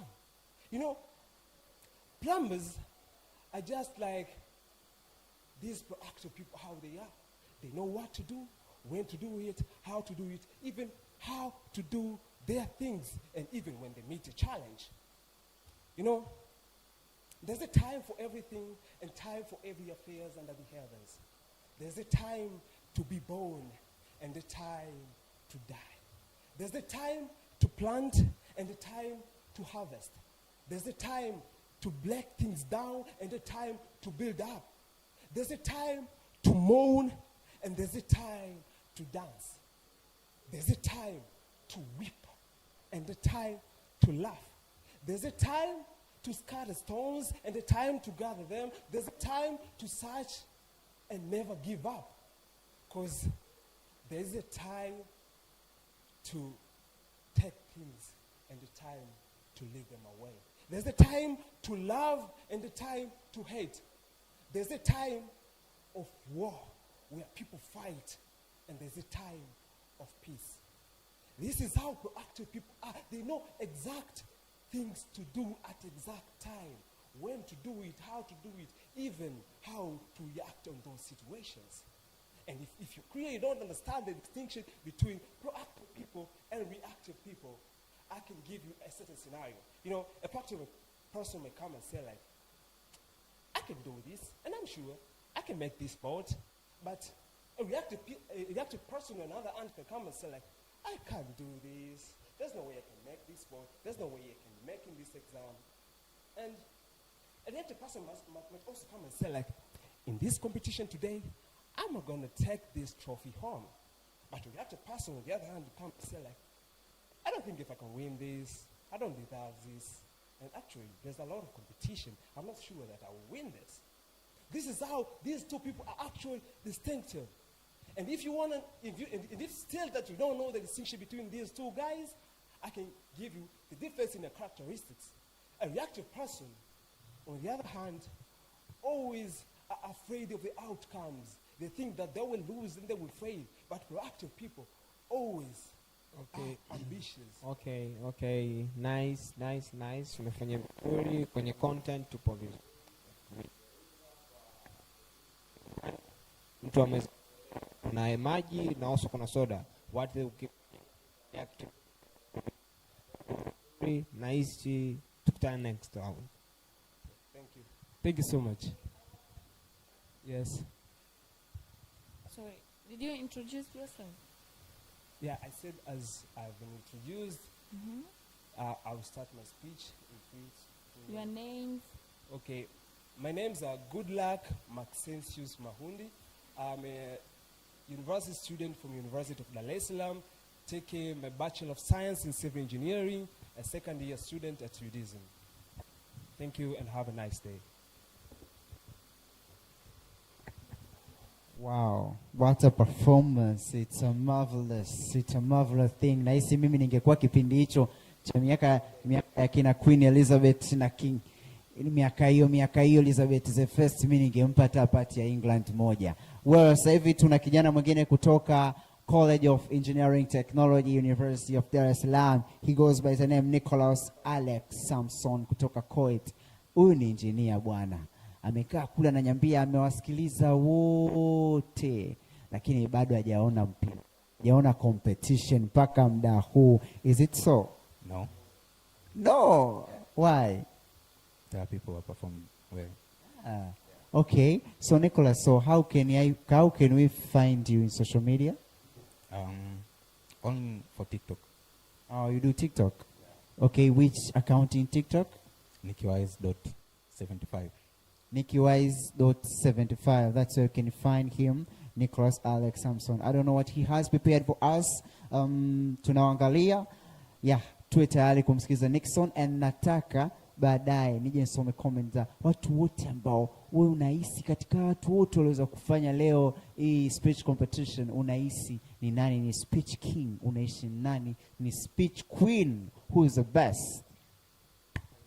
Yeah, thank you. My name is Nicholas Alex Samson, and today's speech has the title, The 4K Illusion, The View from the Floor.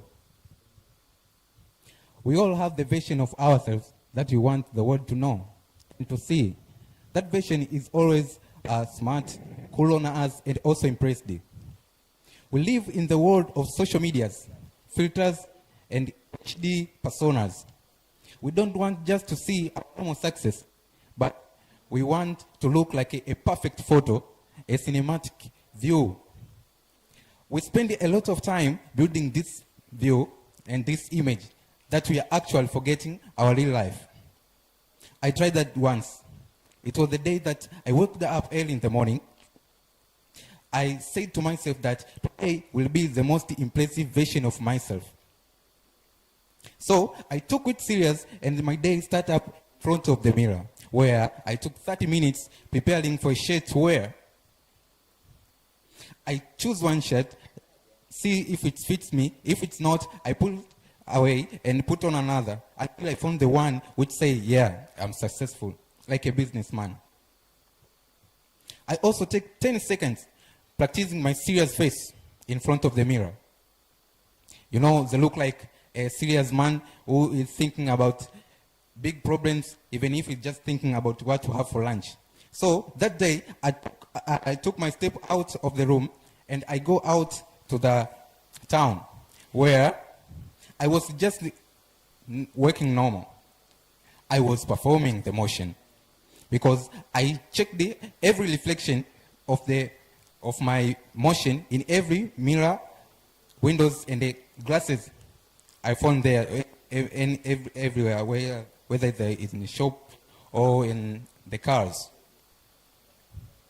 I was maintaining this statue of perfection up until I reached the cafeteria, where I found the most front table in the room. And the main aim of that table was not just to sit and enjoy the drinks, maybe coffee or tea, but to be observed by people. I wanted to impress people. So, a few times has passed, and I saw a group of people nearby. I said to myself that, yeah, those are the people I want to impress. Those people should look me and say, there is a man who has all his life in his control. So, at the moment I stood up, I realized that the world doesn't care about my imagined feelings. In just 1 second, I found myself down. I slipped on the wet floor. And the man of mystery becomes the man of the gravity. I didn't stop the slide until I am right at the feet of the people who I wanted to impress. And the crowd shouts, ah! And then they stayed quiet. The room went quiet. And while I was there down, I hear a sound from a kid asking his mom, Mama, why is that man sleeping on the floor? What a pitiful me. At the right moment, lying there down on the floor, I realized one important thing. All what I was doing was just a cage. I was prisoning myself that I could even enjoying my afternoon. We all do this every day. We hide our mistakes, we hide our struggles, and trying to look like people who we are not, because we are trying to thinking about what people will be thinking. But the truth is, no one likes a perfect person. We want people who are... Thank you. What's your good name? My name is Nicholas Alex Samson. Nicholas. Yes. Thank you. The time is over. Yeah. Actually, umeongea vizuri. Thanks for your confidence. Lakini jitahidi kuwa na uplifting movement. Ukifanikiwa kuingia next round. Yeah, thank you. By the way, umejitahidi pia. Thank you. Creativity, it's good. Thank you. Yes, ongeza juhudi zaidi. Yeah. Na mavazi pia kinyama sana. Yeah, thank you. Thank you so much.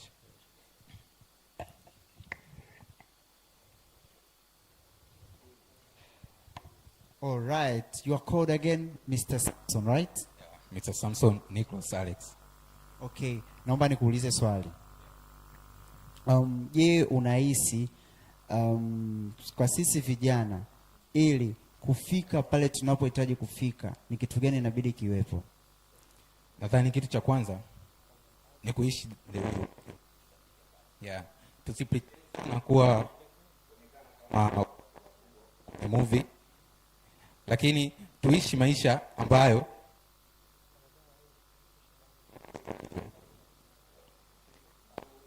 na sana kurekebisha maisha yetu na tusistruggle kuwa tujui, kwa sababu people ambao ni watu wanahitaji kutuona sisi halisia na sio sisi wa kufikirika. Yeah, kweli. Wow, that is called Mr. Samson, anatoka College of Engineering Technology from University of Dar es Salaam. Tanange bado ni wa moto, I say. Je, unahisi mshindi anaenda wapi? Udsm. Mshindi anaenda Udsm. Wow, okay. Naona Mtanange ni wa Udsm kwa ICT, SOMG, UDBS. You can find him in TikTok again. By which name again? Ambao hajakuona. Nickwise.75. Nickwise.75. Na kadhalika subscribe Skywood Media TV, Skywood Television in YouTube. Naomba nimkaribishe mshiriki anayefuata, anaitwa Numan Benhaj Masud kutoka University of Dar es Salaam. Hii mpaka anaanza kujiuliza speech competition ya watu wa UD tu au maana anaona UD kila sehemu. Numan Benhaj Masud from University of Dar es Salaam. Naomba nimkaribishe Mr. Numan Benhaj Masud aweze kuja kutupa speech. Shindano limekuwa ni la moto. Asante sana kwa mtazamaji ambao umeungana nasi toka asubuhi mpaka sasa hivi. Tunaendelea na speech competition. Bado mambo yanaendelea kupikwa. Naona pale majaji wanaunganisha Max, wanauliza hapa ni nani hapa aende. Naomba nimkaribishe Numan Benhaj Masud aweze kuungana nasi kutupa speech yake. Akitoka huyu anayebakia ni mshindani wa mwisho, ambaye atakuwa ni Nesliti Charles Adolf kutoka University of Dar es Salaam. Karibu Numan. Yes, mambo vipi Numan? Safi. Mzima? Mzima. Mr. Numan, naomba niambie mshindano unalionaje mpaka sasa hivi? Liko challenging. Watu wameongea vizuri sana. Watu wameongea vizuri sana. Naam. Okay. Naomba nikuulize kitu. Je, unahisi kwa nini vijana wengi hawataki kujitokeza katika nyanja zinazogusa baadhi ya maendeleo? Nafikiri ni kwa sababu tu ya vijana kutojiamini kwa wanaweza actually wakawa part ya maendeleo ya nchi, kwa sababu wanaichukulia kama ni kitu kikubwa, labda akijiangalia wao wanajiona bado. Kwa hii ndio inazuia sana vijana wengi kushiriki kwenye mambo mengi yanayohusu maendeleo ya nchi.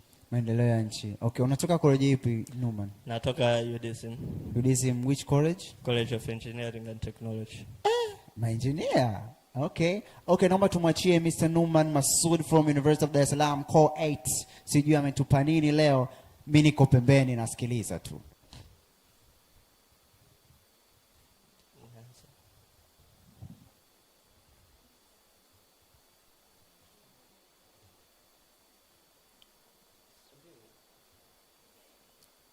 Good evening, ladies and gentlemen.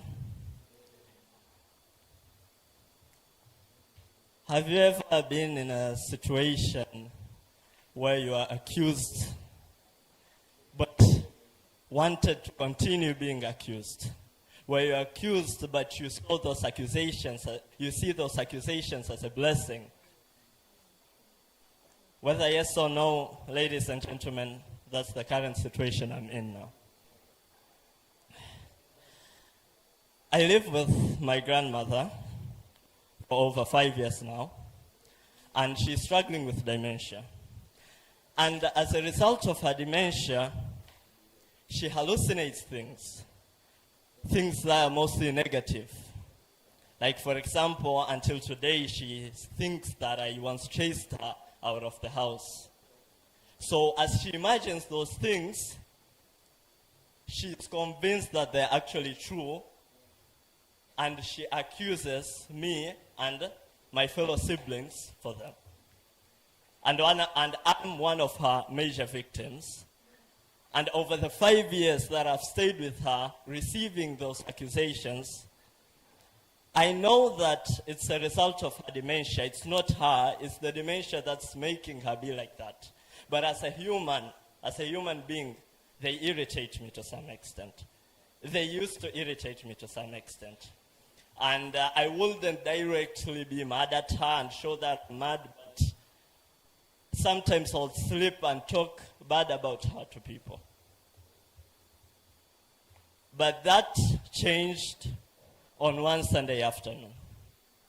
A Sunday afternoon where I was with my grandmother and we were laughing, and that was rare considering her condition. So we were laughing, we were having a lunch, we were having a great time. When I went to collect her dishes, suddenly she was like, I couldn't get what she was saying. But because we were laughing, and considering the age difference between us, I figured that maybe it's something that she intended to be funny and I just don't get it. So I tried to smile to give her the satisfaction that I also find it funny. But sadly, I came to realize that she was not trying to be funny, but instead she was trying to be understood. She was trying to speak, but she couldn't. She was having a stroke. And to be honest, I didn't even know how someone who is having a stroke looks like. But in that moment, what really hit me wasn't what was happening, but how much I wanted to hear her speak again. How much I missed the way she accused me, to the extent that I clearly remember praying to my Lord that please make her speak again, even if all she'll say were accusations. Even if all she'll say was just accusing me over the negative things that I did that were only true in her hallucinations, that never actually happened. Okay, thank you so much. Upo vizuri kwenye kuspeak, lakini kwenye creativity jitahidi hapo, and also time management. Thank you so much. Nahisi tukutane kwenye matokeo baadaye. Wow, a round of applause from Udsm, University of Dar es Salaam. A round of applause from student from CBE. A round of applause from TIA. I affirm DIT Kampala, watu wote huko ambao wameweza kutujoin siku hii ya leo. Amebakia the one and only lady, she's willing damu ya mzee, ametoka University of Dar es Salaam, amesema I'm here to win it. Are you ready to win it? Karibu sana Madam Nesliti, ambao anatoka chuo kikuu cha Dar es Salaam. Alikuwa ananiambia pale anatoka University of Dar es Salaam Business School. Eti wanasema eti piskali zinatokea UDBS. Ni kweli? Ni kweli. Kwa unasema wengine piskali kote hakuna? Wapo, but wengi wanatokea UDBS. UDBS. So what do you think, what makes UDBS unique? We believe that UDBS is the capital city of Udsm. Oh, UDBS is the capital city of Udsm. Pale UDBS tunaweza tukakutana na kitu gani peculiar? The mindset of the people in UDBS is something very peculiar. And when it comes to finances, we don't mess around. Well, they don't mess around. I hope she doesn't mess around with the speeches, because the judges are there looking for you and lady to see what you're very prepared for. Okay, she goes by Nesliti. Naomba tumkaribishe tuweze kusikia Nesliti ameandaa kipi. Subscribe, comment. Unahisi nani ni speech queen? Unahisi nani ni speech king? She's go by Nesliti. Karibu Madam Nesliti. Asante sana. Why me? One question, 2 words, yet somehow strong enough to make me change my whole life. Strong enough to make me turn my whole life around. Esteemed judges, in front of you is a 19-year-old girl, Nesiriti Charles, whose whole life turned around completely because of the question, why me? I remember the day I got accepted into the University of Dar es Salaam, just like it was yesterday. I was away on vacation at my grandparents' place, such a lovely couple. One is fire, one is petrol, one is water, the other is electricity. They fight, they make up, they fall in love with each other all over again. And as we were celebrating, I remember a guest happened to drop by and asked to speak with my grandfather. And of course, being an African girl in an African household, as soon as a guest appears, your identity disappears. You become a chef, a sous chef, a cleaner, a waiter, a waitress, and sometimes even a doorman. And so as I was waiting on this young man, I heard him invite my grandfather to his wedding. And so I'm thinking, oh, we have a wedding this time around of the village. So there's food, there's celebration, there's parties, there's drink, there's everything going on around. But then as I was caught up in my own excitement, I heard him say that his intended was only 15 years of age. Imagine that, 15 years of age. And I felt my world shatter. I felt my heart sink. I felt my stomach rumbling. My intestines were dropping. And I just dashed off to my grandmother. And I expected shock. I expected concern, because that was what I was feeling when I heard that his intended was only 15 years of age. But she took my hand and she calmly explained to me that 15 years was the suitable marriageable age. So here we have 2 African girls. One is 15 and has marriage in front of her, and another is 17 and has university in front of her.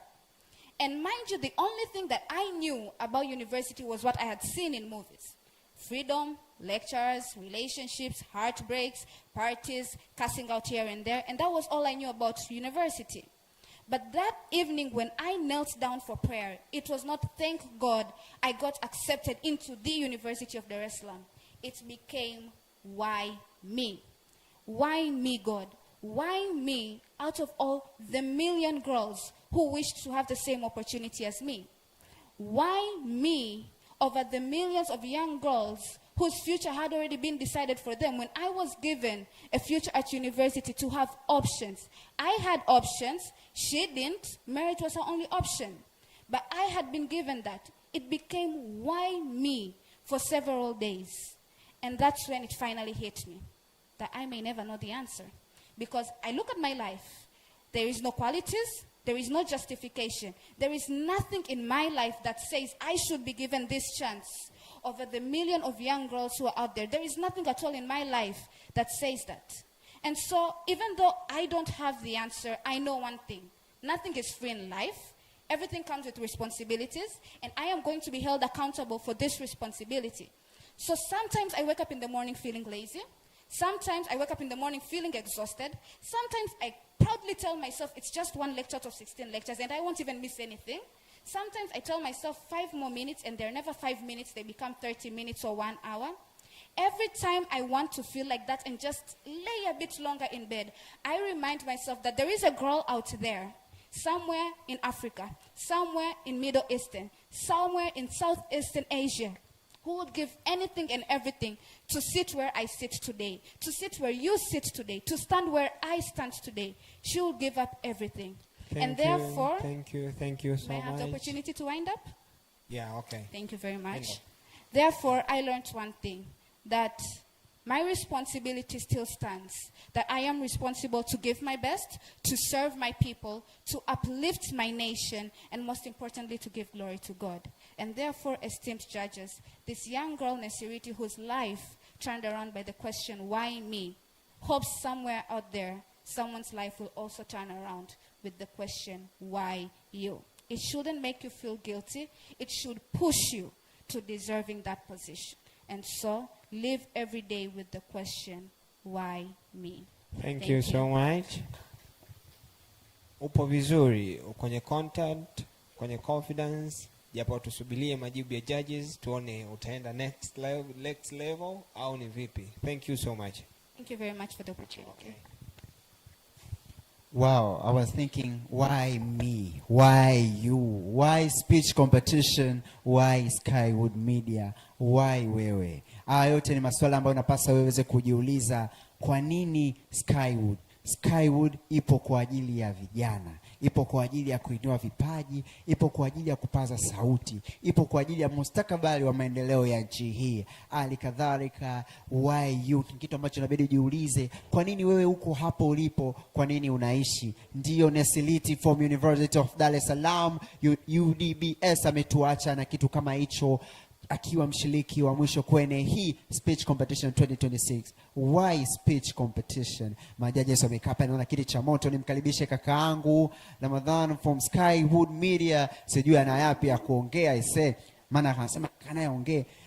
Vipi kaka Rama, za kwako? Yes, kama kawa. Fresh. Yes, kama kawa. Unahisi nani anachukua hapa? Actually ushindani ni mkubwa. As we see, kila mtu amekuja kuongea yale ambayo anaongea, ambayo anafahamu. Kila mtu amemtumia yule mtu ambaye anampenda kutoka katika moyo wake. So judges ndio watakoenda kufanya decision today. Tutaondoka na wachache. Tunaenda kuona kati ya maji na mafuta kipi kilichoweza kujitenga. What's up on the time? Naitwa Ramadhan Saidi kutoka hapa Scout TV. Huwa tunakupa yale ambayo tunatamani tukupe siku zote. The entertainer and the best presenter.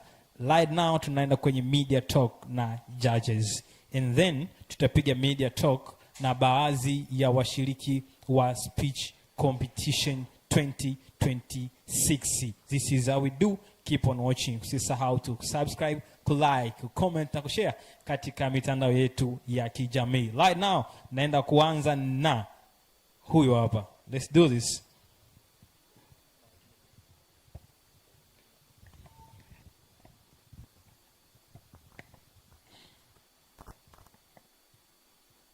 Yes, my brother. Mambo vipi?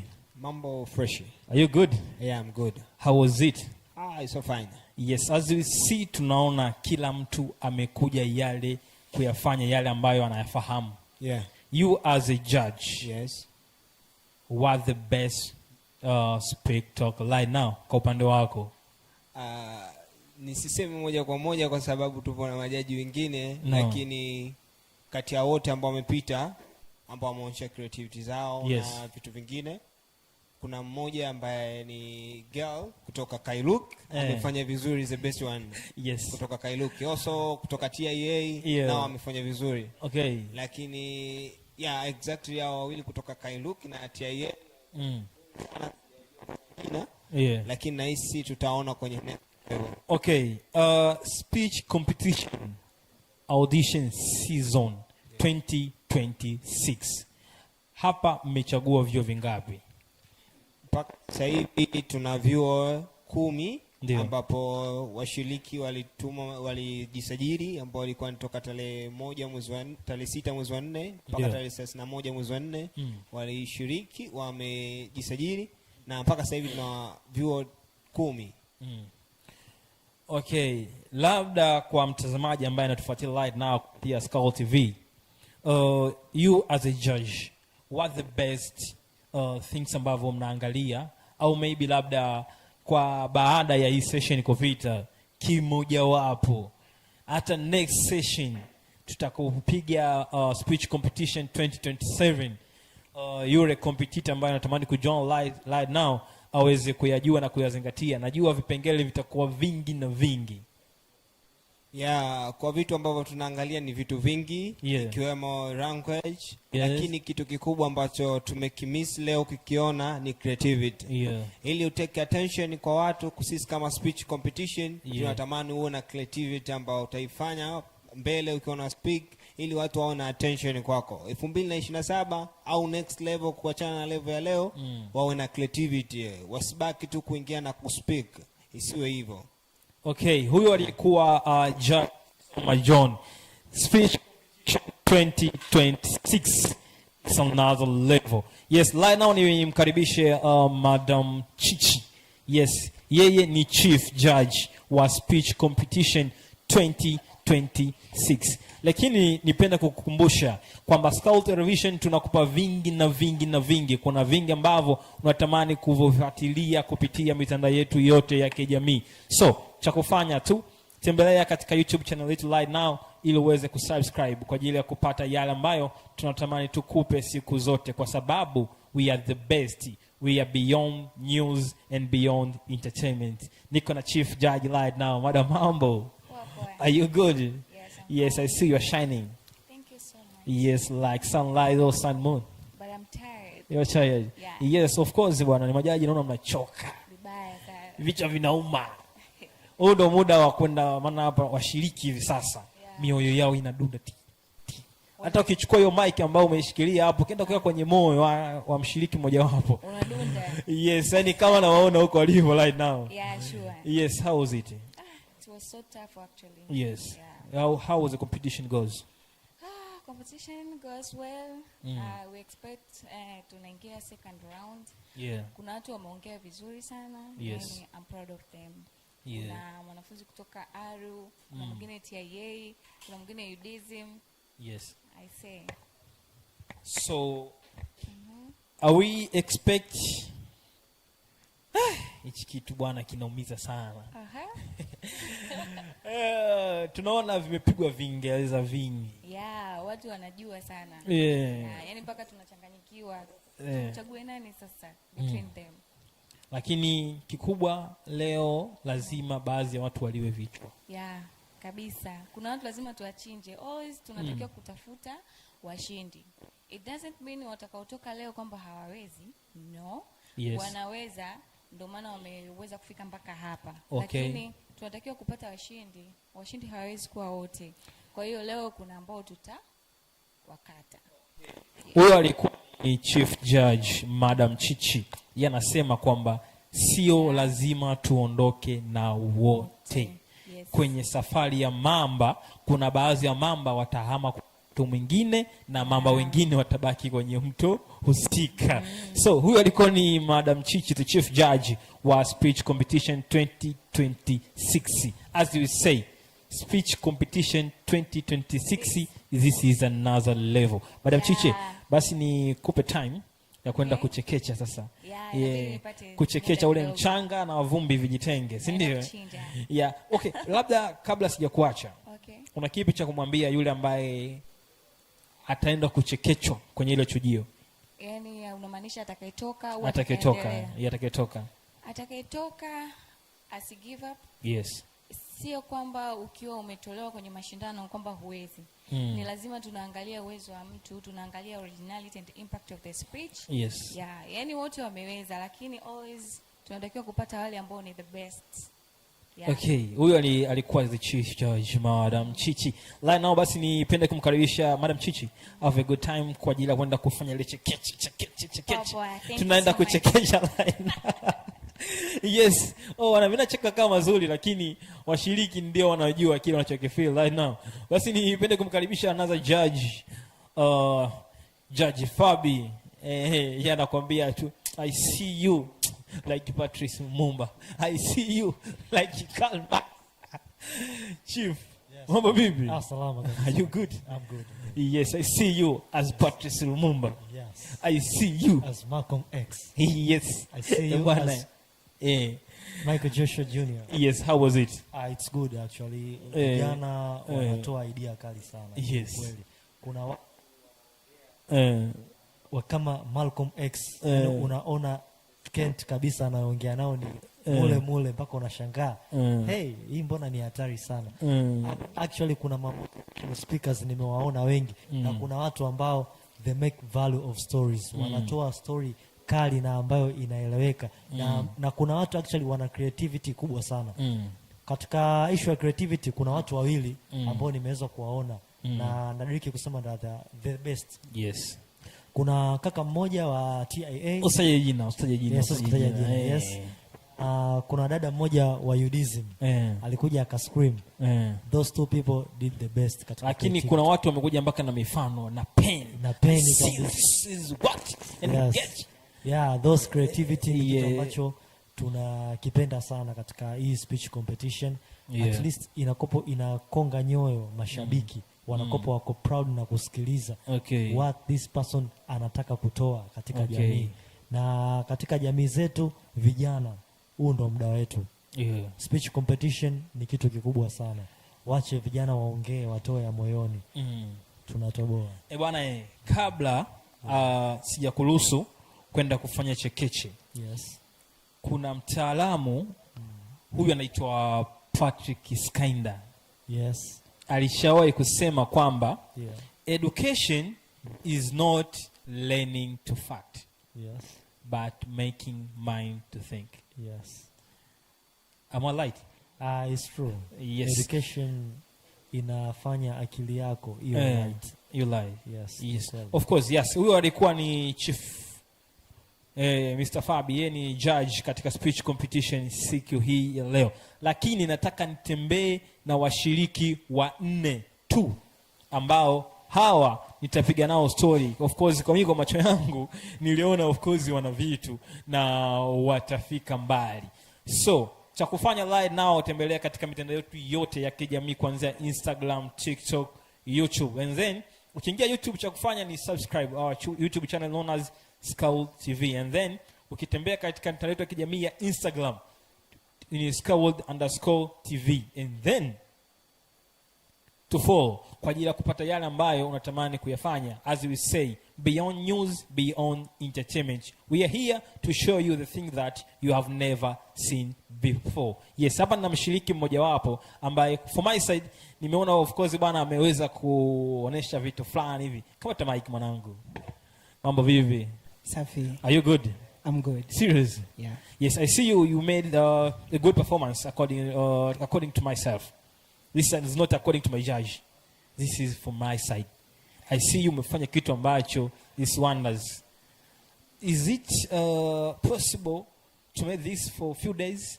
Au umechukua muda mwingi sana kufanya preparation? Well, honestly, since the first day I heard about speech competition, yes, I took it serious. Yeah. So it took me time to recall on my community and see what really is going to face them directly. Okay. What am I going to solve into my community? Yeah. And after some time, I came up with that one. Okay, you come from which university? I come from TIA. TIA? Yes. Okay, University of Transport, ND? University, Tanzania Institute of Accountants. Of Accountants. Yeah. And you made this so different. Actually very perfect and very beautiful. Kwa sababu what I see you like Malcolm X. Okay, huyo alikuwa ni mmoja ya mshiriki ambaye for my side nimeona ni mtu ambaye ameweza kufanya kitu ambacho honestly amefanya vizuri, lakini mimi si muamuaji. Anayefanya maamuzi ni judge. Kipindi judges wanaendelea, basi nimkaribishe mshiriki mwingine ili tuweze kupiga naye story mbili tatu, ili then na yeye tuweze kusikia yeye kama yeye kabla hajaingia kwenye ulingo halijisikiaje. Yes, madam, karibu sana. Mambo? Poa. Are you good? I'm good. What's your name? Kija Faraja. Kija Faraja. Yes. From which university? University of Dar es Salaam. Okay, wow. Yeah. University of Dar es Salaam unasomea kozi gani? Bachelor of Arts and Communication Studies. Wow, so beautiful as I see you. Okay. Kabla haujaingia pale mbele, moyo wako ulikuwaje? Of course, there's always a state of panic, but then you compose yourself, Yeah. you believe in your message, and you deliver it. Okay. How do you prefer this speech competition? I like it very much. Yes. I think the stages of audition give people more time to give their messages in different versions. Okay. So it's not only a one-time thing, you get to do it over and over again. I believe that by the end of the competition, there's going to be a lot of growth. Okay. My last question is, what if ukiwa cancelled kwenda kwa the next round? Okay, I've failed a lot before. As I said, I was a debater and I failed 5 times before my first win. Yeah. But it's always a learning experience because the day you're going to win, you will win big. Okay, what if you proceed? I'll be very grateful and I'll just do better next time because I believe there's always room for growth. Okay, una kipi cha kuambia wana Udsm cha mwisho kabla tujaenda kupokea matokeo? Una kipi cha kuambia wana Udsm kuelekea next session ya speech competition 2027 kwa wale ambao hawajashiriki? Okay, I would advise you kwamba mjiunge. It's a very good competition. Yeah. Itakukuza, itakupa exposure na pia itakusaidia kuweza kujielezea vizuri zaidi. Okay, fine. Basi mimi nikutakia wakati mwema, ukajiandae na kusubiri majibu. Yes, huu ndio ule muda ambao kila mtu anasubiri majibu. Hapa ni kama umekuja hospitali kupima, then unakwenda kwa daktari. So, up to the next slide now ni na mshiriki mwingine wa speech competition 2026. Yes. Wala huyu ni like Patrice Lumumba au Malcolm X kwa sababu amegonga suti na tie. Bwana, mambo vipi? Sure. Are you good? I'm good. Uko ready? Yes. Kwa kupokea majibu? Yeah. What's your name? My name is Matias Mbeponya Makoe. Yeah. Unatokea chuo gani? From University of Dar es Salaam. Udsm. Yes. Kwamba wana Udsm mmeipania sana hii speech competition. Unasoma kozi gani? Bachelor of Arts in Diplomatic and Military History. Yeah, okay. So, is it your first time? Yeah, it is my first time to be a participant in the speech competition. Okay. Yes. It's your first time? Yeah. Okay. Before haujaingia na baada ya kuingia kwa first chief judges ulijisikiaje? Yeah, before sijaingia nilikuwa na pressure kubwa sana. Yes, kwa sababu ndo mara yangu ya kwanza kushiriki speech competition na sikuwa na experience kubwa sana tofauti na maybe kutoa hizi hotuba ndogo ndogo madarasani. Kwa hiyo sijawahi kufanya kwamba naenda kushindana na mtu. Okay. Yes, kwa hiyo pressure ilikuwa ni kubwa sana. Okay. So after I give out your presentation, your speech, baada ya majibu kutoka kwa majudges, zile comments, do you think that you are the most of the ones who can proceed to another stage? For what I did, I can say, if God wish, I will be the one. Okay. But for the judgment from my judge, I will accept any results. Okay. Yes. Basa mimi ni kutakia wakati mwema kipindi judges wanaendelea kuproceed na kuprocess matokeo yenu. Sawa eh? Shukrani. Basa, all the best. Okay, kipindi judges wanaendelea kuproduce na kuandaa yale matokeo. Mimi nipende kukwambia tu kitu kimoja. Hii speech competition ya 2026 another level, tunapewa nguvu na kitu kitwacho Lolax Forex Exchange. Hawa ni wataalamu wa ku exchange dola zozote, lakini pia bila kusahau Hotel Lolax. Lakini katika the more things ambacho for my side imekuwa excited ni kuwepo na madam fulani hapa. Huyu bwana madam amefanya moja ya speech ambayo for my side imenigusa moyo wangu, lakini sijui kwa upande wa judges. Madam, assalamu alaikum. Wa alaikum salam. Kwema? Kwema. Usalama? Salama. Pressure na panda, pressure na sugar. Ipo katikati. Ipo katikati. Sure. Ndio. Tutie daktari labda, au ikae pembeni. Hapana. kwa sababu this time ni muda ambao kwenda kupokea matokeo. Ndio. Na kama unaibia match kwa judges wanavyozichakata zile marks zako, akupe usikupe. Hamna. Kawa nastahili. Okay fine. Tuachane nayo. Unaitwa madam nani? Naitwa Mata Abdurrahman. Okay, unatokea chuo gani? TIA. Udsm TIA. Na nini kwamba haya mashindano ndio mnataka machukue nyinyi peke yenu ama nini? Hamna. Tumeona tushiriki tuseme ambayo tulikuwa tunatamani kuyasema. Okay. Katika kitu ambacho nimekuwa so excited today ni kuona your speech. Ni moja ya speech ambayo imenifanya niwe very attracted. Na nihitaji kukuuliza, umechukua muda gani kuiandaa speech ya kweli? Tangu nilivyogundua kama kutakuwa na speech competition. Yes. Kwa sababu hiki ni kitu ambacho nilikuwa natamani kupata nafasi ambayo naweza kukiongea. Ndio. Kwa kilikuwepo tayari. Okay. Ilipotoka ile tarehe baada ya kujua tangu kipindi kile mpaka sasa hivi. Ndo nikawa najiandaa hivi. But I see you with a lot of confidence. Hebu tuguse kidogo kipande kidogo hata mistari miwili ya kile ulichokiongea kama kweli ile speech ya kuimeza. Nilisema cha kwanza. Ndio. Kuna swali niliuliza. Who built the future by waiting? Who built the future by waiting? Hilo ni swali ambalo watu wengi tunatakiwa kujiuliza. Lakini pia cha pili nilisema history has never been changed by those who waited. Okay. History has always been changed by those who moved. Okay. Kwa hiyo ni kitu ambacho vijana wengi tunatakiwa kuweka akili. Okay, maybe tuseme kwamba unaenda kushinda haya mashindano. Ndio. Utatamani kuwa public speaker labda? Natamani. So ni moja ya kitu ambacho kiko very favorite kwako? Ndio, na napenda. Napenda sana. Yeah. So kama public speaker au public figure, nikisema public figure unaelewa namaanisha nini? Kwamba ni mtu ambaye unaenda kutazama na jamii. Kwa vijana wa sasa ungependa kuambia nini? Sasa tuanzie hapa. Tushapewa kijiti sasa. Vijana wa sasa, naweza kurudia kwenye speech yangu. Vijana wa sasa, yani wingi tunapenda kusubiria. Hatuonagi zile fursa ambazo zipo mbele yetu. Wow. Mfano mdogo.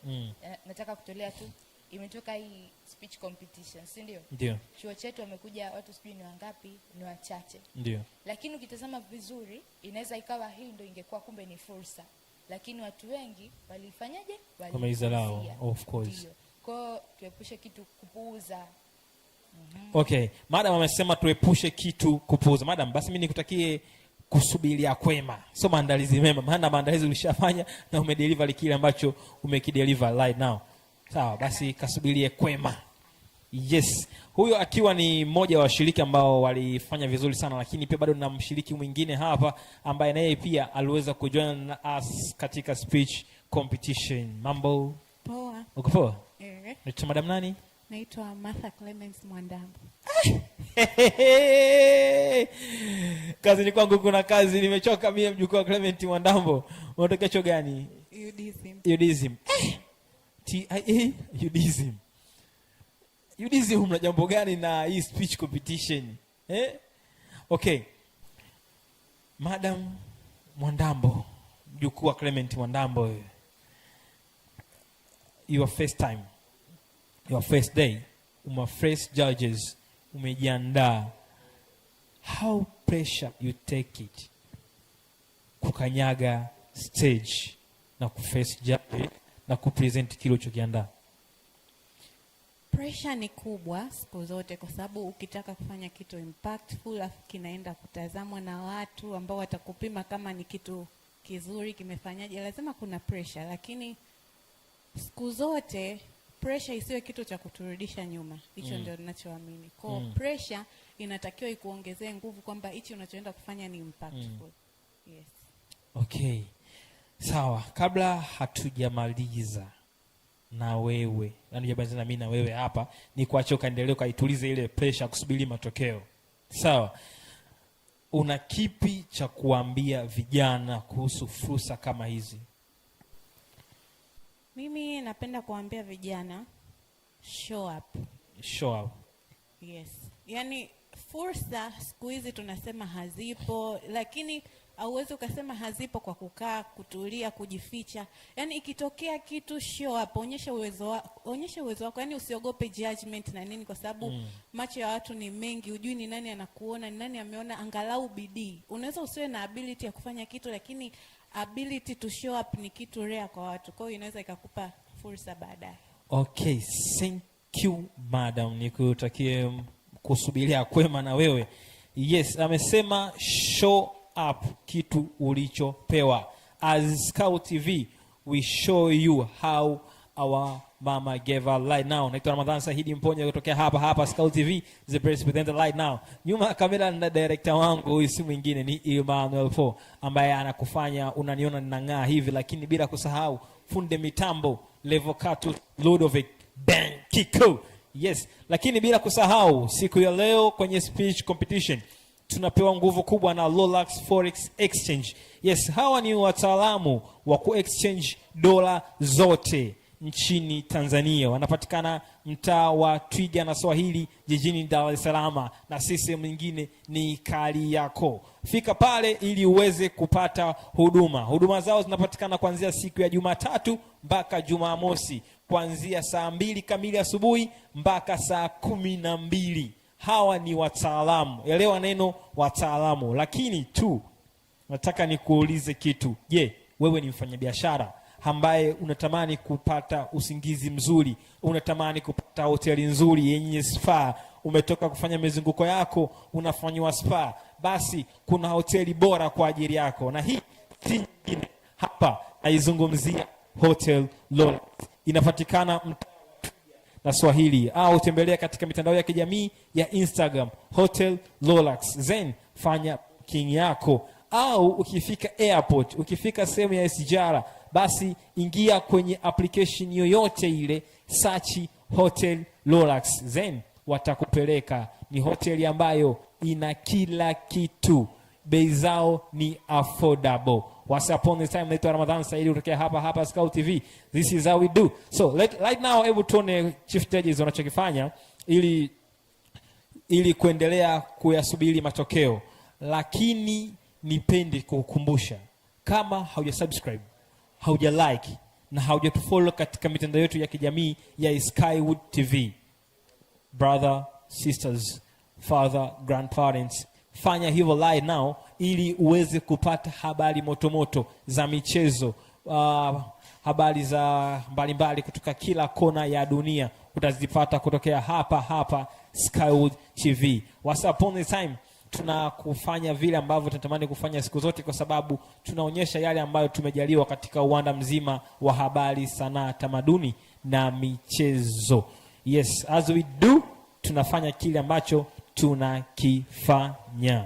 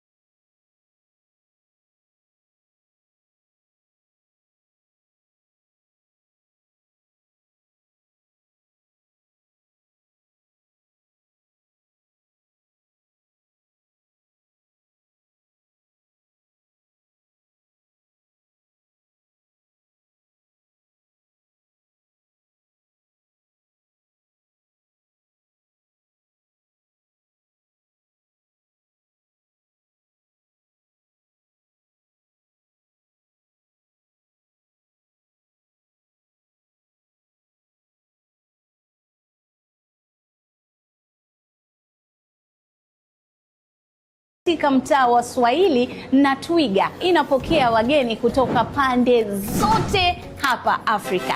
Yaani ukizungumzia hoteli ambayo iko hapa Kariakoo yenye hadhi kubwa, nzuri, safi, yenye wahudumu wenye customer care bora kabisa. Restaurant ambayo itakuhudumia kwa masaa 24 utaipata hapa hapa kwetu Relax Hotel, ambapo pia utajipatia vyakula mbalimbali vya mataifa tofauti.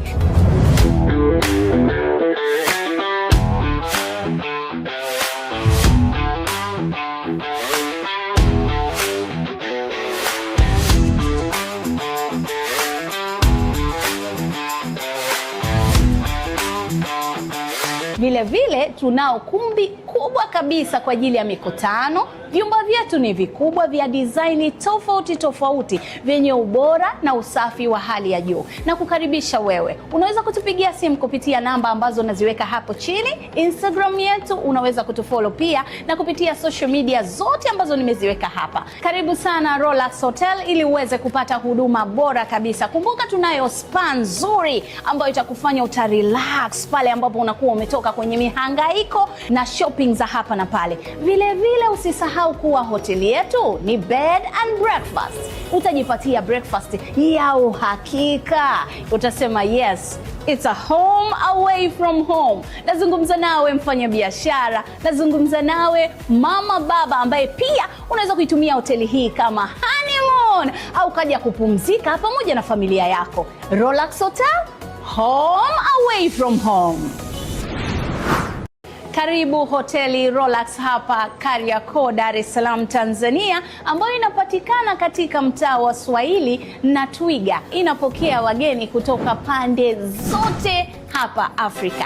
Yaani ukizungumzia hoteli ambayo iko hapa Kariakoo yenye hadhi kubwa, nzuri, safi, yenye wahudumu wenye customer care bora kabisa. Restaurant ambayo itakuhudumia kwa masaa 24 utaipata hapa hapa kwetu Relax Hotel, ambapo pia utajipatia vyakula mbalimbali vya mataifa tofauti.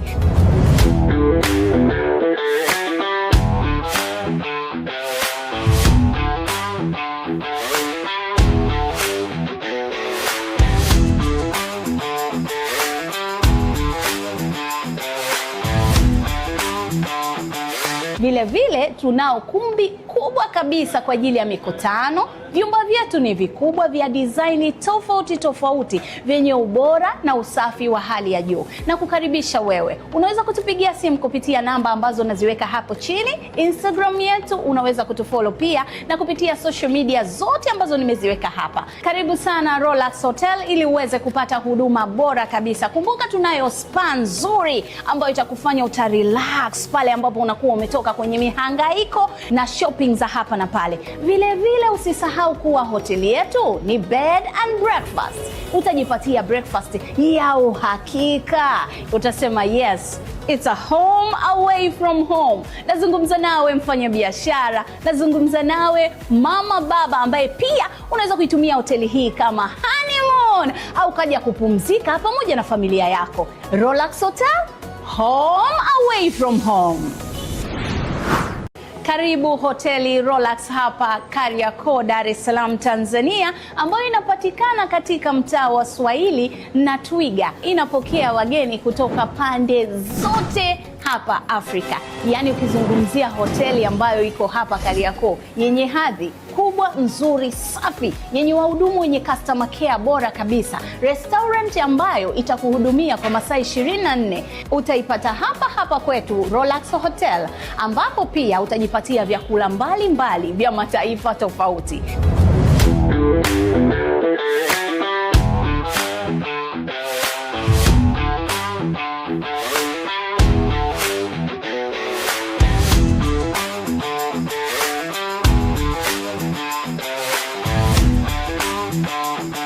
Vile vile tunao kumbi. I'm single. Anybody can take me. Oh shit.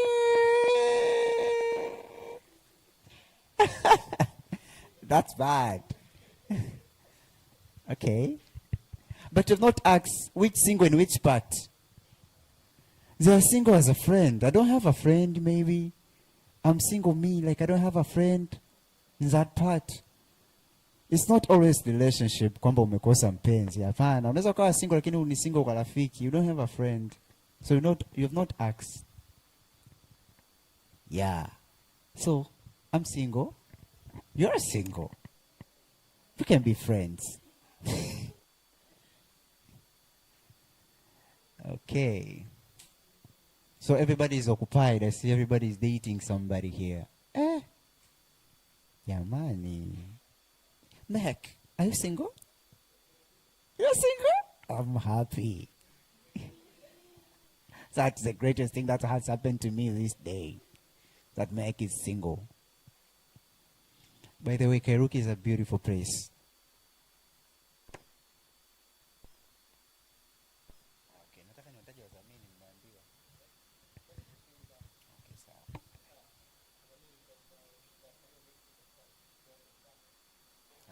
Judges. Bora hata hajaanza jamani, mambo naomba akae sawa huko nyuma kwa kweli. Sitaka unapiga ni siku kusikia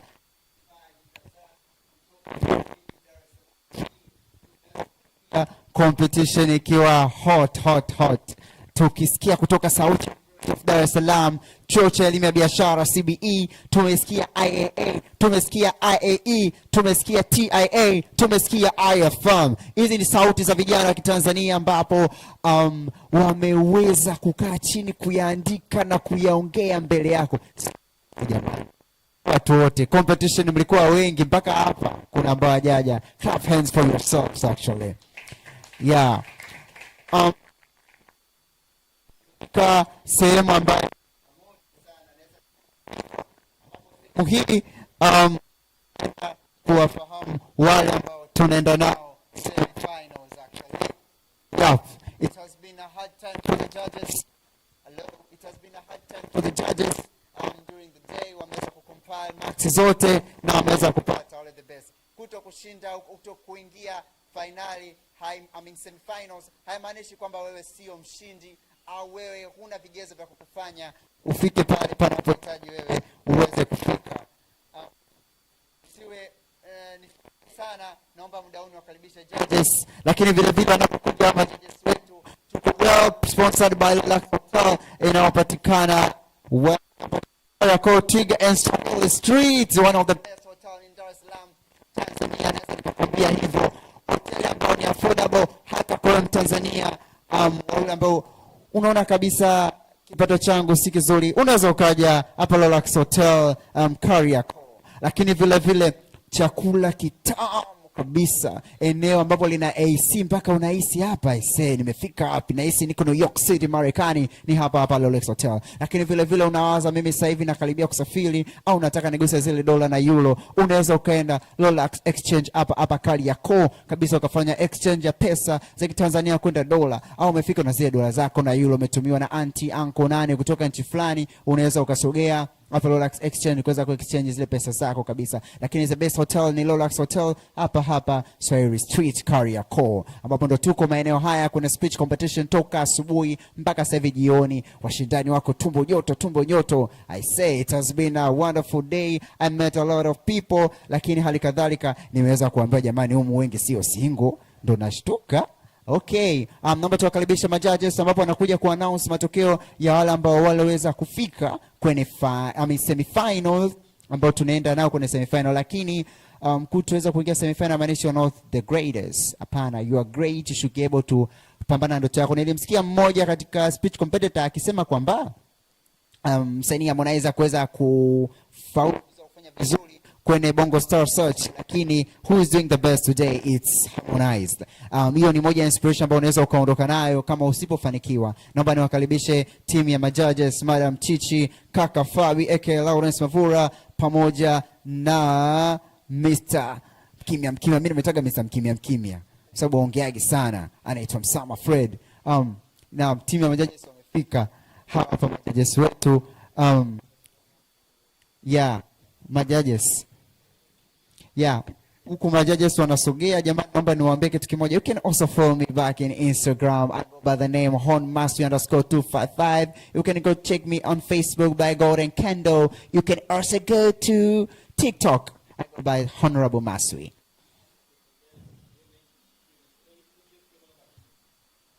Okay.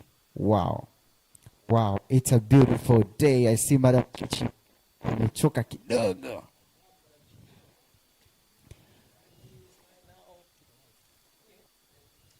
Okay, jamani, unaonaje hali ya Rolex Hotel? Hali ni nzuri kuanzia asubuhi.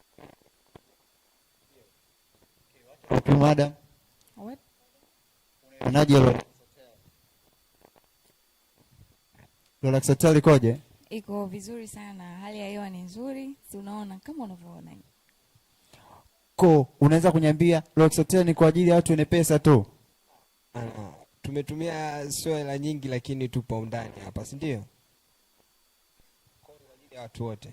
Rolex Hotel ni kwa ajili ya watu wote, si ndio? Yeah, exactly. Yeah. Unapata huduma za 5 hotel at Rolex Hotel pekee kabisa kwa bei nafuu. Unaweza kumchukua baby, unaweza kumchukua mama, unaweza kumchukua mdogo. Yote ukaja kuenjoy Rolex Hotel affordable kabisa kwa bei nafuu za Tanzania, lakini vile vile uka exchange pesa. Una exchange pesa pale, unakuja unaenjoy huko juu kabisa. Na naomba nisongee sana, niwakaribishe majudges wa kudi kile ambacho wamekiandaa katika shindano hili. Mambo. Poleni. Najua mna njaa. Yeah. Najua everyone knows the purpose Tazia, right? Yeah, kwa hiyo always mashindano yote kunatakiwa kuwa na washindi na kuna ambao wanatakiwa kushindwa, si ndio? We are here so that to compete and to prove who's read the best in speaking English, right? Kwa hiyo wale ambao watakuwa wametajwa contestants are the winner to step up into second round. Hongereni na tutawapa hongera pia. Lakini kwa wale ambao watakuwa hawajatajwa, yani wameishia hapo, sio safari yenu kuwa mwisho hapa. Tunaendelea na nyie pia. Lakini msikasirike. Najua mmepata exposure na mmejifunza sana. Kushika mic, kufanyiwa interview, kurekodiwa, unasimama stand yani in front of the mass na ukapresent, tayari hapo umegain confidence. Si ndio? Yeah. Kwa hiyo sidhani kama kuna mtu atakasirika kwa sababu hajascore zile marks ambazo zinahitajika. So yangu ni hayo. Tunawapenda sana na pia naomba mwe tayari kupokea matokeo.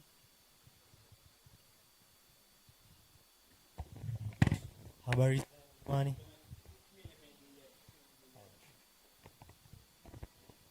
Actually ni jambo zuri sana kuwaona wote kwa pamoja. Actually mmetoa makali sana. Yaani mpaka tukawa tunapata shida nani tumwache, nani aende finali na nusu finali. Ila all in all mtakaoenda mbele zaidi basi katika creativity hebu fanyeni kitu fulani hivi kiwe kizuri zaidi. Tunahitaji sana creativity ambayo mtu atakikaa atakusikiliza, atapenda akuwekea attention kwa vitu unavyoongea. Hicho ndio kitu pekee ambacho I'm try kuongea. Alafu pia ukiwa unaenda katika panel ya judges, at least try kwanza kusalimia. Good afternoon, how are you? At least kuna marks fulani hivi tunazipata kwa hapo. Hayo tu ndo maneno yangu jamani. Shukrani. Asante. Kama jema nipo hapa kuweza kusoma washindi 25 watakaoenda nusu finali. Sijui tumeelewana hapo? Yeah. Ni washindi 25 ambao ni washiriki, si ndio? Yeah. Ndio washindi, yani tulikuwa kwenye competition. Si ndio? Ambapo tulikuwa wote ni washindi, madam amenirekebisha. Washiriki 25 ambao nusu finali.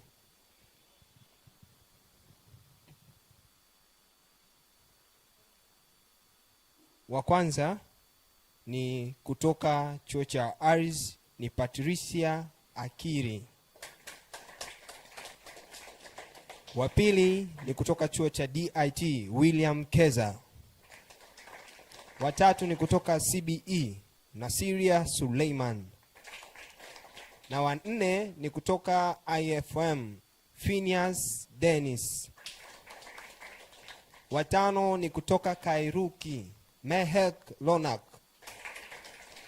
Wa sita ni kutoka CBE, Juliana Joseph Ndondole. Wa saba ni kutoka IFM, Corin Sauro. Wa nane ni kutoka TIA, Lehema Isaya. Na wa tisa ni kutoka Udsm, Matias Mvaiponya. 11 Haida Fadhili kutoka IFM. Kutoka TIA tunaye ni Colonel Michael. Pia tuna Udsm Elizabeth Enoch. Tuna CBE Flora Yese. IAE Ruru Mahena. Na pia kuongezea washiriki wengine ili wakamilishe 25. Tunao kutoka Aris University ni Rosemary Masud Ismail. Kutoka Udsm ni Rosemary Brighton John. Kutoka Aris University ni Ndama. Kutoka TIA tunaye Meta Abraham Muhammad. Tuna Udsm Kija Faraja Ibrahim.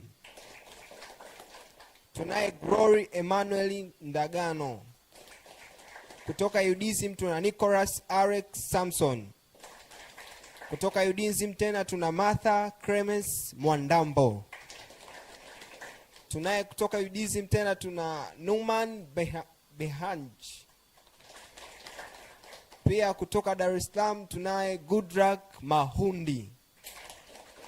Na wa mwisho kabisa 25 ambaye amekuja kwa kuchelewa lakini amefanya vizuri ni Nesrit Charles kutoka Udsm. Hiyo ni listi ya watu 25 ambao tutakwenda nao nusu finali, ambapo kila kitu na ratiba watapewa kwenye group lao jipya. Asanteni sana. Sio kwamba tunaenda group jipya ni kwa sababu ya communicate nao vizuri nini na nini. Sio kwamba tunawatoka kwenye group. Tutakuwepo na pia tutashare info zaidi. Tutaenda paka final. Asanteni sana. Labda kuna la kuongezea? Tunaomba kwa niaba watu wawili ambao wamechaguliwa kuweza kutoa shukrani kwa ajili ya watu wote, si ndio? Ambaye ni Elizabeth Enoch Tibanguyuka. Kama nimekosea samani. Elizabeth. Okay, tuna Nicoran Michael. Na pia kama yupo kuna Mehek Ronak.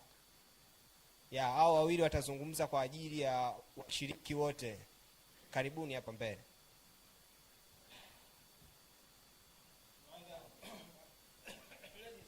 Madam ananiambia tutumie Kiingereza. Sorry, mimi sijatumia Kiingereza. Karibuni. Just like what I wanted to say, ladies first. So the ladies should be first to be able to express what you want to say. Just a word, a short word. Hello, everyone. Honestly, I really liked how each one of you spoke. The competition was very, very tough. But at the end of the day, I came with a mindset not to win, but to improve my own skill and to talk for people. And that is what I want to tell you all, that even though you did not go through the next round, you still made a positive impact to the community. You still stood up for them. And I'm really proud of you all. And we all are here together in semifinals. Thank you. Wow, she's called Mehek from Kairuki. You're pursuing medicine, right? Yeah. So, when you see people here, you see there are sick people out there. Or do you see big money? Or do you see like they're suffering from community stuff? Which thing do you see? I see healthy people because honestly, these people have spoken really well. Wow, that's different. Okay. She's Mehek from Kairuki. And you're from TIA. TIA. Hello, everyone. Yes, in a very special way, I would like to first Hello, everyone. Yes, in a very special way, I would like to thank the organizers of speech competition for providing this platform for us. You guys have done a very special thing, and it will be remarkable. And on that matter, I would like to thank my fellow contestants, those who made it up to the next stage, those who didn't. We are all in this together. What I know is that this room is full of great men and women who have already made history and impact to the generations to come. Keep the spirit up. You are the best. And this was meant to build you and never to break you. Thank you.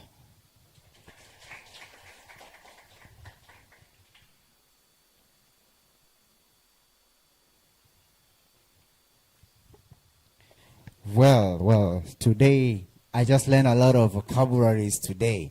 I just learned poetry. Guys, thank you for all who performed jamani. Yani nimejifunza kipoetry, nimejifunza vyote. Lakini vile vile nimeweza kujua chimbo la sehemu ya kuenjoy ni Relax Hotel hapa Kariakoo. Naomba nikuoneshe tena. Ipo Kariakoo Twiga and Swahili Street pekee. Kunaweza kupata huduma za 5 star kwa bei nafuu kabisa. Wewe kijana, bomu limechomoka, njoo Relax Hotel. Hali kadhalika unataka ubadilishe pesa iwe dola iwe kiasi gani, njoo hapa Relax Exchange.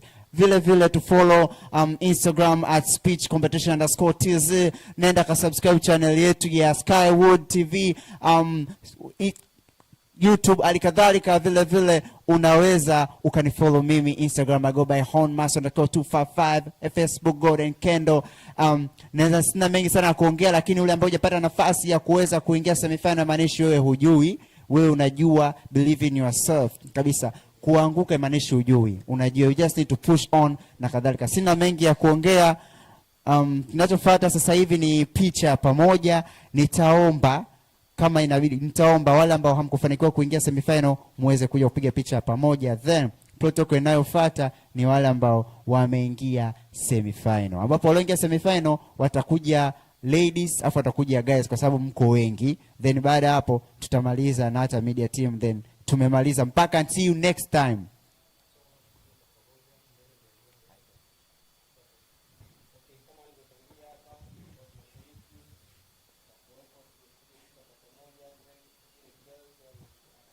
Yeah.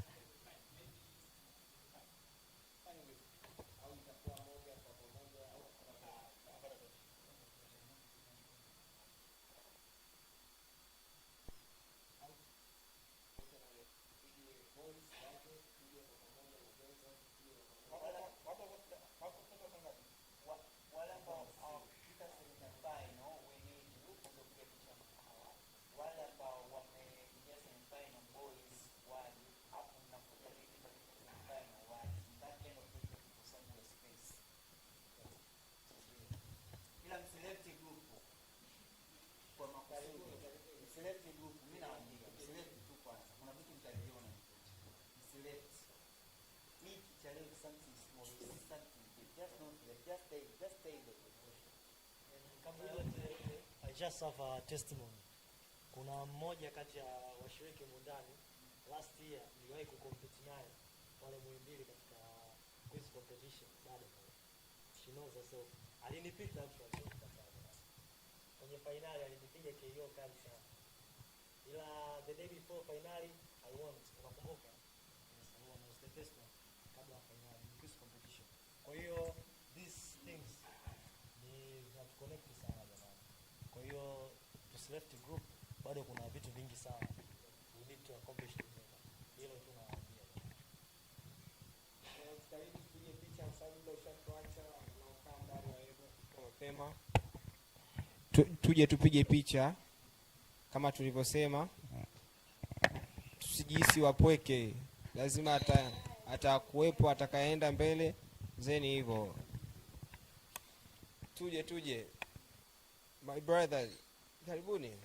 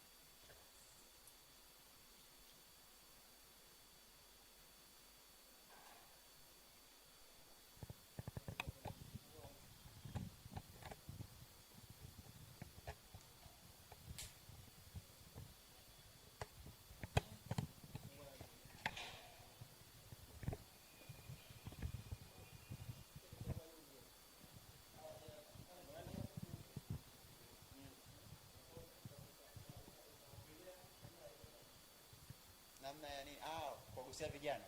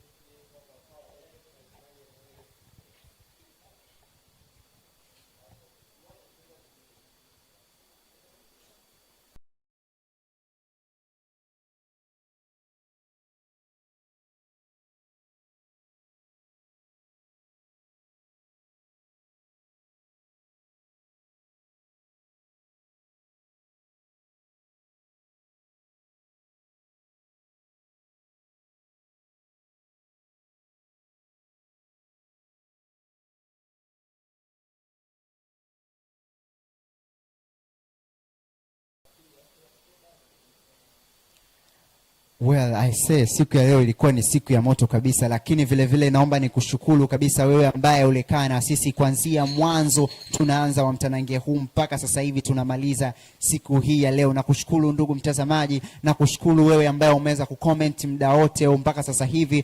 Well kabisa, naomba a round of applause to the Skywood Media ambapo alitupa nafasi sisi Skywood ya kuweza kuruka hewani. Unaweza ukapata Skywood ukienda pale YouTube kwa kuandika Skywood Television kwa kupata habari za burudani, entertainment, habari zote kabisa. Halikadhalika ukienda Instagram kwa Skywood_TV. Vile vile unaweza kunipata mimi kwenda Instagram honmasu_255, unaenda TikTok honnabomasu, halikadhalika Facebook as Golden Candle.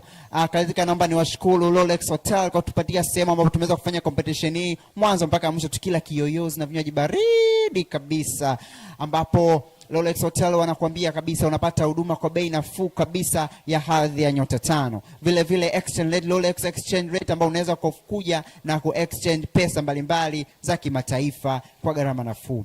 Hali kadhalika naomba pia niushukuru speech competition judges wote ambao wametoa muda wao kuweza kuevaluate mpaka mwisho. Competitors wote ambao wameshiriki wameweza kuingia semifinal na wale ambao hawakuingia semifinal. Vile vile unaweza kutufollow through Instagram speech competition _TZ. I go by the name Honmasu, Honorable Masu. Unapatikana pale uwanja vya CBE Dar es Salaam campus. Asante sana, stay tuned, tunakuja na mengi zaidi. Skywood Media tunakuja na mengi zaidi sisi kama speech competition.